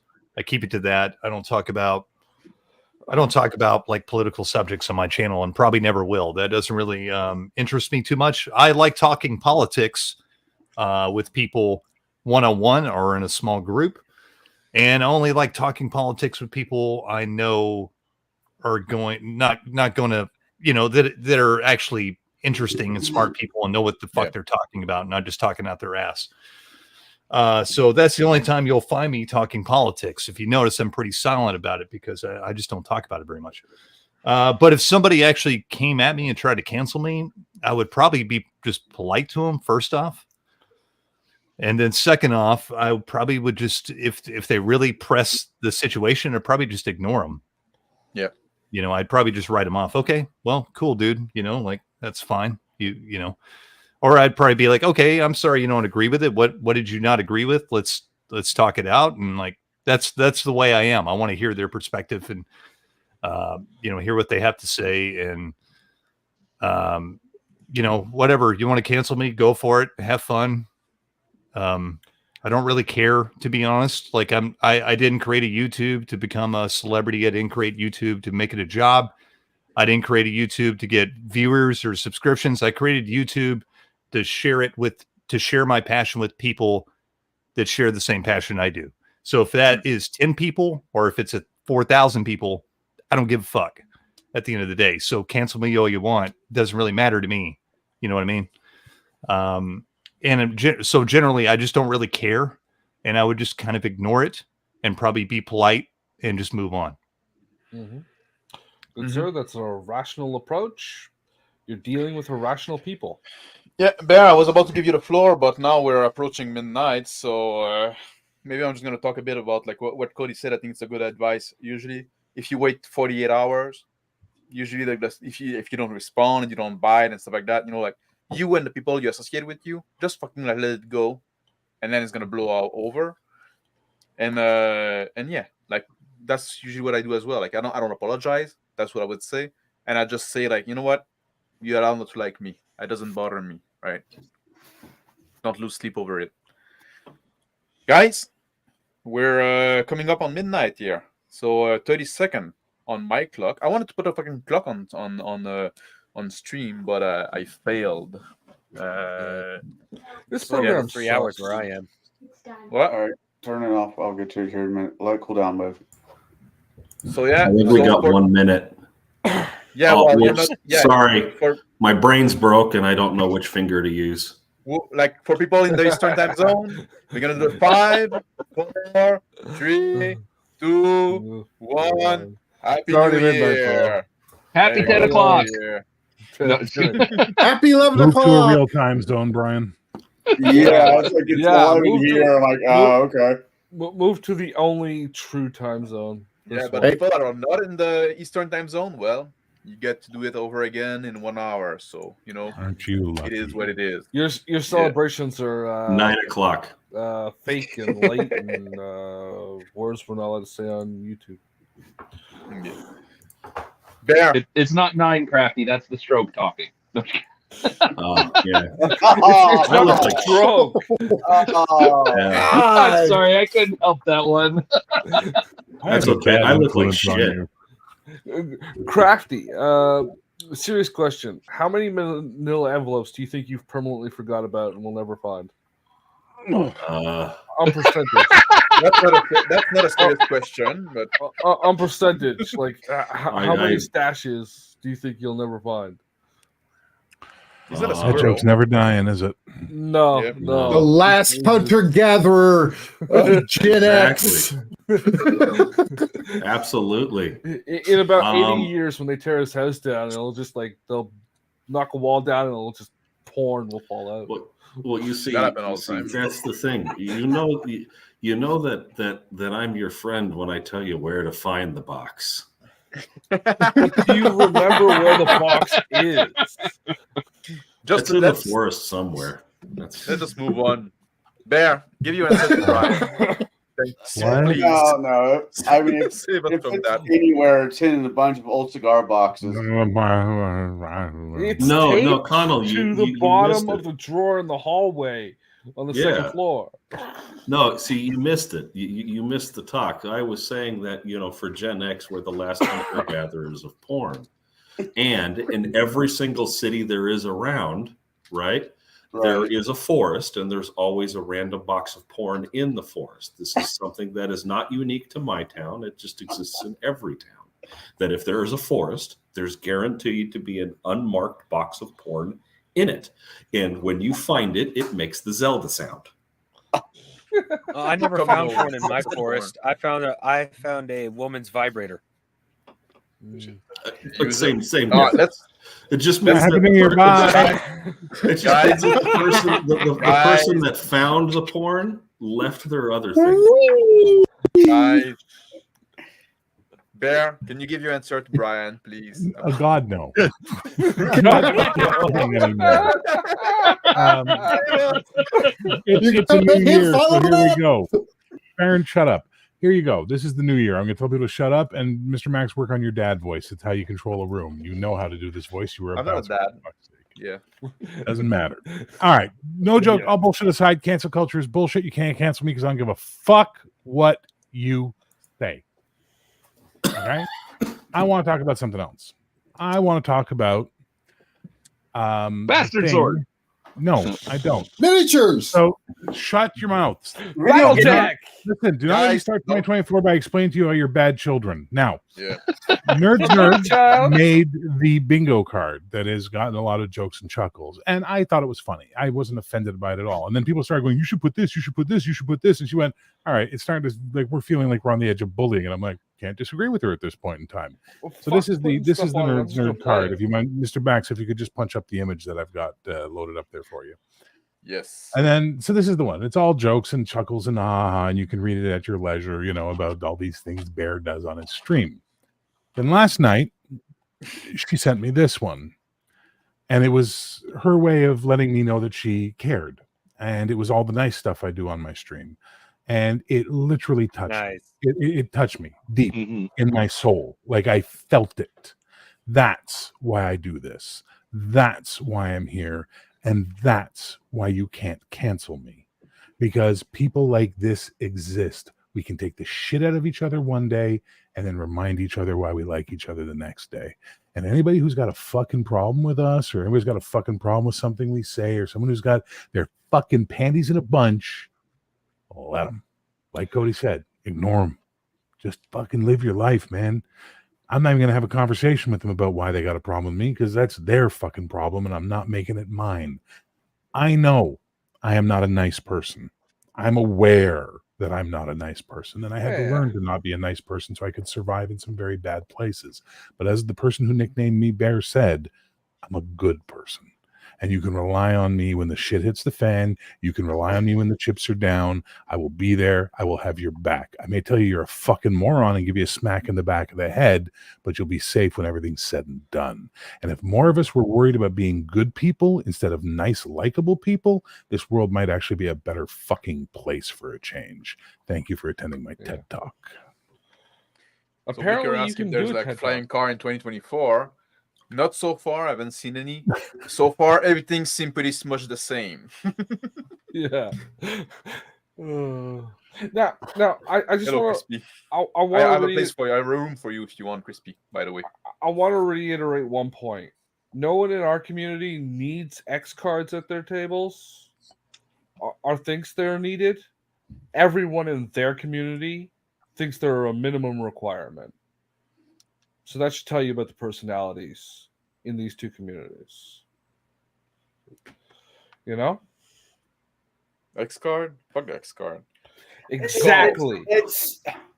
Connell wanted something, then we go Crafty. I agree. I fully agree with the fuck X cards. I find that I do have a variation of them when I do run a game for kids because it's like hurting only cats. Play with people under 10. Well, no. I know that's what I said. It's from like 10 to 15, 15 to 18, then there's the adult game. You're not helping your case. Yeah. We're talking later, Connell. We've already called the cops. Christopher Hansen. I gotta go flush some shit down the toilet. Hang on. Wrong cops. Now, everybody, fucking class up your act. We have Crispy here. Oh, well. Nice. You're in the Pacific time zone as well, so it's yes, better for you. Just past 9. Yeah. You're already in 2024. Crispy, you need to go over to Rick's place and take his booze away from him. Take his booze away? No, Rick's sick from earlier. Yeah, he's sick. Yeah, he's Well, it's hopped up on Buckley's and all of that. Yeah. Sorry, we gotta come back to you. Crafty wanted to say something. I just really quickly wanted to say Happy New Year to you guys. I'm getting pretty tired, so I'm probably gonna head off to bed, even though it's only 9. Right. It's been a hell of a week. Hey, glad that you're home. Yeah, that's seriously. Thank you. So, take it easy, anyway, you guys all take care. Happy New Year to you, and I'll listen for as long as I'm awake. Well, we'll Happy New Year, Crafty. The whole time then. Thank you for dropping by, Crafty, and take care of yourself. All right. Party yep, on. I will. Okay. Sorry for the dog. Yeah. Crispy, welcome. Thank you. You have we went to a bunch of topics. We're talking about cancel culture now. We're about to move on, but do you have anything to say about Brian from the channel Game Master was asking, how do you reply to comments and when people try to initiate those cancel movement? How do you deal with that? I haven't really, like GM Cody was saying, I just caught a little bit of what you said. Hasn't really been a thing for you. And I haven't really had that yet either. I've been accused by some of espousing gatekeeping philosophies, but again, I don't think that's a bad thing. That's an honorable pursuit. Yeah. So no, I don't really have anything to add to that. So I was hoping to get to all those topics before midnight, but I guess we talk, and people are talk about people. I want to talk about it a bit. We don't have to go long, but one people that didn't have a good 2023, I guess, was WWII and Hasbro. Was quite the year of controversy for them, to say the least. They had the OGL scandal. And then they had the Calbring thing that Calbring tell white people basically that cannot get away with the hobby soon enough. And then they send the Pinkerton to some kind of like magic streamer. And then they had this magic card, yeah. Yeah. I do want And to then say thank you, Watsy, for reminding me the Pinkertons are still around. No shit. I thought they dried up. Nah, they're a private security service and investigative thing. And then they used to do a lot of union busting, so Yeah. And then you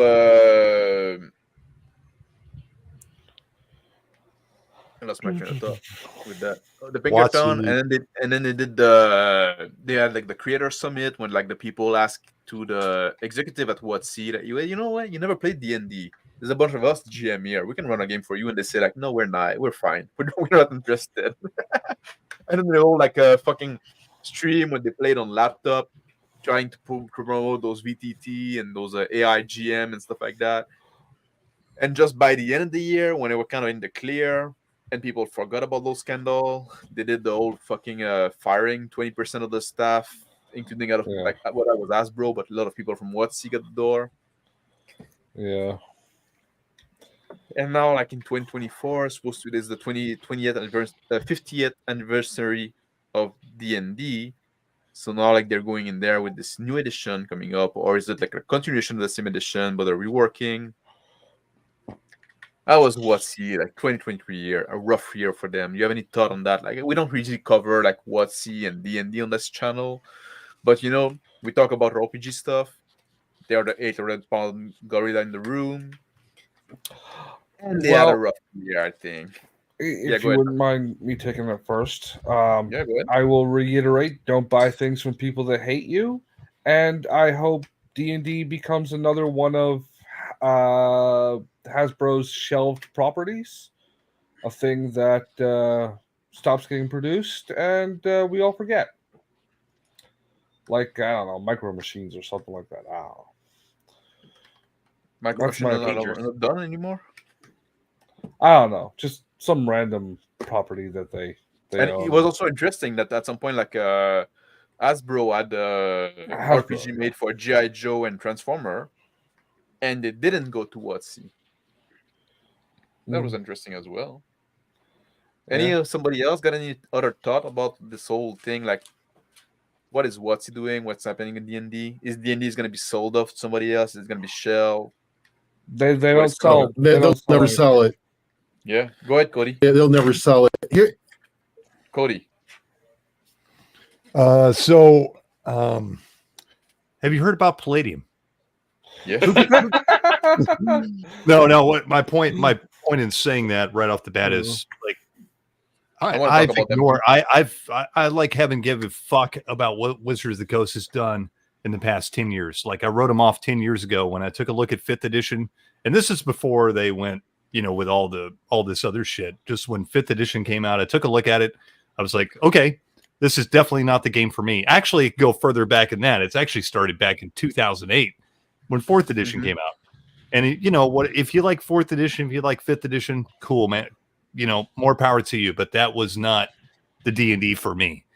So at that point, I just kind of that was the point I just kind of gave up on them. Same thing with Games Workshop. Games Workshop hasn't had any political controversies about them, but I don't fucking like the game they're producing now. I haven't liked it for a long time, and so I don't support them anymore. There's a lot of other reasons too, like the price hikes and all that stuff. So I just choose not to support Games Workshop anymore, just as I don't choose to support Wizards of the Coast anymore. And it's not just because of political reasons, it's because I don't enjoy the product that they're shilling out to me.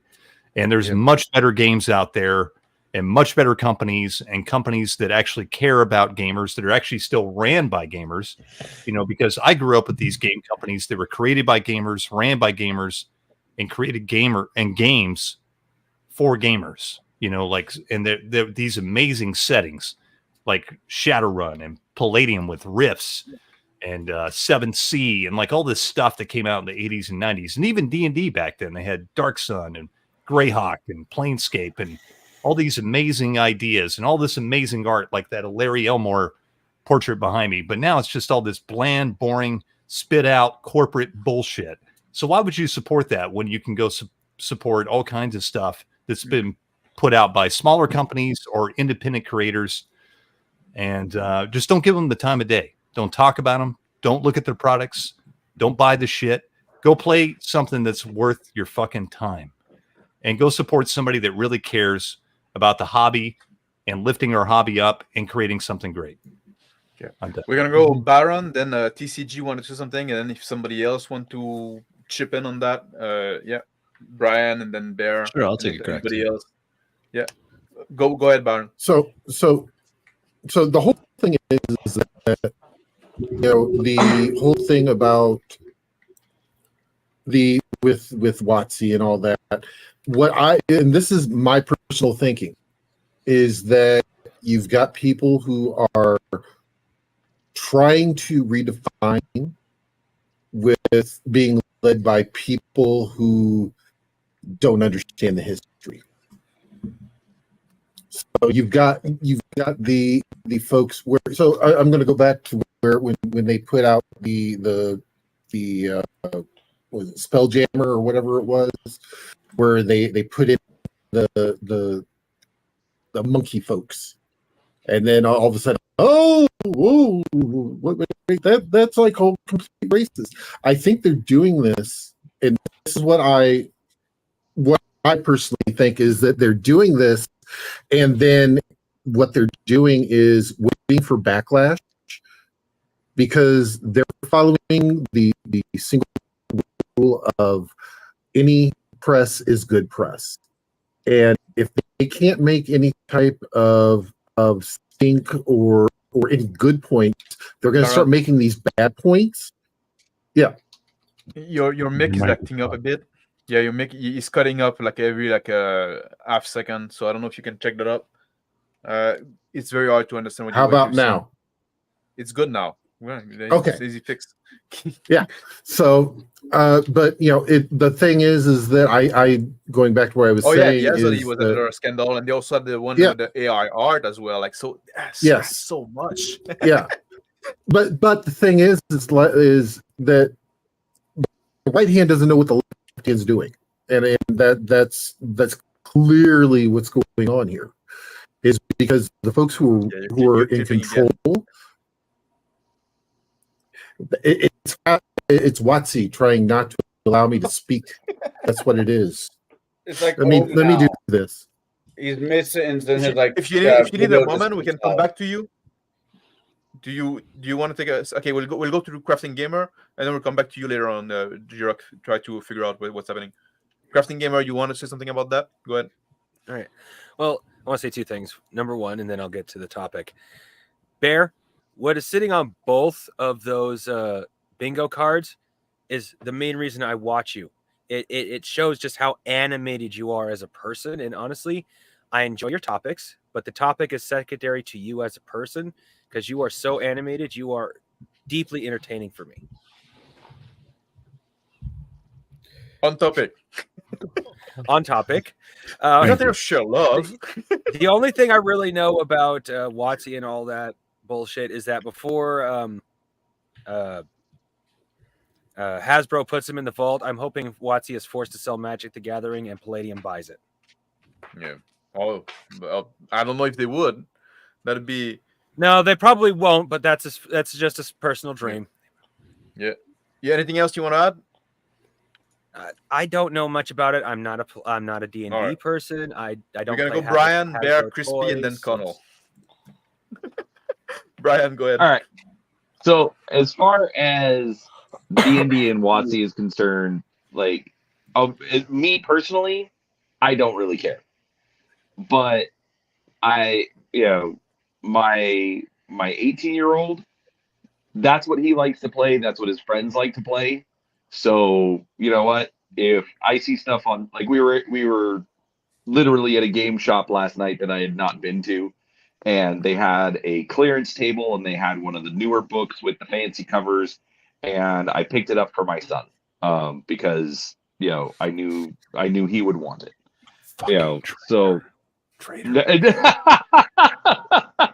Yeah, and there's probably something to that, Bear. I get it, but at the end of the day, like one of the points that I've always tried to make is I read it in some column somewhere, talking about role-playing games. Basically it said, stop geek on geek crime.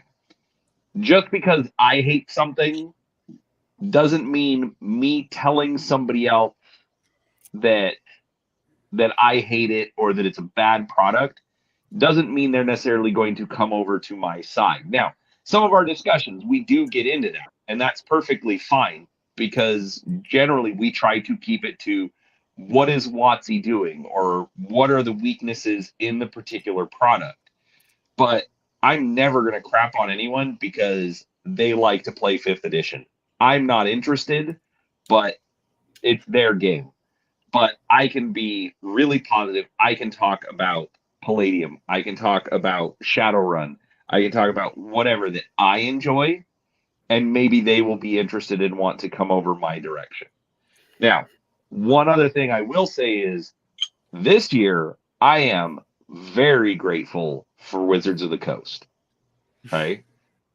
Because if they didn't have their head so far up their ass, and trying to pull all the nonsense with the open gaming license, I would not have met anyone on this panel. So, thank you, Wizards. That's a good point.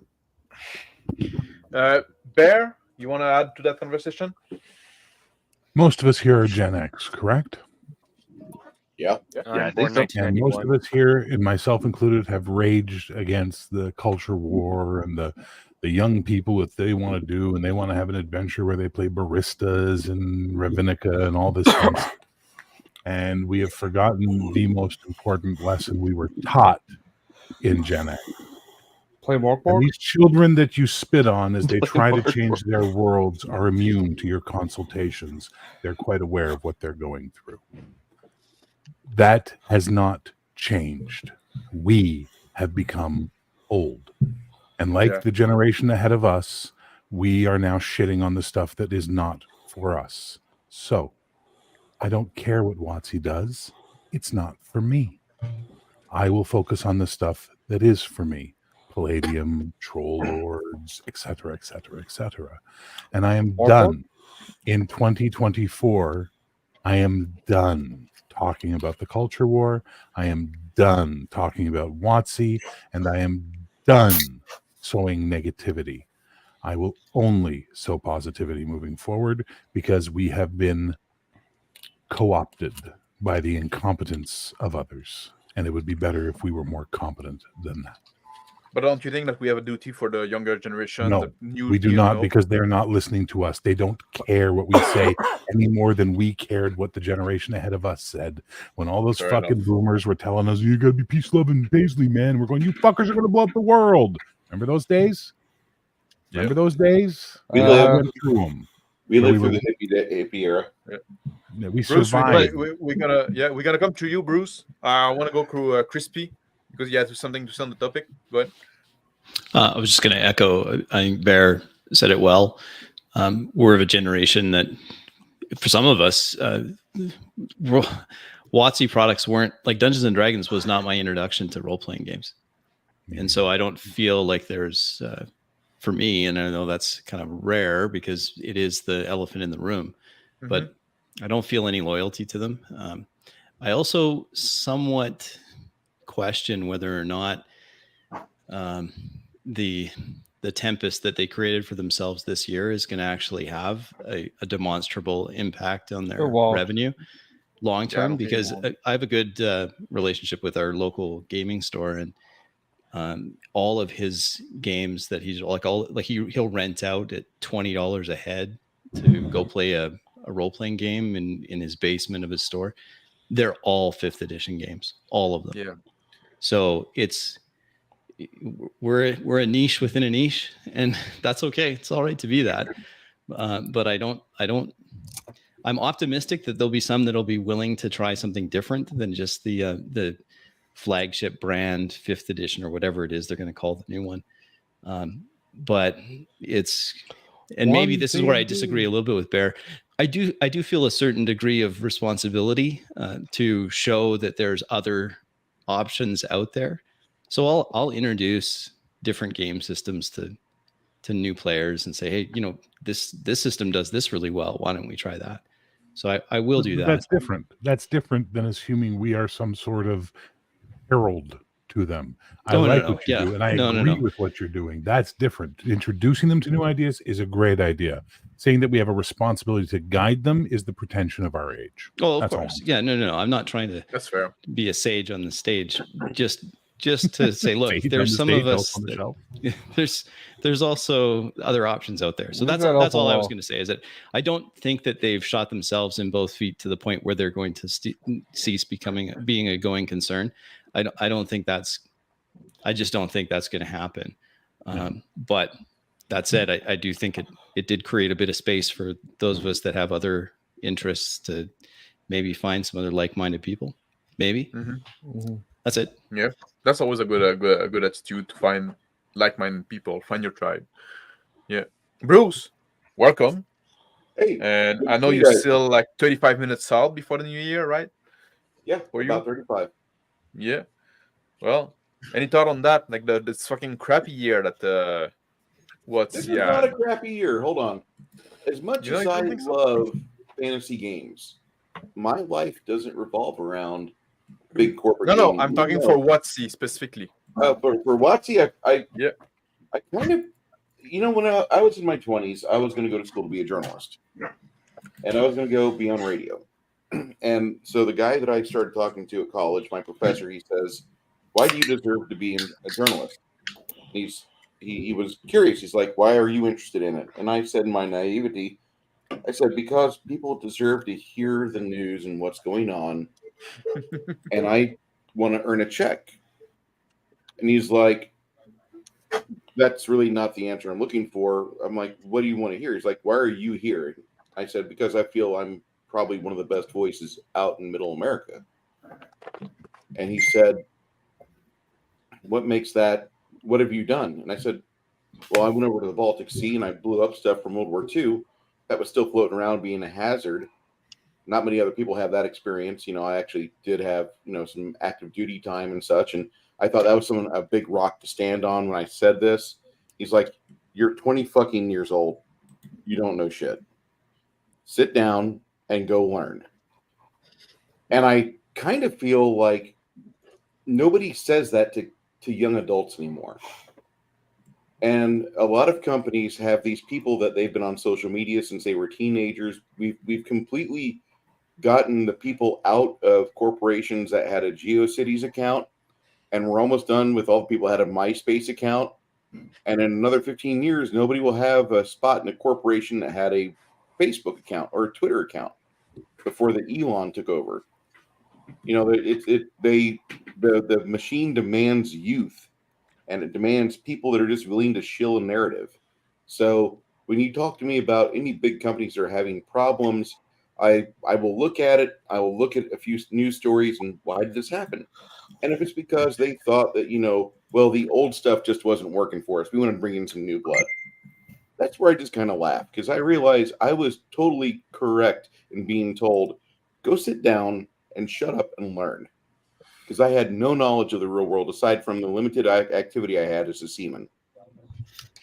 I thought it was great. In hindsight, it's a great advice to give to a kid, but they're not telling kids that anymore. Oh, it's always like the old saying: if youth could, if the elder could, if the young could, knew what is the saying? If I knew now what I would, if I knew then what I knew now, I would rule the world. Well, whatever.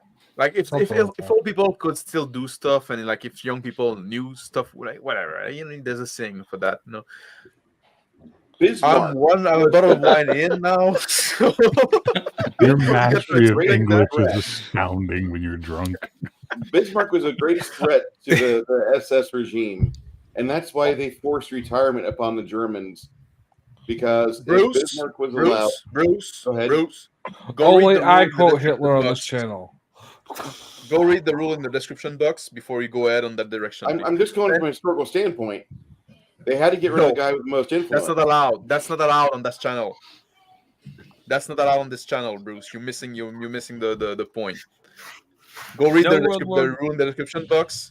There's rules on this channel. Go read them in the description box. Before we go ahead on that, I wanted to say Brian has to go. And before he has to go, I want to give him the chance to talk about that because the next company I want to talk about is Palladium. What's the other shit here? Now you're going to start Palladium. I'm still going to I feel like Palladium had an awesome year. This Kickstarter with the TNMT was a huge success. A lot of us had our first experience with Palladium or are going to have our first experience with Palladium.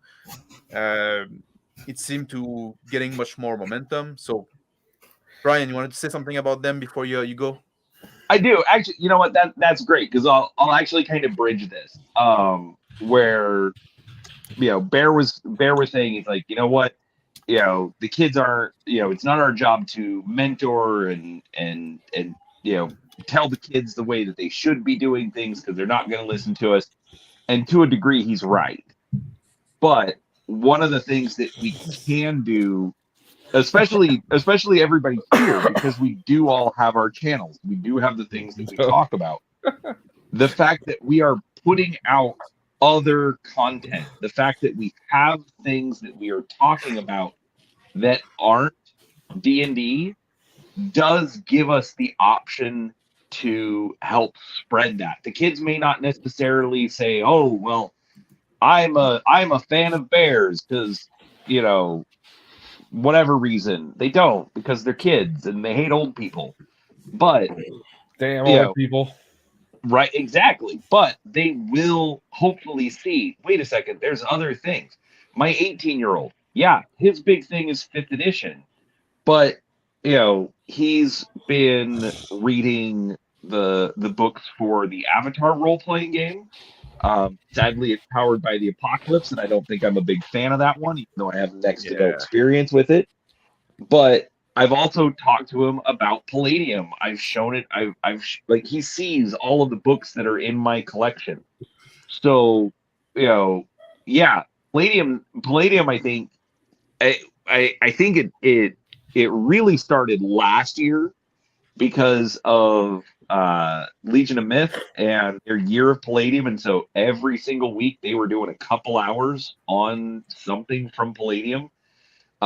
They continued it in 2023 with, again, almost every week, Ethan Dog was doing something on Palladium.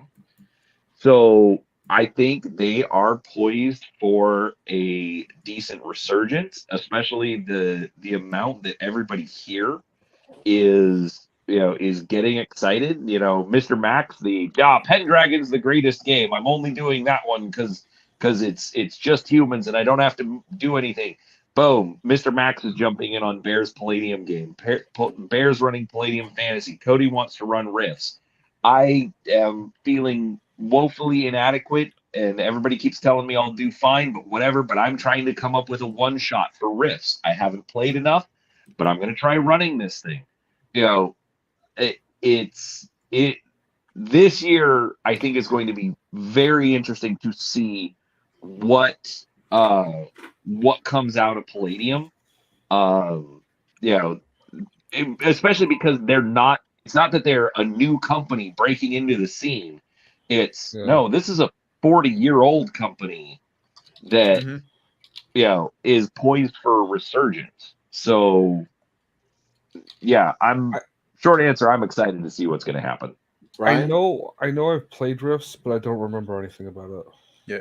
We're going to go Crispy, then I want to go Crafting Gamer, and then Nicono. And then if other people have something to say, I assume you will, then just make yourself seen. Crispy, go ahead. Oh, no, right. Go ahead, Nicono. Yeah, he was up next. Real quick. I'm going to bounce, but I'll be listening. Everybody, Happy New Year. Great to see you. New Year. Thanks for letting me hang out. Thank you, Brian, for coming on. You're very welcome, Matt. Soon, I guess. Yeah. Take care, man. Absolutely. Yeah. Bye.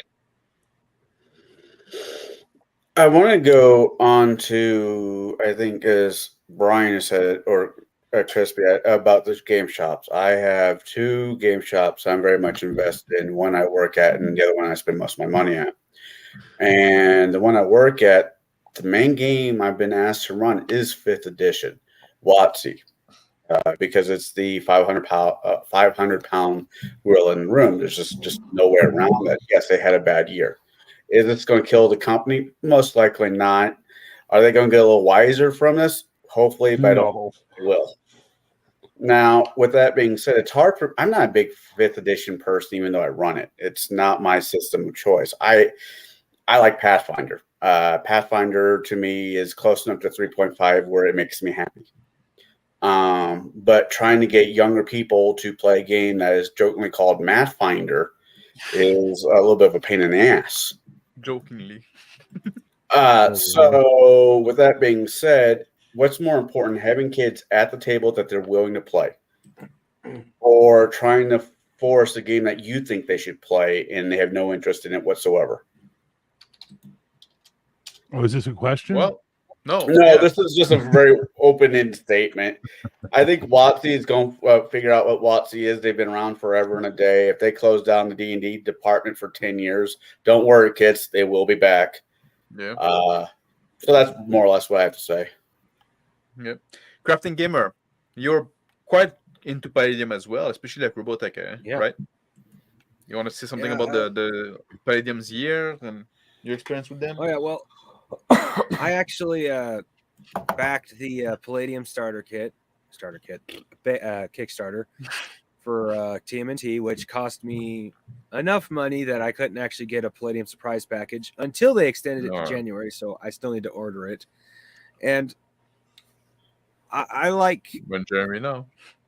I should say I wish Palladium was still selling the Robotech books because they're really good, and I'm hoping at some point this coming year to see about doing a actual, not from the show directly, but basically a show style of Robotech game where it's a once a week I play basically a 4 to 6 hour game session of a single adventure with a bunch of players. Hint, hint, wink, wink, bear. What? I'm literally flirting with women online. I apologize. What did I miss? He's trying to organize game. I'm so hoping to sometime within this next year start playing a Robotech game that's kind of like the show where it's a 4 to 6 hours, but it's a single venture, like a single episode. Episodic, Macross? yeah. And Macross? I'm looking Robotech. I haven't gotten into the which era? Macross, Southern Cross, or Invid Invasion? Oh, Invid Invasion. Mini missile searches, always. I agree with you, Chris, but I want to see where he's going. I'm sorry, I gave it away. I was going to do the Palladium Robotech, which is technically after the Has crash, all but three. before the series. Okay, yeah. What? Well, the first So book Sentinels? takes place. The first book that I'm talking about when the first book takes place. I haven't gotten into the other books. Macross. That's Macross era. That's the first Let's see Robotech. here. I talk to me. We'll see. I'm not a player, but we'll see. Crispy, I might be down to try it. you also played Robotech back in the days, and Oh yeah, when I was like 10 years old. yeah. Tried Yeah, my it's been around for a while. one. Yeah, This one. Yeah, we all love you. it's good. It's really Yeah, good. that's Macross. Yeah, That's Macross. So- But I gotta Right. say, Invid Invasion. That's the the shit, man. Cyclone armor. That Well, is the I- money. Yeah. Cyclone armor. I want to steal it back Searching ever so for mini slightly because- missiles and destroyed all of the destroyed ships. That it's a guerrilla warfare campaign. It's just fantastic. You turn on your Cyclone and whoops! Now everyone knows that you've turned it on and you're on the run. It's just it's awesome. So good. Yeah, Stop. My the nipples idea can't is- get any harder, Crispy. Yeah. Sorry, I want to steal back just for a second, but my idea was to run through the book series through adventures through the entire book series as I read them on my channel. So eventually, it would come to the Invid Invasion. Yeah. Yeah. Yeah. So Crispy, you had thought about this year of Palladium and stuff like that, and where they're going in the. I'm excited for it. I really like the new. His name's Sean, I believe. I've watched him. I think he's got a lot of energy, and that's cool. Like I think he's got some great ideas, and I'm really impressed that Kevin has brought him on. I think he's the right man for the job. So I'm excited to see what they do. And I also backed this Teenage Mutant Ninja Turtles thing as pure nostalgia. Like that's yeah, absolutely. My cousins had the books. I didn't ever have the books, but I always envied the books. So yeah, it'll be good. Yeah, I missed that one. Bear, go ahead. I'm just making myself know that I wanted to go next. If someone else was ahead of me, please, for the love of God, go. Oh, you can go. I'll go to Cody next. I'm sure Cody has something to say about Palladium. Cody, I absolutely. The gentleman from Quebec yields his time to the gentleman from Tennessee. Cody. Pretty good year for them. Dominated by America. All right, point of parliamentary procedure. Shut the fuck up if you're not the gentleman from Tennessee. Thank you. I'm descended from French Canada, so noted. You know, so I grew up playing Palladium games. Those were like some of the first games I played. The crazy part is I never thought I left Palladium in the dust about like 15 years ago. I never thought like I would get Palladium would have any traction ever again, or I would dust off my Palladium books and people would actually want to play Palladium again. So it's pretty awesome that Palladium's having a renaissance in the past year or so. And I didn't even realize it was happening. And it's really cool. It's really cool. I really love to see that because Palladium games, as much as people have give it shit on the internet, it's got some really, really cool stuff in there. It's not only like really good settings, but I like the game system too. I like the books. I like the game system and I like the settings. I like everything about Palladium, always have. And I think it's really cool that it's getting some attention. And yeah, I'm really excited, like Crispy was saying, to see Sean involved. See a new face in Palladium Games that actually wants to revise this game and bring it to a modern audience. And I think Sean is absolutely the right person for the job. He is obviously like very passionate about Palladium Games. He started off playing Palladium. He understands what the Palladium fans want, but he also understands what's needed to revise the system. And I've had the rare opportunity to look at the Teenage Mutant Ninja Turtles game coming up. So I've had like a sneak peek at it, and just my sneak peek, I'm like really excited if that's the future of Palladium games.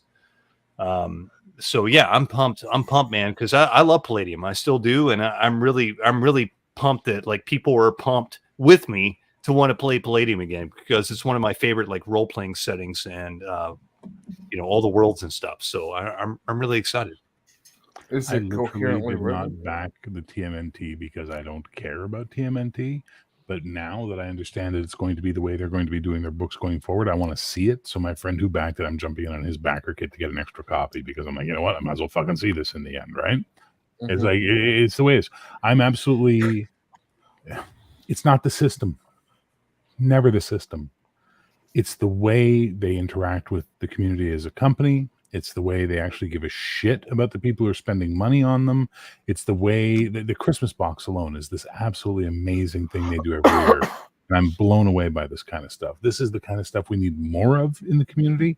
And if I can do my little part in my little corner of the internet with my 1,800 subscribers to, what's the frequency, Kenneth? Let's boost it.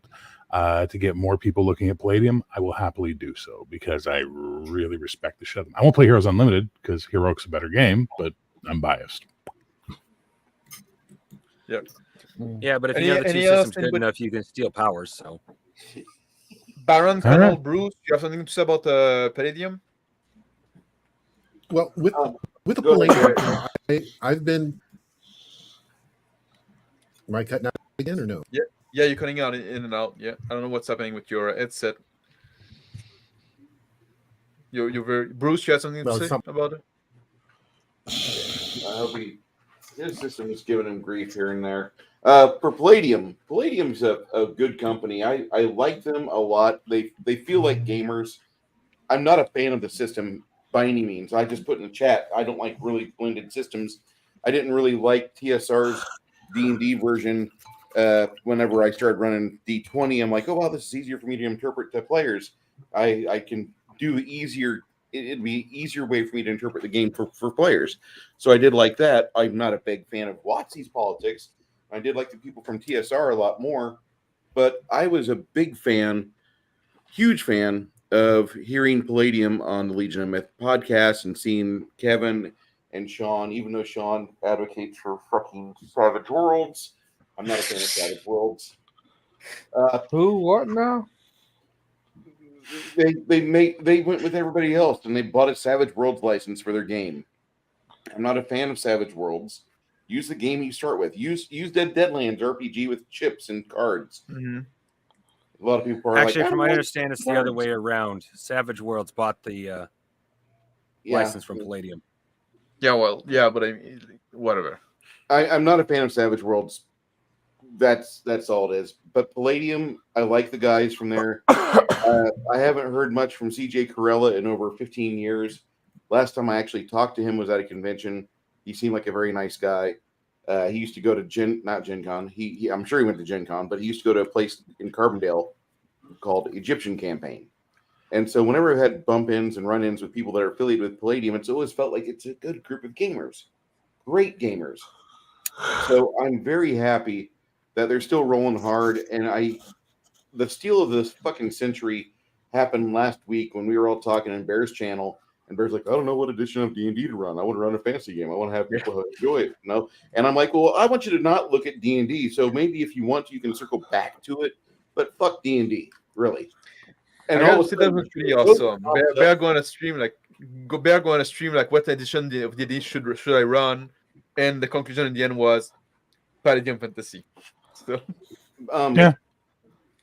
Cody pops up after Bear reads that, and he's like, I like Palladium Fantasy. And all of a sudden the chat explodes. Palladium Fantasy is fantastic. And I'm thinking, this is great. Was I on that stream? What? Was I on that stream? No. No. No? No, it was. I It was feel like fucking I great was. because You're watching. finally, like, it feels like we are prying ourselves away from the tit that's old and wrinkled that we really don't need to draw milk from anymore. We can go and find our own memory jugs to play with, and we don't need the one that tells us mother's milk is all the milk you'll ever need. This mother, not other mothers. And I don't want to play D&D anymore. I really don't want to play any big corporate game anymore. I'd rather play some garage game of what he did with GURPS and Macho Women with Guns. I'd rather play any independent game. Bruce, I'm going to send you that picture I sent. It's a very specific merging of games, eh? I love Macho There's no Women with person that Guns. found a game of nuns with guns. Well, we've been talking about it because of the Nuns with Guns out of Crafting Gamer, and the Crafting didn't even know about this wonderful, wonderful game from 1987. So I'm very happy to bring that into his worldview. But I love Palladium, and I don't think their system's that great, but I love their energy, and I like their lore for their games. I like the lore for the Palladium fantasy world especially. And Rifts is not horrible. Rifts is a game that you decide what you want to put into it, because if you let all of it in there, you're not going to have the game that you had in your head. Just no. You got to severely limit riffs. That's I don't only want thing Macho Women from Mars. I want Macho Women with Guns. Get it straight. I'll take some Biker Women from Mars if they're available. So I'm just saying, like, Palladium good. Like, there's nothing wrong with them. And the fact that he recently got involved with Eastman and Laird with, the Turtles license again, this is going to make my friends happy. Yep. Baron, you wanted something? Yeah. So the big thing with Sean is that for me, I've seen him on Legion of Myth several times and everything else, and it was like, okay, because he was on there with oh God, brain just went. Yes. So, but to see him actually alone, and where I truly knew that he was one of us was the Legion of Myth Veterans Day. When he hung out for that last hour of it, last couple hours of it, even Bear, I mean, to me, he unwavering, he stayed there, and he I'm going to use a Gen X term. He smoked and joked with us all freaking night. Yeah, And true story. and the thing is that to me, that's where, I really got the utmost respect for him. It was that right there, just for the simple fact of he's not just some guy, shilling to try to make money for his company. He's a guy that cares. He's a guy that wants to still be in touch with the player base, which a lot of the other game companies, WotC definitely included, they've lost touch. They've gone for the minority of it, which makes up maybe about 2 or 3% of their overall fan base, and that's who they're catering to now. And to be honest, when the new edition comes out, I'm going to look at it. Am I going to play it? Probably not. But am I going to look at it? Yeah, because why would I not want to look at it? For the simple fact of I want to see what they've changed. Was the change for the better? Was the change for the worse? I just kind of want to be able to make my own opinion and not let the talking heads of even our community that we're building that are D&D, fifth ed's not D&D, or fourth ed's not D&D, or 3.5 and 3.0 is not D&D. You know what? If it's got the freaking ampersand on it and it came from whoever owns the license, I hate to tell you this, boys and girls, it's freaking D&D. Period. Bottom line, you can disagree with me all you want. If they own the licensing to use the ampersand or the words Dungeons and Dragons, it's D&D. You may not like it, but you know what? That's okay, because you look at it, and then if it's not for you, I've heard several folks on this panel tonight saying, I looked at it, it's not for me. I will take their opinion that it's not for them is okay, cool. They're not just someone who's like, well, it's not race is class, so I'm not even gonna. It sucks. Yeah, no. And yes, hey, Shadwo isn't here, okay? well, either's Max Legal, but still. Yeah. The thing is, Which where is that bitch? Yeah, I know. Yeah, Right? yeah, I don't know. I sent him a message though, and he's polishing his guns and keeping them away from his cat. And L, you don't know your head from a hole in the wall. You're blocked from so many of our channels. It doesn't fucking matter what your opinion is. Hey. No, L's a piece of crap. I'm sorry. Baron, I'm gonna say this is not the place. Boom. Oh, well, I've got him blocked, so it's the only place in time. So well, if you got him blocked, you don't have to have this conversation anymore. But going on to, I digress. Back to Palladium. With Palladium, though, I am going to start looking more at the system, because with the system that TCG made, it's loosely based off of the Palladium system, and I really enjoyed the way that the game flowed. And he said, well, a lot of this is just stuff that I've kind of merged in from Palladium. So yeah, that and that's the thing, is that that along with the way that Sean has presented everything, I'm going to definitely to be looking a lot harder at it. Yeah, and I apologize for I apologize for my outburst. It's well you should. Okay. I yield the floor back to the chairman, Mr. Ravone. For me, it's really like the way that Sean and Kevin, and especially Sean. I got more like, interaction with Sean, but really like the way those guys present themselves and went to the community and talked to gamer, and like I had some talk with Sean on Legend of Myth channel and stuff like that. Like I got in some chat with him, and it does, like people said, it does. He really does feel like one of us, right? It's not like a corporate shell. He's like a gamer. We can talk about different things. We can hear about different game theory, game idea, and stuff like that. Different topic. We talk about stoicism at some point, and that's really like, well, you know what? That game is made by people that care about games and care about like real fucking stuff. Like they're not like fucking faceless corporation. And now, in part because of that, I'm very excited for this like Palladium Fantasy game we're gonna have with Bear and Cody. I'm very excited with the Rift game I'm gonna have with Crispy and Big Bad RPG and Rick. So Palladium. I think this contrast. I want to talk about those two companies. What's in Palladium because the contrast is so stark. One had an amazing year, a lot of good PR. One a shit year. Keep putting their foot in their mouth. I think that's interesting. I want to. Oh, go ahead there. We gotta get over this. We just gotta move on and leave WotC behind. Yeah. Enough. There's nothing more to be said at this point in time. They Icarus themselves this year. They thought because of the boom they got from the pandemic, they could do what they wanted. Well, oops, nope, sorry. Yeah. But they still have a market. They're still going to exist. They're still going to do what they do. Great. We've all moved on to other games, be it OSR stuff or Palladium or whatever. Let's stop giving hot air to something that doesn't matter anymore. Yeah. Crispy, you want to add something? No, amen, hallelujah. I think it's good. I'm just really excited to have more games. I think it's going to be great. Yeah, showing more games. I'm going to role play the hell out of that Rifts game. I can't wait. It's going to be so good. Yeah, I want to move back into the because Phil the Trail said earlier, like now it's almost an hour ago, but like about it's 2024 now, new year. Let's talk about stuff in the future. But just before that, I want to give like one last chance, like.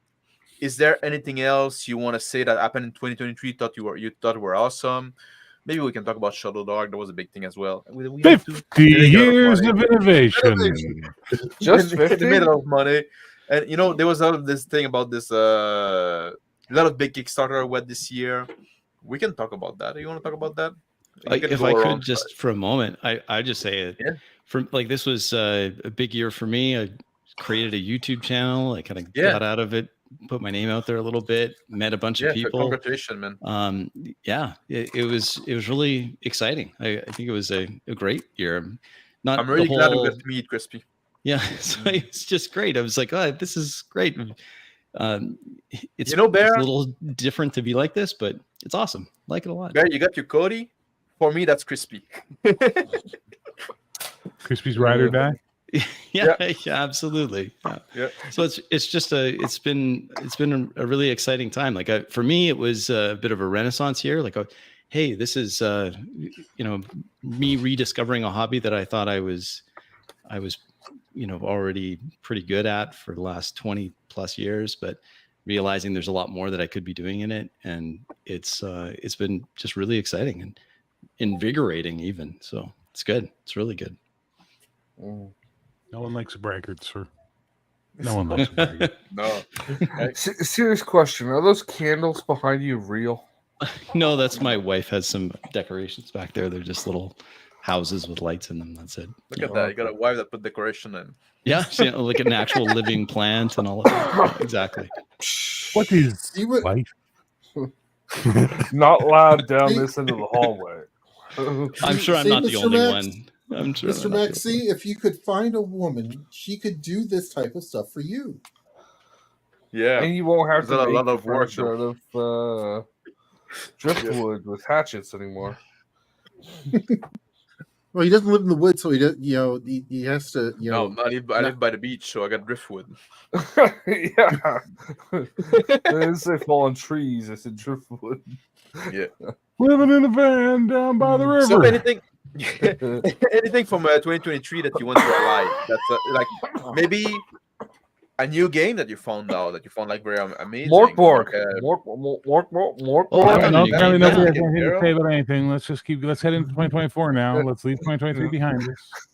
I discovered Total Party Skills, which is an interesting game. I liked it. I think it's interesting. We're going to try that out, right, Max? We're gonna. Yes, we're gonna. That's right. That's right. That's the system you're gonna run, Crispy. I'm gonna run Total Party Skills. I'm gonna do a Pendragon thing. You're gonna do a Total Party Skill. Yeah, I'm gonna run a Total Party Skills. We're gonna do it as a kind of a pulp 1970s New York gangsters. It should be a lot of fun. Yeah. Very excited for that as well. That's my thing in 2024. I want to play more game. I want to try more game. I want to have more session, more game time. Now I move, so I kind of scale down my life a bit. Hopefully, it's always something that takes time, right? So, but I want to put more gaming time in my life. That's something that often fell by the wayside. More gaming. So, yeah. I want to move to Thailand and assemble an army of loyal ladyboy ninjas. That's what I want to do. That's a worthwhile endeavor, I guess. Oh yeah, I'll take over the world. That sounds like a Justin endeavor. No. No, they're not white. Justin wouldn't participate. Come on. Yeah. Oh, fair. No, don't get me It wrong. made Max laugh. But hey, that worked. Yeah. So we left 2023 behind. Yes, please. All right, 2024. What are you excited about? What is that, like a game that's coming out you want to see? Or do you have like game session that's coming out, like, or plan? Cody, go ahead, please. I want to say Happy New Year to Central Time. Oh yeah, Hell yeah! And I'll be right back. I'm going to go kiss my wife. There you go. Bruce is Central Time, and Cody's I've been here the whole time. It's just I don't want you guys to hear me laughing as I chatter with people in other private chats. And you're like, "What are you saying?" Oh, things I can't say here. I guess so. But nobody. Texas is Central, right? Bruce. I'm gonna keep my wife Mountain. Mountain. Mountain's the next one. Oh, just want to so say, you're still not in the new year. All right. Who's Central here? Just Cody? Me and Bruce. Me, Bruce, and Cody. Oh yeah, okay. And, So, Connell. And Connell. So happy New Year to all you guys. An hour later. Fuck, that hour went fast. It's like we talk about Palladium. Time fly. So I'll tell you what I'm really looking forward to, because I get accused by gaming with ADHD of not shilling my shit enough, so I'm going to shill my shit. I am excited for Heroic. I am beyond excited for Heroic. So much so that I put every other project on hold so I can focus all my energy into Heroic. But I can't do it without the community. I finally got an answer from BackerKit as to why they were suggesting, they're saying it's not a hard rule, but why they were suggesting 3,000 people. They said we've noticed a 10% turnaround from signups to backers. So if people are only backing at $15 for the PDF and you only get 10% of your 200 and whatever people, that's not enough. Blah, blah, blah. So, we wanted to see have more people sign up. I said, that's great. Let's see what the community does. Let's see what the community says, right? Yes, Brian, shut the fuck up and kiss your wife. So for me, it boils down to I will shill, and I will shill hard for the next couple of months to get us to that point where we can get something that is literally, I don't want to sound pretentious when I say this, for the fucking community. That's why I'm doing this. I had no intention of doing this until we were going do. All right, motherfuckers, I'm doing it. You have to step up with your money now and back it. That's the trade-off. And if you do, I've already showed you some of the art. You already can play the game right now if you want in the pre-beta format, and there will be a full version coming in January. That'll be a beta version coming in January. It's all there for free. All I need your money for is to pay artists and writers. Give me some cash. Friends, Romans, countrymen, lend me your cash. Yeah. That's Cody had to bounce out. I want to thank him from coming in on the stream. I hope, I know we're going to talk soon because we're going to be on the game together now, which is pretty exciting. But thank Cody for joining if you're still listening. And Happy New Year. Yep. Anybody else want to go with that? Like 2024 is coming up. That's it's great to hear people having project that they're fucking going to put out, right? That's great. I love to hear that. I love game design. I love game designer. I want to marry one someday. I'm taken. Suddenly taken. Bear, your first lady boy. He's not. Oh, Justin, I hate to break the news to you, but you're on that list long before me, bro. Hungar and Max Bovary are going to fight over you. I'm definitely taking a step back into the bushes, like Homer. Things not see or hear anything about this. Somebody said something smart. I'm actually looking forward for Dragon Bane. I wasn't expecting you. Go ahead. Something smart has to be sober. I'm not drinking. I like that mug. That's disappointing. Dig that mug. There we go. So, that's only because And you again, drank I everything wasn't already. rolling my eyes at your game stuff, 28mm. I'm so sorry you took it that way. I was literally not doing that. I was rolling my eyes at Max Boivin, as I do often, and in English. And in English, I do it in French. It's the only thing I know in French. Connell, go ahead. I said a buddy of mine is going to be running Dragon's Bane, and I'm really excited about that being able to play that. I'm always interested in new games, and I get to be an angry fucking duck. Baiting if I want to have a Scottish accent or not. Excuse me, sir. Are you stepping on my thing, sir? No, Is no, that what no. you're I doing? had this played out before I'm the I met fucking you. duck fetishist here, sir, and I will not stand for this insult. Every member of your party has to be a Ballard. Every you Ballard. know, I don't care what they're called, man. It's Howard. They're called Howard. The whole race. Fucking duck, man. Aside from the waterfowl, what makes you excited for that? Is it like what is the like? I don't know much about it. What is it that's attractive? Have you never seen Howard the Duck? Right. No. I'm talking about Dragonbane. Our Darkwing Duck? He No, just I wants to want go to be- quackers. Okay. Outside of the duck aspect. I've never Oh, played man. I've never played Dragon's Bane before, but I have played humans multiple times. I have played elves multiple times, dwarfs, and most of the normal ones. I get to play a shifter in one of my buddies' campaigns right now. So that's about as close My to game is playing a flaming octopus. Yeah, I played. Flaming Octopus, and so it's just something different. And with Dragon Bane, I just like the artwork and the way that they made the ducks. How they made that one main character just a pissed off duck. I'm like, I want to play that guy. I want to smoke 100%, cigars, that sounds fun. whiskey, and being angry freaking duck. That sounds amazing to me. So we are just Is this an cosplay for OSR? you, sir. Is No, this- no. Dragonbane is one of the old Swedish games, WWII, Dragons and Demons. It's an old game, come back again by Free League, and it's absolutely awesome possum. I would unfold and show you the map, the cloth map, but it's really, really big. But what I will show you is what he's talking about.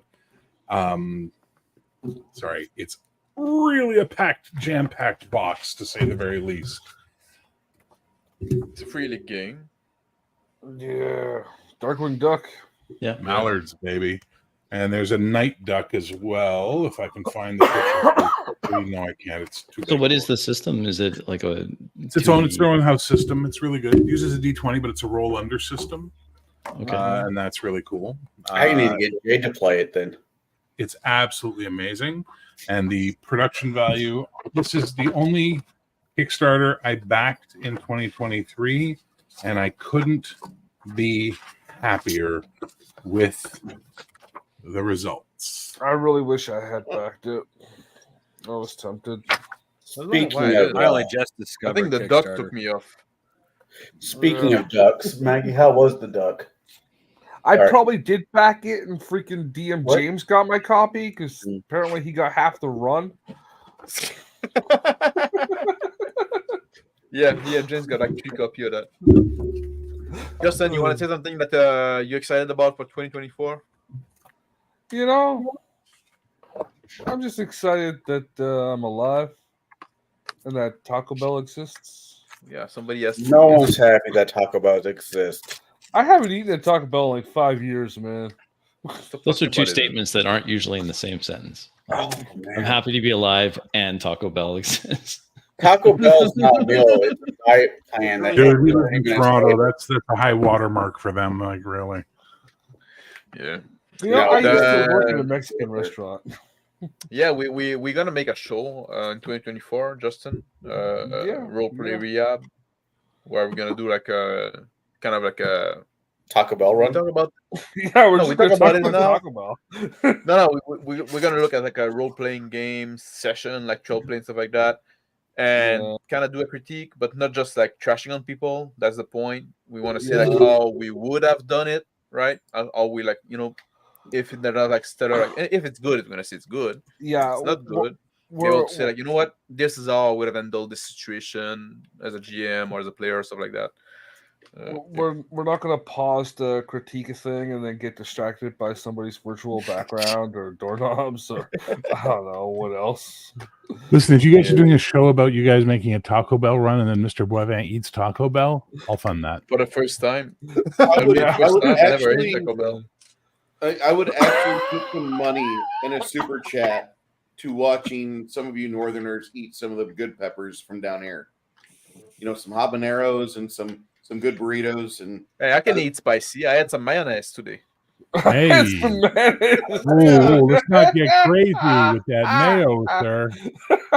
I like to buff the statement that's made by Bruce. There's no such thing as good peppers; they're all deadly. Well, at least to me. No. He was being very radical. He had Miracle Whip. Yeah. No, I want the Canadian version of White Castle. So it would be Taco Bell instead. There's no White Castle in Canada. Sir. No. That's why it's a white spot up here. You have these little like 3. Oh God, White Spot! I remember that. Fuck, 3 in the morning at White Spot. Oh shit! White Spot. Yeah, you know. Never heard of it. Little bitty burgers, and you have to have. We like know 3 what or White 4. Castle is, We bro. know it is, One at a Bruce. time. We know what it is. Bruce. Okay, just making sure, because like that's the worst cuisine you could have. Hey, Bruce, Krista, you got something gaming related? You excited about 2024? Yeah, I'm writing my own system. That's good. Talk about that. It's a D100 system. It's based off of who's chatting 3X. then, Crispy? It's meant Max. to be mathematically intensive. So whenever we get into the combat, I tell people roll initiative, and I give them the die they have to roll. The thief rolls a smaller die than that because he's a thief. He's quicker. And I start counting up 1, 2, 3. Hey, I go on 3. All right, what are you going to plan to do? I need to charge in the battle. Okay, that'll take you 7 seconds. You go on 10. Okay, 4, 5, 6. Bruce, I'm right in contact with this guy. I want to get out my sword and bludgeon him to death. Go for it. But that'll be on 12. Okay, that'll be on 12. 7, 8, 9. The wizard in the back gets his head together and he decides he's going to cast Fireball. Cool. That'll be on 16. And the bad guys go. Whenever I read their numbers off, they do their actions. So that's the type of game, that's the type of combat it is. It's not very fast or quote unquote very fluid. It feels like it's faster than Pathfinder. That's all I care about. A glacier feels Somewhere faster bar, than Pathfinder from everything I've heard. But it's awesome you're working on your system. I wish you luck with that. Do you plan that is going to come out in 2024? Or just going to be I'll like have the the player's players thing guide. 2024? The Player's Player's guide? Guide will be out in 2024, probably fall. How do you call it? Do you have a name for that? Bruce Lombardo presents the game. That's the You need a better name than that, bro. Yeah, you need a better name than that. No, I'm going to be completely obstinate about it. I because people that know me will understand. Like, oh God, it's Bruce's game. Shit, we're doing something on this night that he's wrote this. P. Yeah, you can't even shorthand that title well. No. Damn, Nope. Crispy, you missed out on the best bullshit that West Coast had. Well, Red Robin. You at least had Red Robin, right? The fries No. are fucking amazing. Yeah, I still want have to Red Robin here, actually. I want to know who makes the best yogurt. Oh, that would be the Icelandic yogurt. Yeah. But the problem with it is that the monks roommate steals it. are always trying to steal it from you, so you must lay a trap of Snow White D4s. You know They a better cannot trap see. than that, Bear? Because they might not bring a gamer. They might bring some basic ass virgin girl, and so you need to grab some fluffy boots and a latte from Starbucks with a little bit of pumpkin spice in it. Tell me you don't get the joke without telling me you don't get the joke. But I didn't hear it. I was coughing or something. Crafting Gamer, you excited about something in 2024? Well, yeah, 3 things. Number one, what I already mentioned about hoping to, in fact, that's kind of an open invitation to just about everybody here. I mean, I don't know, Crispy, no offense. I want to get to know you before I play with you. Whoa. Phrasing! Phrasing. No, you should vet your players. That's absolutely right. You shouldn't touch your players, though. Vet his players. You should. But I'm looking forward to trying to get With a the loop. Robotech game going every week. I am looking forward to trying to prove to Bear at some point, because I got to get the game first and then read it. Trying to prove to Bear that I can do a good Star Trek game. Okay, I didn't doubt you. Well, I don't know, but Bear, as soon as Bear said, "I am a forever GM," but I will, if it's the game is good, I will play as captain of a ship. Challenge accepted. All right, fair enough, man. But don't blame me when we crash into the planet and the warp core implodes. Yeah, the only person that knows more about Star Trek than Bear is Mr. This guy over Mexican here. This guy. Wasn't that in the episode where they're in the shuttle there, and I think it's called Savage Person and bingo. And Hey, whoa! Only when someone hasn't asked is it a bingo, sir. The Mr. Max bingo card is 50% answered Star Trek questions correctly. The other half was pretty close, but was off by like an episode. Why you don't know something about something you don't care for? Sometimes yes, actually. Yes. Sadly, Yeah. but the you're third thing I'm sick looking as well. forward to So. is, But we're not allowed to talk about that on this channel. Actually, earlier today, I found a couple of my notebooks. Like, I was really hot on running a cocaine owlbear module. Then I was watching a bear episode, and somebody beat me to the punch. I'm like, well, screw this. Yeah. So I went to the side. And last night, we're talking about like a Willy Wonka themed, kids on bike type game. I was writing that out, and I'm reading my thoughts out to my daughter. My daughter's like, "What the fuck is wrong with you, Dad?" I'm like, "I wasn't old enough as a kid. I don't know." Yeah. Sorry, Are you just TCG. reassociating or is Keep this on going. therapy? What? Nothing. Did you drink the entire case of beer that you were talking about the other day? No, I haven't had a chance because now I'm like, Was that bottle of wine full when you opened it at 5 o'clock? No, it was not full. But I used like some of it for cooking. Was it the Probably that second with, bottle you opened tonight? windshield washer. He's TCG, not you were saying saying no. sorry. Justin, TCG, you were saying.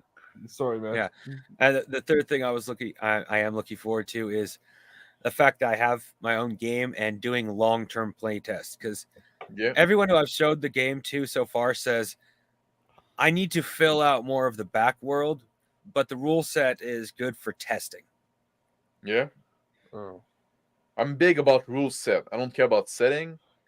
I hate most setting. Well, admittedly, Mr. Max, it's a game not for you. You have a fair amount of magic with at least three of the characters, and the part you might get along with is the force of will. In the game, you basically have the force of will to create anime-style attacks. No, that's me. Yeah. Okay, I didn't lose you there.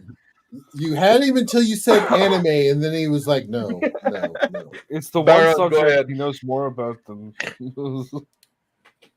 Well, a quick example is Kai created an attack where he creates like 1,000 or more tiny blades that cuts through an opponent. That sounds like magic. That is magic. Technically, yes. I call it Hardium. It's a force of will ability. In my world, magic is split into two parts: your force of will and an element. Yeah, same shit. And the two do not combine very well. Okay. Renaming elves doesn't make them any less pointy-eared. Duende are awesome. You know nothing. I don't have elves in my game. It's all humans. My game, no humans. Yeah. I skipped the complication of Except adding John. races and just for my first game, I decided to keep it simple. That's a good idea. Yeah. Yeah. Racial purity is always best. I don't follow. So, Justin, what's wrong with you? You got fucking kicked by a horse in the air. That's right. Baron, what are you excited about for 2024? Well, the things that I'm excited about is, and I said this in Bears chat yesterday, and I don't know if he you yawning guy. Just being involved with Bear and getting involved, as within the community and all that. I've really stepped back and actually taken a look at a lot of my thoughts and the way that I view things. And it's actually helped me kind of redefine where like my focuses should be, as opposed to, worrying about, oh well, but like some of the other talking heads out there, oh well, I hate this, I hate this. No, hate is so much, it's not for me, and just leave it at that. And it's taken a lot of that, and Bear, I do thank you for that, for helping me, tweak my perspectives on where they should be going as opposed to where they were going. Yeah. I take no responsibility. Oh, you're fully responsible. Nope. Can't prove it in a court of law. Fuck you. That's something I want to say. Like this attitude of like, well, that's all right, but that's not for me. That's an attitude I'd like to see more in 2024, Exactly. right? Just like, you know what? Sometimes it's all Good night, right. Phil. Do your own thing. I don't care. Oh, good night, Phil. And see you soon, I guess. Good night. Yeah. Right, Phil. Party on, man. On Friday, we're gonna have a door game live with Phil of Werewolf. I think I'm drunk now, so don't take everything I say with a grain of salt. Wait, this is not fair. He's drunk, but I'm not. I'll be I'm drunker gonna soon. brag. Anything else, Baron Jerk, you want to add? That's a very Well- good comment. Like that's not for me. Like that's important thing. The other thing is that I am very, I've been doing a lot of work. Hold on. Jeez, what the hell happened to that dog? the That dog was is the being weirdest. Mama just pulled up, so she was at the game store playing board games with Jade and his wife and everything. So Hungar's here. The birthday boy is back. Happy birthday! Now it's so happy birthday, Hungar. Birthday, Hungar. Hungar. I was singing to listening- you. I was listening and it was saying that you guys were talking about, or it sounded like you guys were talking about what you'd like to see more of in the coming year. Hungar. Yeah. Clearly, we'd like to see more of Hungar. Yes. Well, no. I would like to see Well, at least more of until Hungar, Tuesday. not in the hospital. That's what I'd like to see more of this year. What I would like to see more of when it comes to Hungar is more nerds models, such as him on a tank, him in a like a DACA jet with a orc DACA jet and other things like that. The one we need is the Triceratops. Yeah, that would be Can we good bring too. that picture back up? Sure. Give me a second. We need Hungar spread throughout the ages, like he's an immortal that's been from the time of the ancient man to the future of the Imperium type thing. Hi, Mrs. G Rock. Hello, Mrs. Hungar says hi. Hi, everybody. Is she also safe? Yes, she is very safe. Okay, just making sure. He just got home from the game store. Good. That's even Bye. better. If I hear pants rattling. Hungar claws. Bruce came up with a T-shirt idea for me. Tiger to Freeze from Dune, but with my Afro head on it and the stained lips. Oh, that reminds me. Justin and I have a shirt idea that we want to do for you, Hungar. I still have to paint. I'm going to be printing it tomorrow and then painting it shortly afterwards. So I have 5 female figures. I'm going to put them up by themselves, take a picture of one of my orcs sitting in front of them, and then Justin's going to Photoshop your face on top of the females. Just the females. Motherfucker. Females. That's backwards, bro. Okay, do both then. Don't share that picture because if you do, my penis will only be for show after that. The bodies are hot, but the face is Hungar. Be like 5 orcs behind the female. Yeah. Oh yeah, I'm reversing it. Yeah, it's not funny. Listen, Rianne Johnson, no one likes subverted expectations anymore. Yeah, Never did. that went out with 2012. I got you been on for like 15 seconds and another chaos ensue already. Welcome to my world, Blava. Welcome to my world. That's right. One of I live in this. Hungar's shirt had to be explained to Janet from another planet, which I was almost sure we're going to get kicked off YouTube that day. Oh, yeah. Hey, I made that shirt. Yeah. Shouldn't brag about that, but whatever. Yeah. Baron, is there something you wanted to add? Yeah, actually, and then gaming wise, there's one that I came across that's called Mythic Bastion Lands, and its inspiration comes from the Prince Valiant comics, the movie Excalibur, Pendragon TTRPG, the Green Knight movie, and a little bit of Elden Ring thrown in there. So I'm kind of interested in that, just for the simple fact of, especially mixing the Prince Valiant and Excalibur together, kind of, because I Sunday morning papers, you had the funny papers and Prince Valiant there every time. That was one of the ones I used to read. So yeah, definitely that one I think is going to be on my I definitely want a playlist. Yeah, the Bastionland series is pretty good from what I see. Yeah, that's something that's been on my radar. I need to look into that. I'm interested in it, but I want to learn more about it. Oh, Crispy, just before you run, do you have anything you like share with us, like what you're excited about for 2024? Well, I think it'll be 2024 is going to be a great year. Very optimistic that our project Max with some of the others is going to bear fruit. I think it's going to be really good, just to show people, more people how we're playing these games, and that should be a lot of fun. So more games, more different systems, all sorts of stuff. I think I'm really excited about it. I think 2024 is going to be a banner year. Really good. Yeah. I'm very excited about it as well. Yeah. So I have to run. I've put off my guests long enough. I need to get back to them. But yeah, happy New Year to everybody. Party on, man. Happy New Year. Bye. Yes. Yeah. Nice to meet you. Yeah. And, you're out of the hospital, I hope, sir. Are you, Mr. Hungar? Yeah. Yeah. Okay. Good. Well, that's good news. Happy New Year.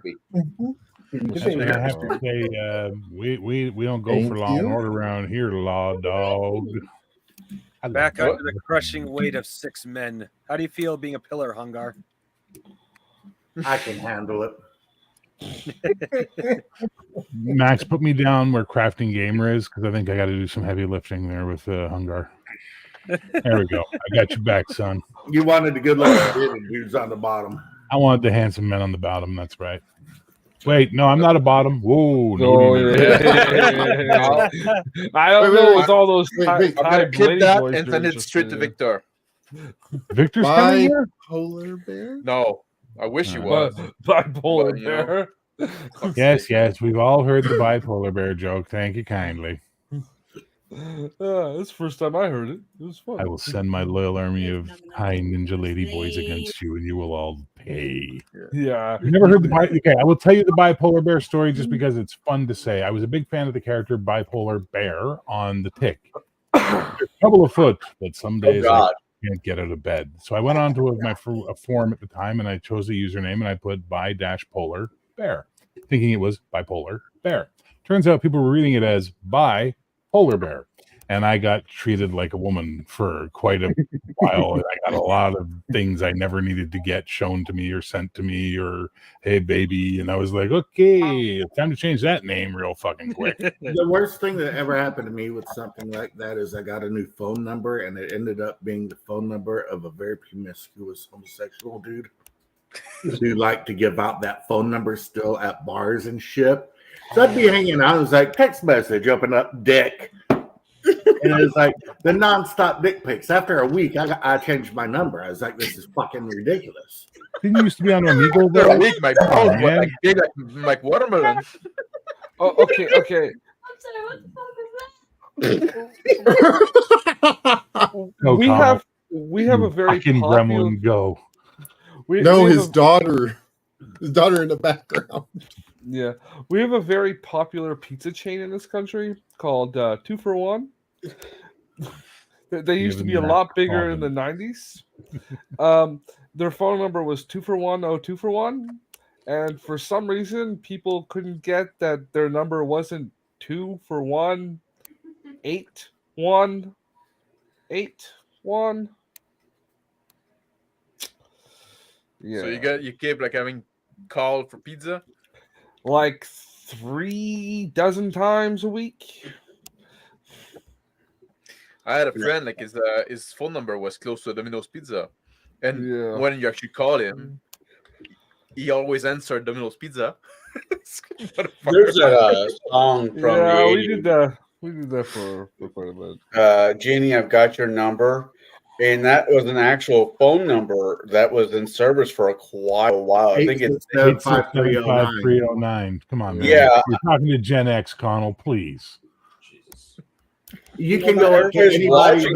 You can go up to most people my Bear's age and ask them what Jenny's number is, and they will tell you 8675309.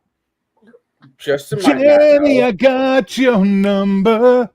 It was make you mine. It was my Wi-Fi password for a very long time, and people would ask me, well, why do you have that? Jenny 8675309. They go, why do you have that? And I go, who in the hell would actually think of a Wi-Fi password that was Jenny 8675309? All right, Crafting Gamer had his hand up, eh? Yeah. Crafting Gamer, you want to say something? I'm the only sober one. I might as well jump in and be like police. Thank you. I have a response to phone numbers I don't recognize. It's very simple. Hoffman's Morgue Brown Grill. May we serve you today? I don't laugh, Carl. I don't fucking. You'd be amazed how many times people just hang up. I just don't answer it. I ignore them now. Yeah, just answer. I don't actually cut down on the amount of phone calls. Okay, I'm lying. I absolutely answer because I'm hoping it's going to be one of those fucking, this is the Canadian government. There's a problem with your passport. Press 1 to speak to one of our agents. So I can press and I go, hello, yes, this is Raj from the thing. And I go, fuck you, get a real job. You're an embarrassment to your family. I ignore them, and if they really need to talk to me, and if it's important, they will leave a voicemail. I live in an apartment building, and at least once a week I get a call for a vent cleaning service. I do too, and I get a call from a solar power or solar installers. Would you like to have solar on your home this year? Sure. Yeah, no, like great. for We can use our ventilation. guy out. Fair. Here's the number Not you you call. lady boys. All right, we've lost complete control of this. Hungar, you are a fucking force of nature, buddy. Yeah. Whoops, sorry guys. So happy we wandered What in I here. want to see more of in 2024 is titties. That's what I want to see. I knew you were going to say that. I second that. Boobs, but I knew you were going to say that. I want to see more titties 2024. Yeah. I thought you were giving up porn, so. I am giving up porn. I want to see them in person. Oh, okay, that's fair. That's fair. It's a step in the right direction. And next he knows it was a bunch of men with men titties that come up and go, are these it? Are these what you need? Tell me one of you in mind. I don't think he's been hanging out with Bear that much. Really, Justin? You want violence? Is that what you're doing, buddy? You're the one who's been talking about lady boys all night. He is the bipolar bear. I'll fucking touch you. Look into my eye. My lower. My first book says my hearing's bad. I thought Hungar said kitties. Yeah, you're blessed. You know what? I wouldn't mind seeing more kitties too, because kitties are cool. Hi to Ruby, by the way. Happy New Year to both. Yeah. Happy New Year, everybody. I could see a lot more kittens, Claudio. and I'd be happy about that. Yeah. Become a furry, you can see kitty titties. No. Okay, there's an option. Well, I mean, you're partially there. I mean, you got the. That's not how that I'm a works. dwarf. Well, then if you can become a furry, you can hang out with fucking Greg from Dueling Dragons Adventure, like Aris Chronicle, and with Max Liao, right? No. Nah, I'm good. That is How did I random even get hate. started with Can you imagine Mac? how much that smells? Oh, Jesus Christ, how good. Jesus I mean, Christ. realistically, that has to be the stinkiest thing ever. I've worn fire bunker gear, and that stuff stinks. The bunker gear stinks. Now, imagine bunker gear with fur on it. And that you've been doing nasty shit in. Yeah. Yeah, my angry dolphin doesn't want any part of that. Whenever people say, My "Bruce, you wanna be anaconda furry?" don't want none. So I That's want why to you say just burn the costume thanks and to everybody remake that it. watched and joined us for the video stream. Now the stream is going into chaos, so I'm not ending the stream now, but I just want to thank you now for joining. You can find me my future videos on this channel. Hungar took a nap. He's all rested up and ready to rumble. To be completely honest, I'm mildly impressed you were able to hold in the nonsense for as long as you did. I'm impressed the stream went as smooth as it did, man. Bear, you need to see that coffee that Bruce has. Bruce, I bring saw that it. coffee back out. Yeah, it's got bears on it. No, what the name of it is. Blackout coffee, Mama Bear. Okay, well, I'm a Papa Bear bitch, so. You said your bottom though. He's that don't mean I ain't a Papa Bear. You ever heard of the term power bottom? Yeah. Bruce, do you have a marker? You just need to draw a penis on that somewhere. It'll be good for him. A marker? No, I've got plenty of paint though. Just a quick penis on the back. It'll make Which he quickly turned it into a hyena at that point. Hyenas are female hyenas have unusable dicks.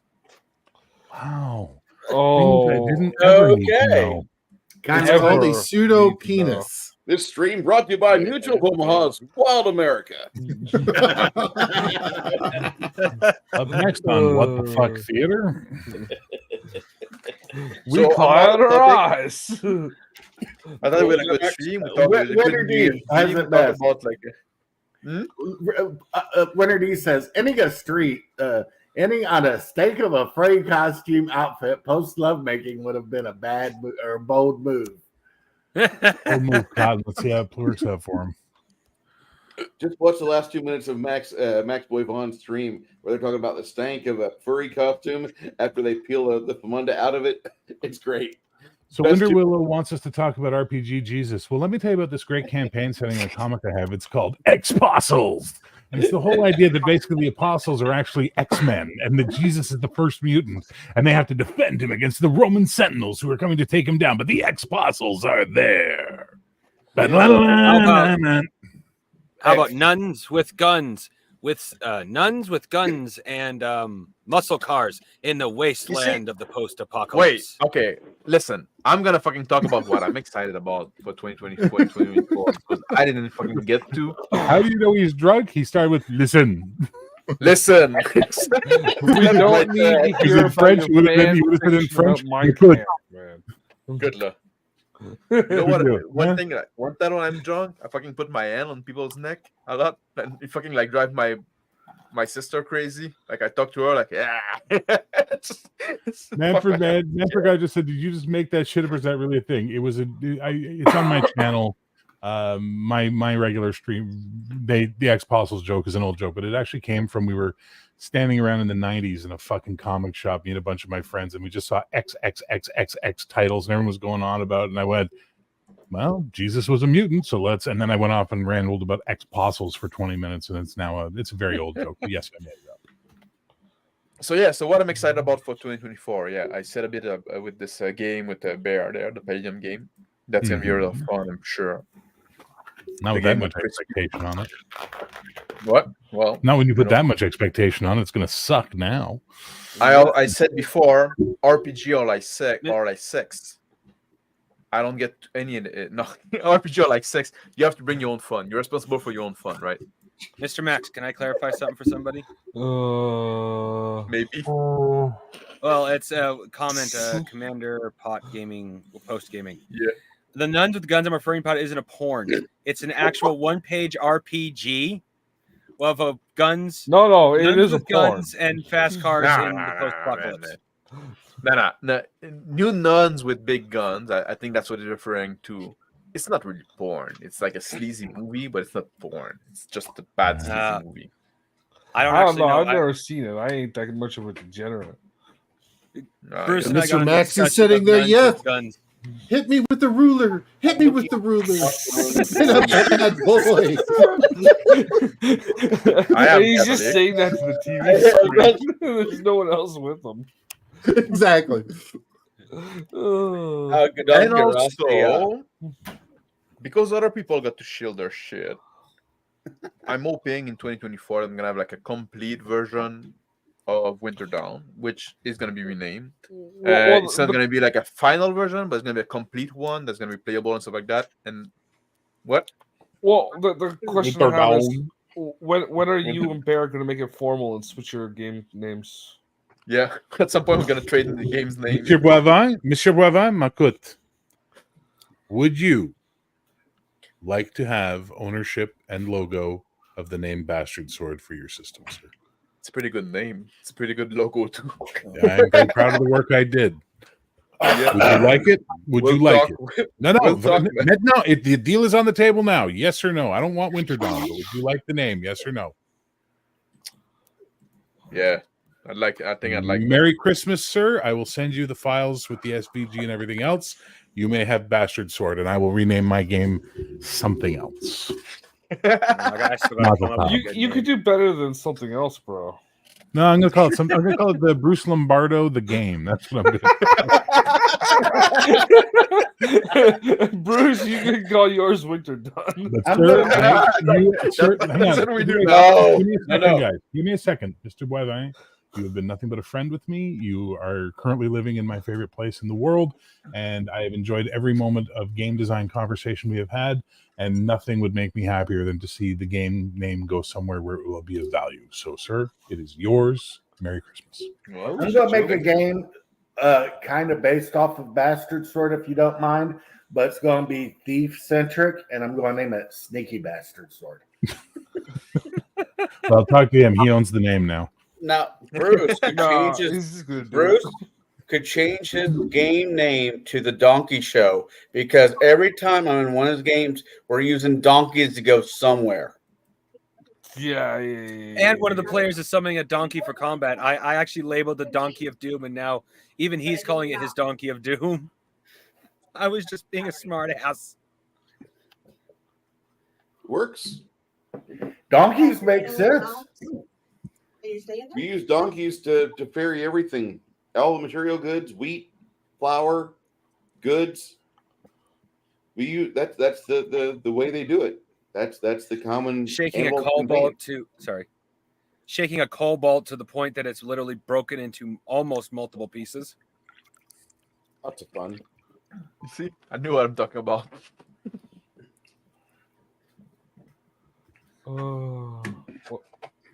Did I break anything? I'm kind of out of topic, guys. Share the image I just put. Oh, fuck. Yeah, there you go. Bastard Sword coming out in 2024. Yeah, a Mr. Bovon original. Listen to me. This is a game. Well, I expect a credit. I'm not going to lie. Yeah. I expect a credit in there somewhere. This art was originally produced by Max. So, based on an original idea by Mr. Boivin, no one else, certainly not some fat fucking English guy. What? That's the strangest credit ever. I'm going back to bed, you motherfuckers. See what he does? He comes in like chaos clause. He's like, chaos, gotta go. Yes. I come in, I stir the pot, get shit going. I'm like, later, fuckers. Don't forget to watch what was that movie called again? Discreet Agenda or whatever. I'm not helping you with your fucking doxing of me. Happy New Year, everybody. Happy New Year. Happy birthday. Happy birthday, Hungar. Happy birthday, Hungar. See you. Don't look a day over 12. Yeah. You can play him You don't promise act game like then. you're 12. No, he's too old at 12. He'd have to be a couple of years younger. Take care of May, God, may your wish, may your wish to see more boobs happen this year. Yeah. See more boobs, stay out of the hospital. Huge Yeah. And may them not be wrinkly and saggy. I don't care if they're wrinkly or saggy. They're boobs. Yeah. What is it, Ron Not White? be male. If I wait, if it was Ron White, you know, they ask a man, "You want to see my boobs?" Yes. We have to see every pair because we're men. Yeah, when you see one set of those bastards, you want to see the rest. Yeah. True story. Whoa. Dirty look I'm getting from my daughter. And now, well, this is why you should wear earbuds or headphones. Bear is now holding up the other cheeks. That's not bad. What is not bad? Bear, Yeah, hold it's your head up coming. straight, you'll crink your neck. I'm producing it. Is it going to be Bastard's Sword or Bastard's Word? Sorry, someone asked me a question. I missed it. Oh, I was making a joke. I said, hold your head up straight, you'll crink your neck. You know, you're right beneath everybody. You're holding up all the weight. Oh, yeah. Bring it, bitches. I hate Hey, watch the hand. At least warm them up first. Hey. Watch as I work Baron G's head. Oh, yeah. I wish StreamYard would even out the layout a bit more by the Brian James, Happy New Year, sir. What you can custom the Tell somebody layout. who's sing And, that song tonight. Yeah, but I'm lazy. but I'm lazy. Yeah, you can I make also custom like- layouts in. I hate fucking up with that shit. In, Yeah. Stupid duck. What are we talking about? The we were wrapping layout, up. the layout, the people on the screen. You can Yeah. do custom ones. But to be honest, I think we're gonna wrap up now because like now we're just going into like fucking like chaos. Yeah. Unless Fuck you you, have like Mountain something you want to talk about. What? Yeah, fuck you, Mountain Time and West Coast. No Happy New Year's for you. Yeah. Well, no, Cut off I'm- just 1 minute before 2:00. So That's probably what is gonna happen by the time we wrap up and stuff like that. If you wanna stretch it out, but like fucking say something smart because like I got to get up early in the morning and go have breakfast with a friend. Oh really? Yeah. Oh, really? So let's wrap that out. And you know what? People that are not in Eastern time, I hope you have somebody making their own stream. You know, it is what it is. I carry it over like the East and the Central time. And the old geek did the Europe kind of bullshit, right? Yes. Europe bullshit. So I think it's gonna be like let's like go around. hiccups If you have now. like final world, I'm gonna just go around like in a circle. Like I'm gonna start Crafting Gamer because that's how the layout is now. Go ahead, Crafting Gamer. Yeah, any final word before I wrap up the stream, before I lose the ability to speak? Couple of things. I hope everybody had a good Christmas. I hope everybody has a good New Year. I hope everybody has a good year overall, and I hope Mr. Max gets a beaver-shaped chainsaw. Beaver-shaped chainsaw. I don't need chainsaw anymore. I move out of the wood now. Doesn't Why matter. did you move out of the woods? What? Why did you move out of the woods? I thought that was what you wanted. Yeah, I'm too old now. I'm too old and I don't have family, so. You're 30. I'm not 30, I'm 41. Oh. He couldn't find a beaver-shaped chainsaw. That's why he moved. Bruce, I think I'm the youngest here at 32. Okay. But Max doesn't look within 10 years of me. Thank you. No, I will have to admit he does not look like he's in his 40s. He looks like he should be in his 30s. It's because of the lighting. Lightning. Lighting. Yeah, you know. Justin, say something smart. All right. Was that gas coming out of a chamber? What the fuck was that? That was my nose. It was all the steam escaping. Something smart. I say something smart every now and Yeah. But not on demand. No, Let's leave it at that. final thought, like you want to say the final parting Yes, I word. That's what know. I'm saying. It doesn't have to be smart. I don't want to Have put a the good night, pressure on you. everybody. Eat something healthier than Taco Bell, but try to get me a sponsorship by them because I could use the free food. Why would you eat that? Hey, if it's free, I don't care. I don't know. Have a good night, everybody. I'm too drunk. Connell. All right, hold that thought. Sorry. I want Connell. everybody out there to get home safely from if you're not at home watching us or wherever you're at, get home safely. It's like people are gonna be not at home watching that shit show. It's kind of why I didn't say that.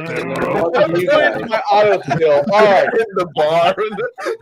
Happy New Year! Happy New Year!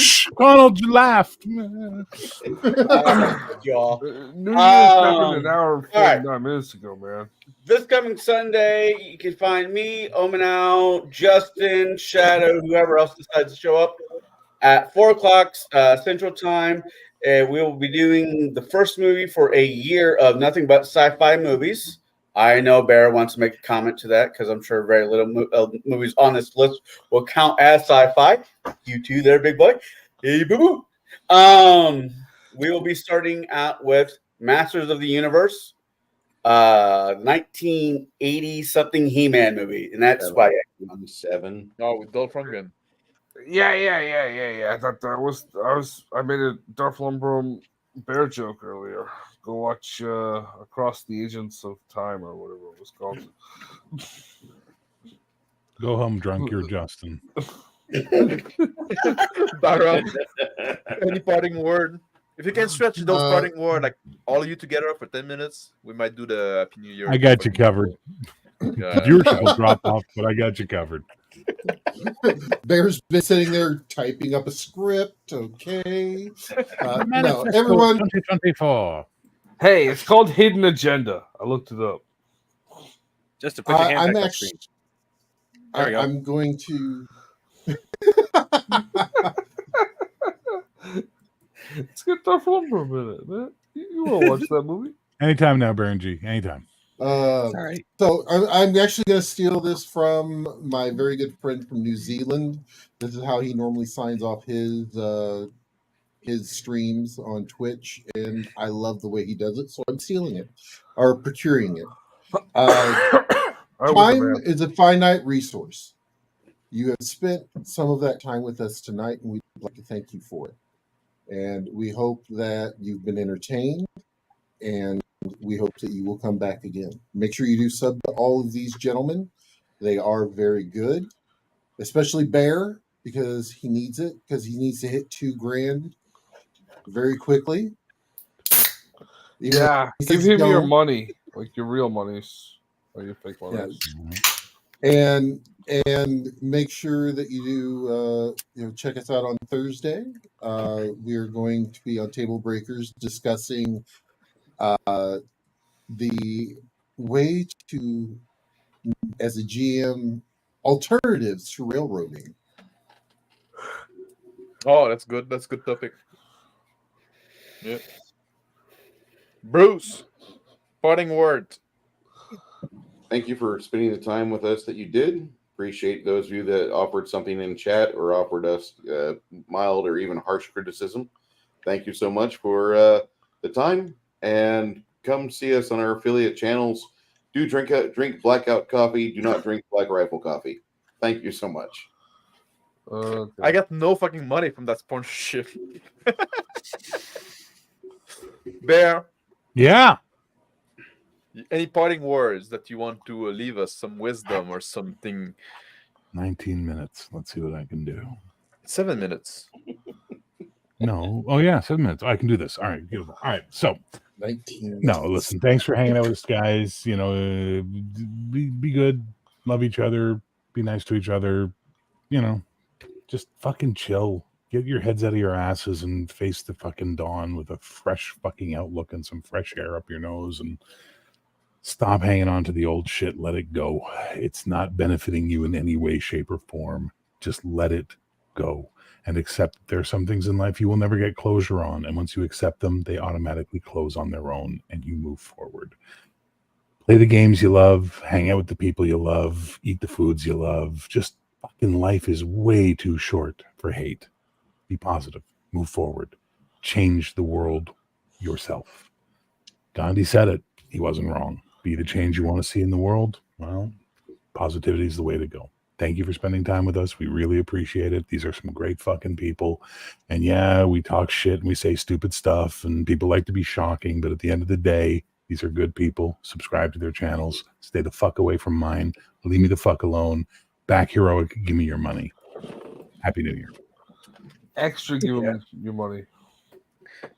Yeah, guys, thank you for everybody that joined, and thank you for people that joined in chat. Thank you for people that joined here, me on the panel. Those guys here, the other guy that jumped in, Brian Game Master, Brian Gaming with HD, Crispy, Ongar. Am I forgetting somebody? I'm sorry for forgetting somebody. Who the hell is Brian? Cody. Cody, of course. Yeah, GM. I'm gonna forget Cody. Who the hell is Brian? Cody need to be fucking like over 500 subscriber at least, like now, right? It's just like it's a travesty, right? I can't subscribe to him again. I've already subscribed. If I hit that button, I'll unsubscribe. It's a legit crime that he doesn't have 1,000 subscribers. Yeah. I want to ask a serious question. Who the hell is Brian of ADHD? I only know Brian from London. Yeah. And yeah, 2023 was a tumultuous year, right? A lot of like controversy, a lot of scandals, stuff like that. Let's just fucking leave that behind. And I know 2024, for my American friend out there, I know a lot of you American, a lot of people listening are American. It's gonna be election year. Don't let that get to you. Focus on the thing that matter in your life, which politics is not one of them. Like, you have no control about that.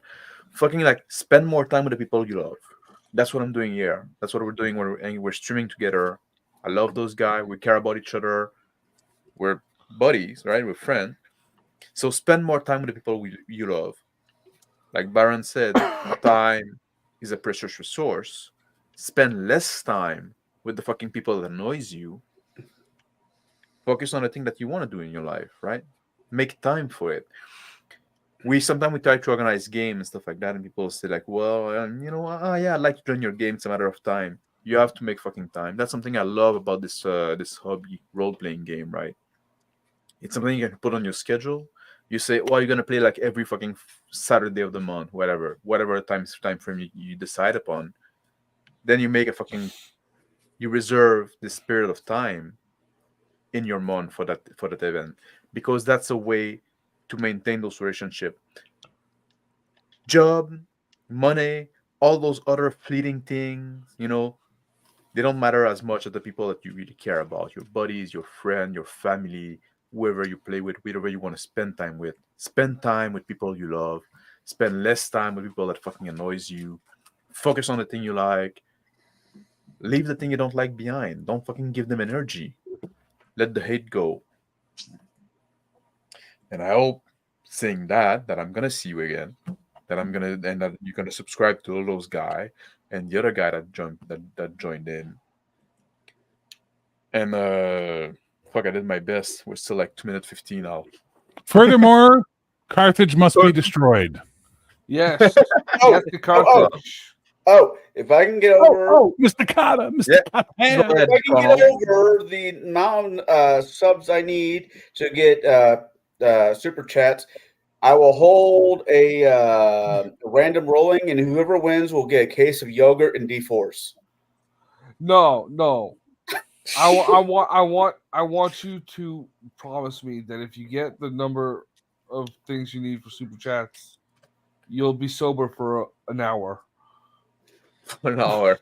So Bear, I gotta make it a reasonable amount of time. Like it's It's like every dollar that Connell is gonna receive in Super Chat is gonna not drink for an hour.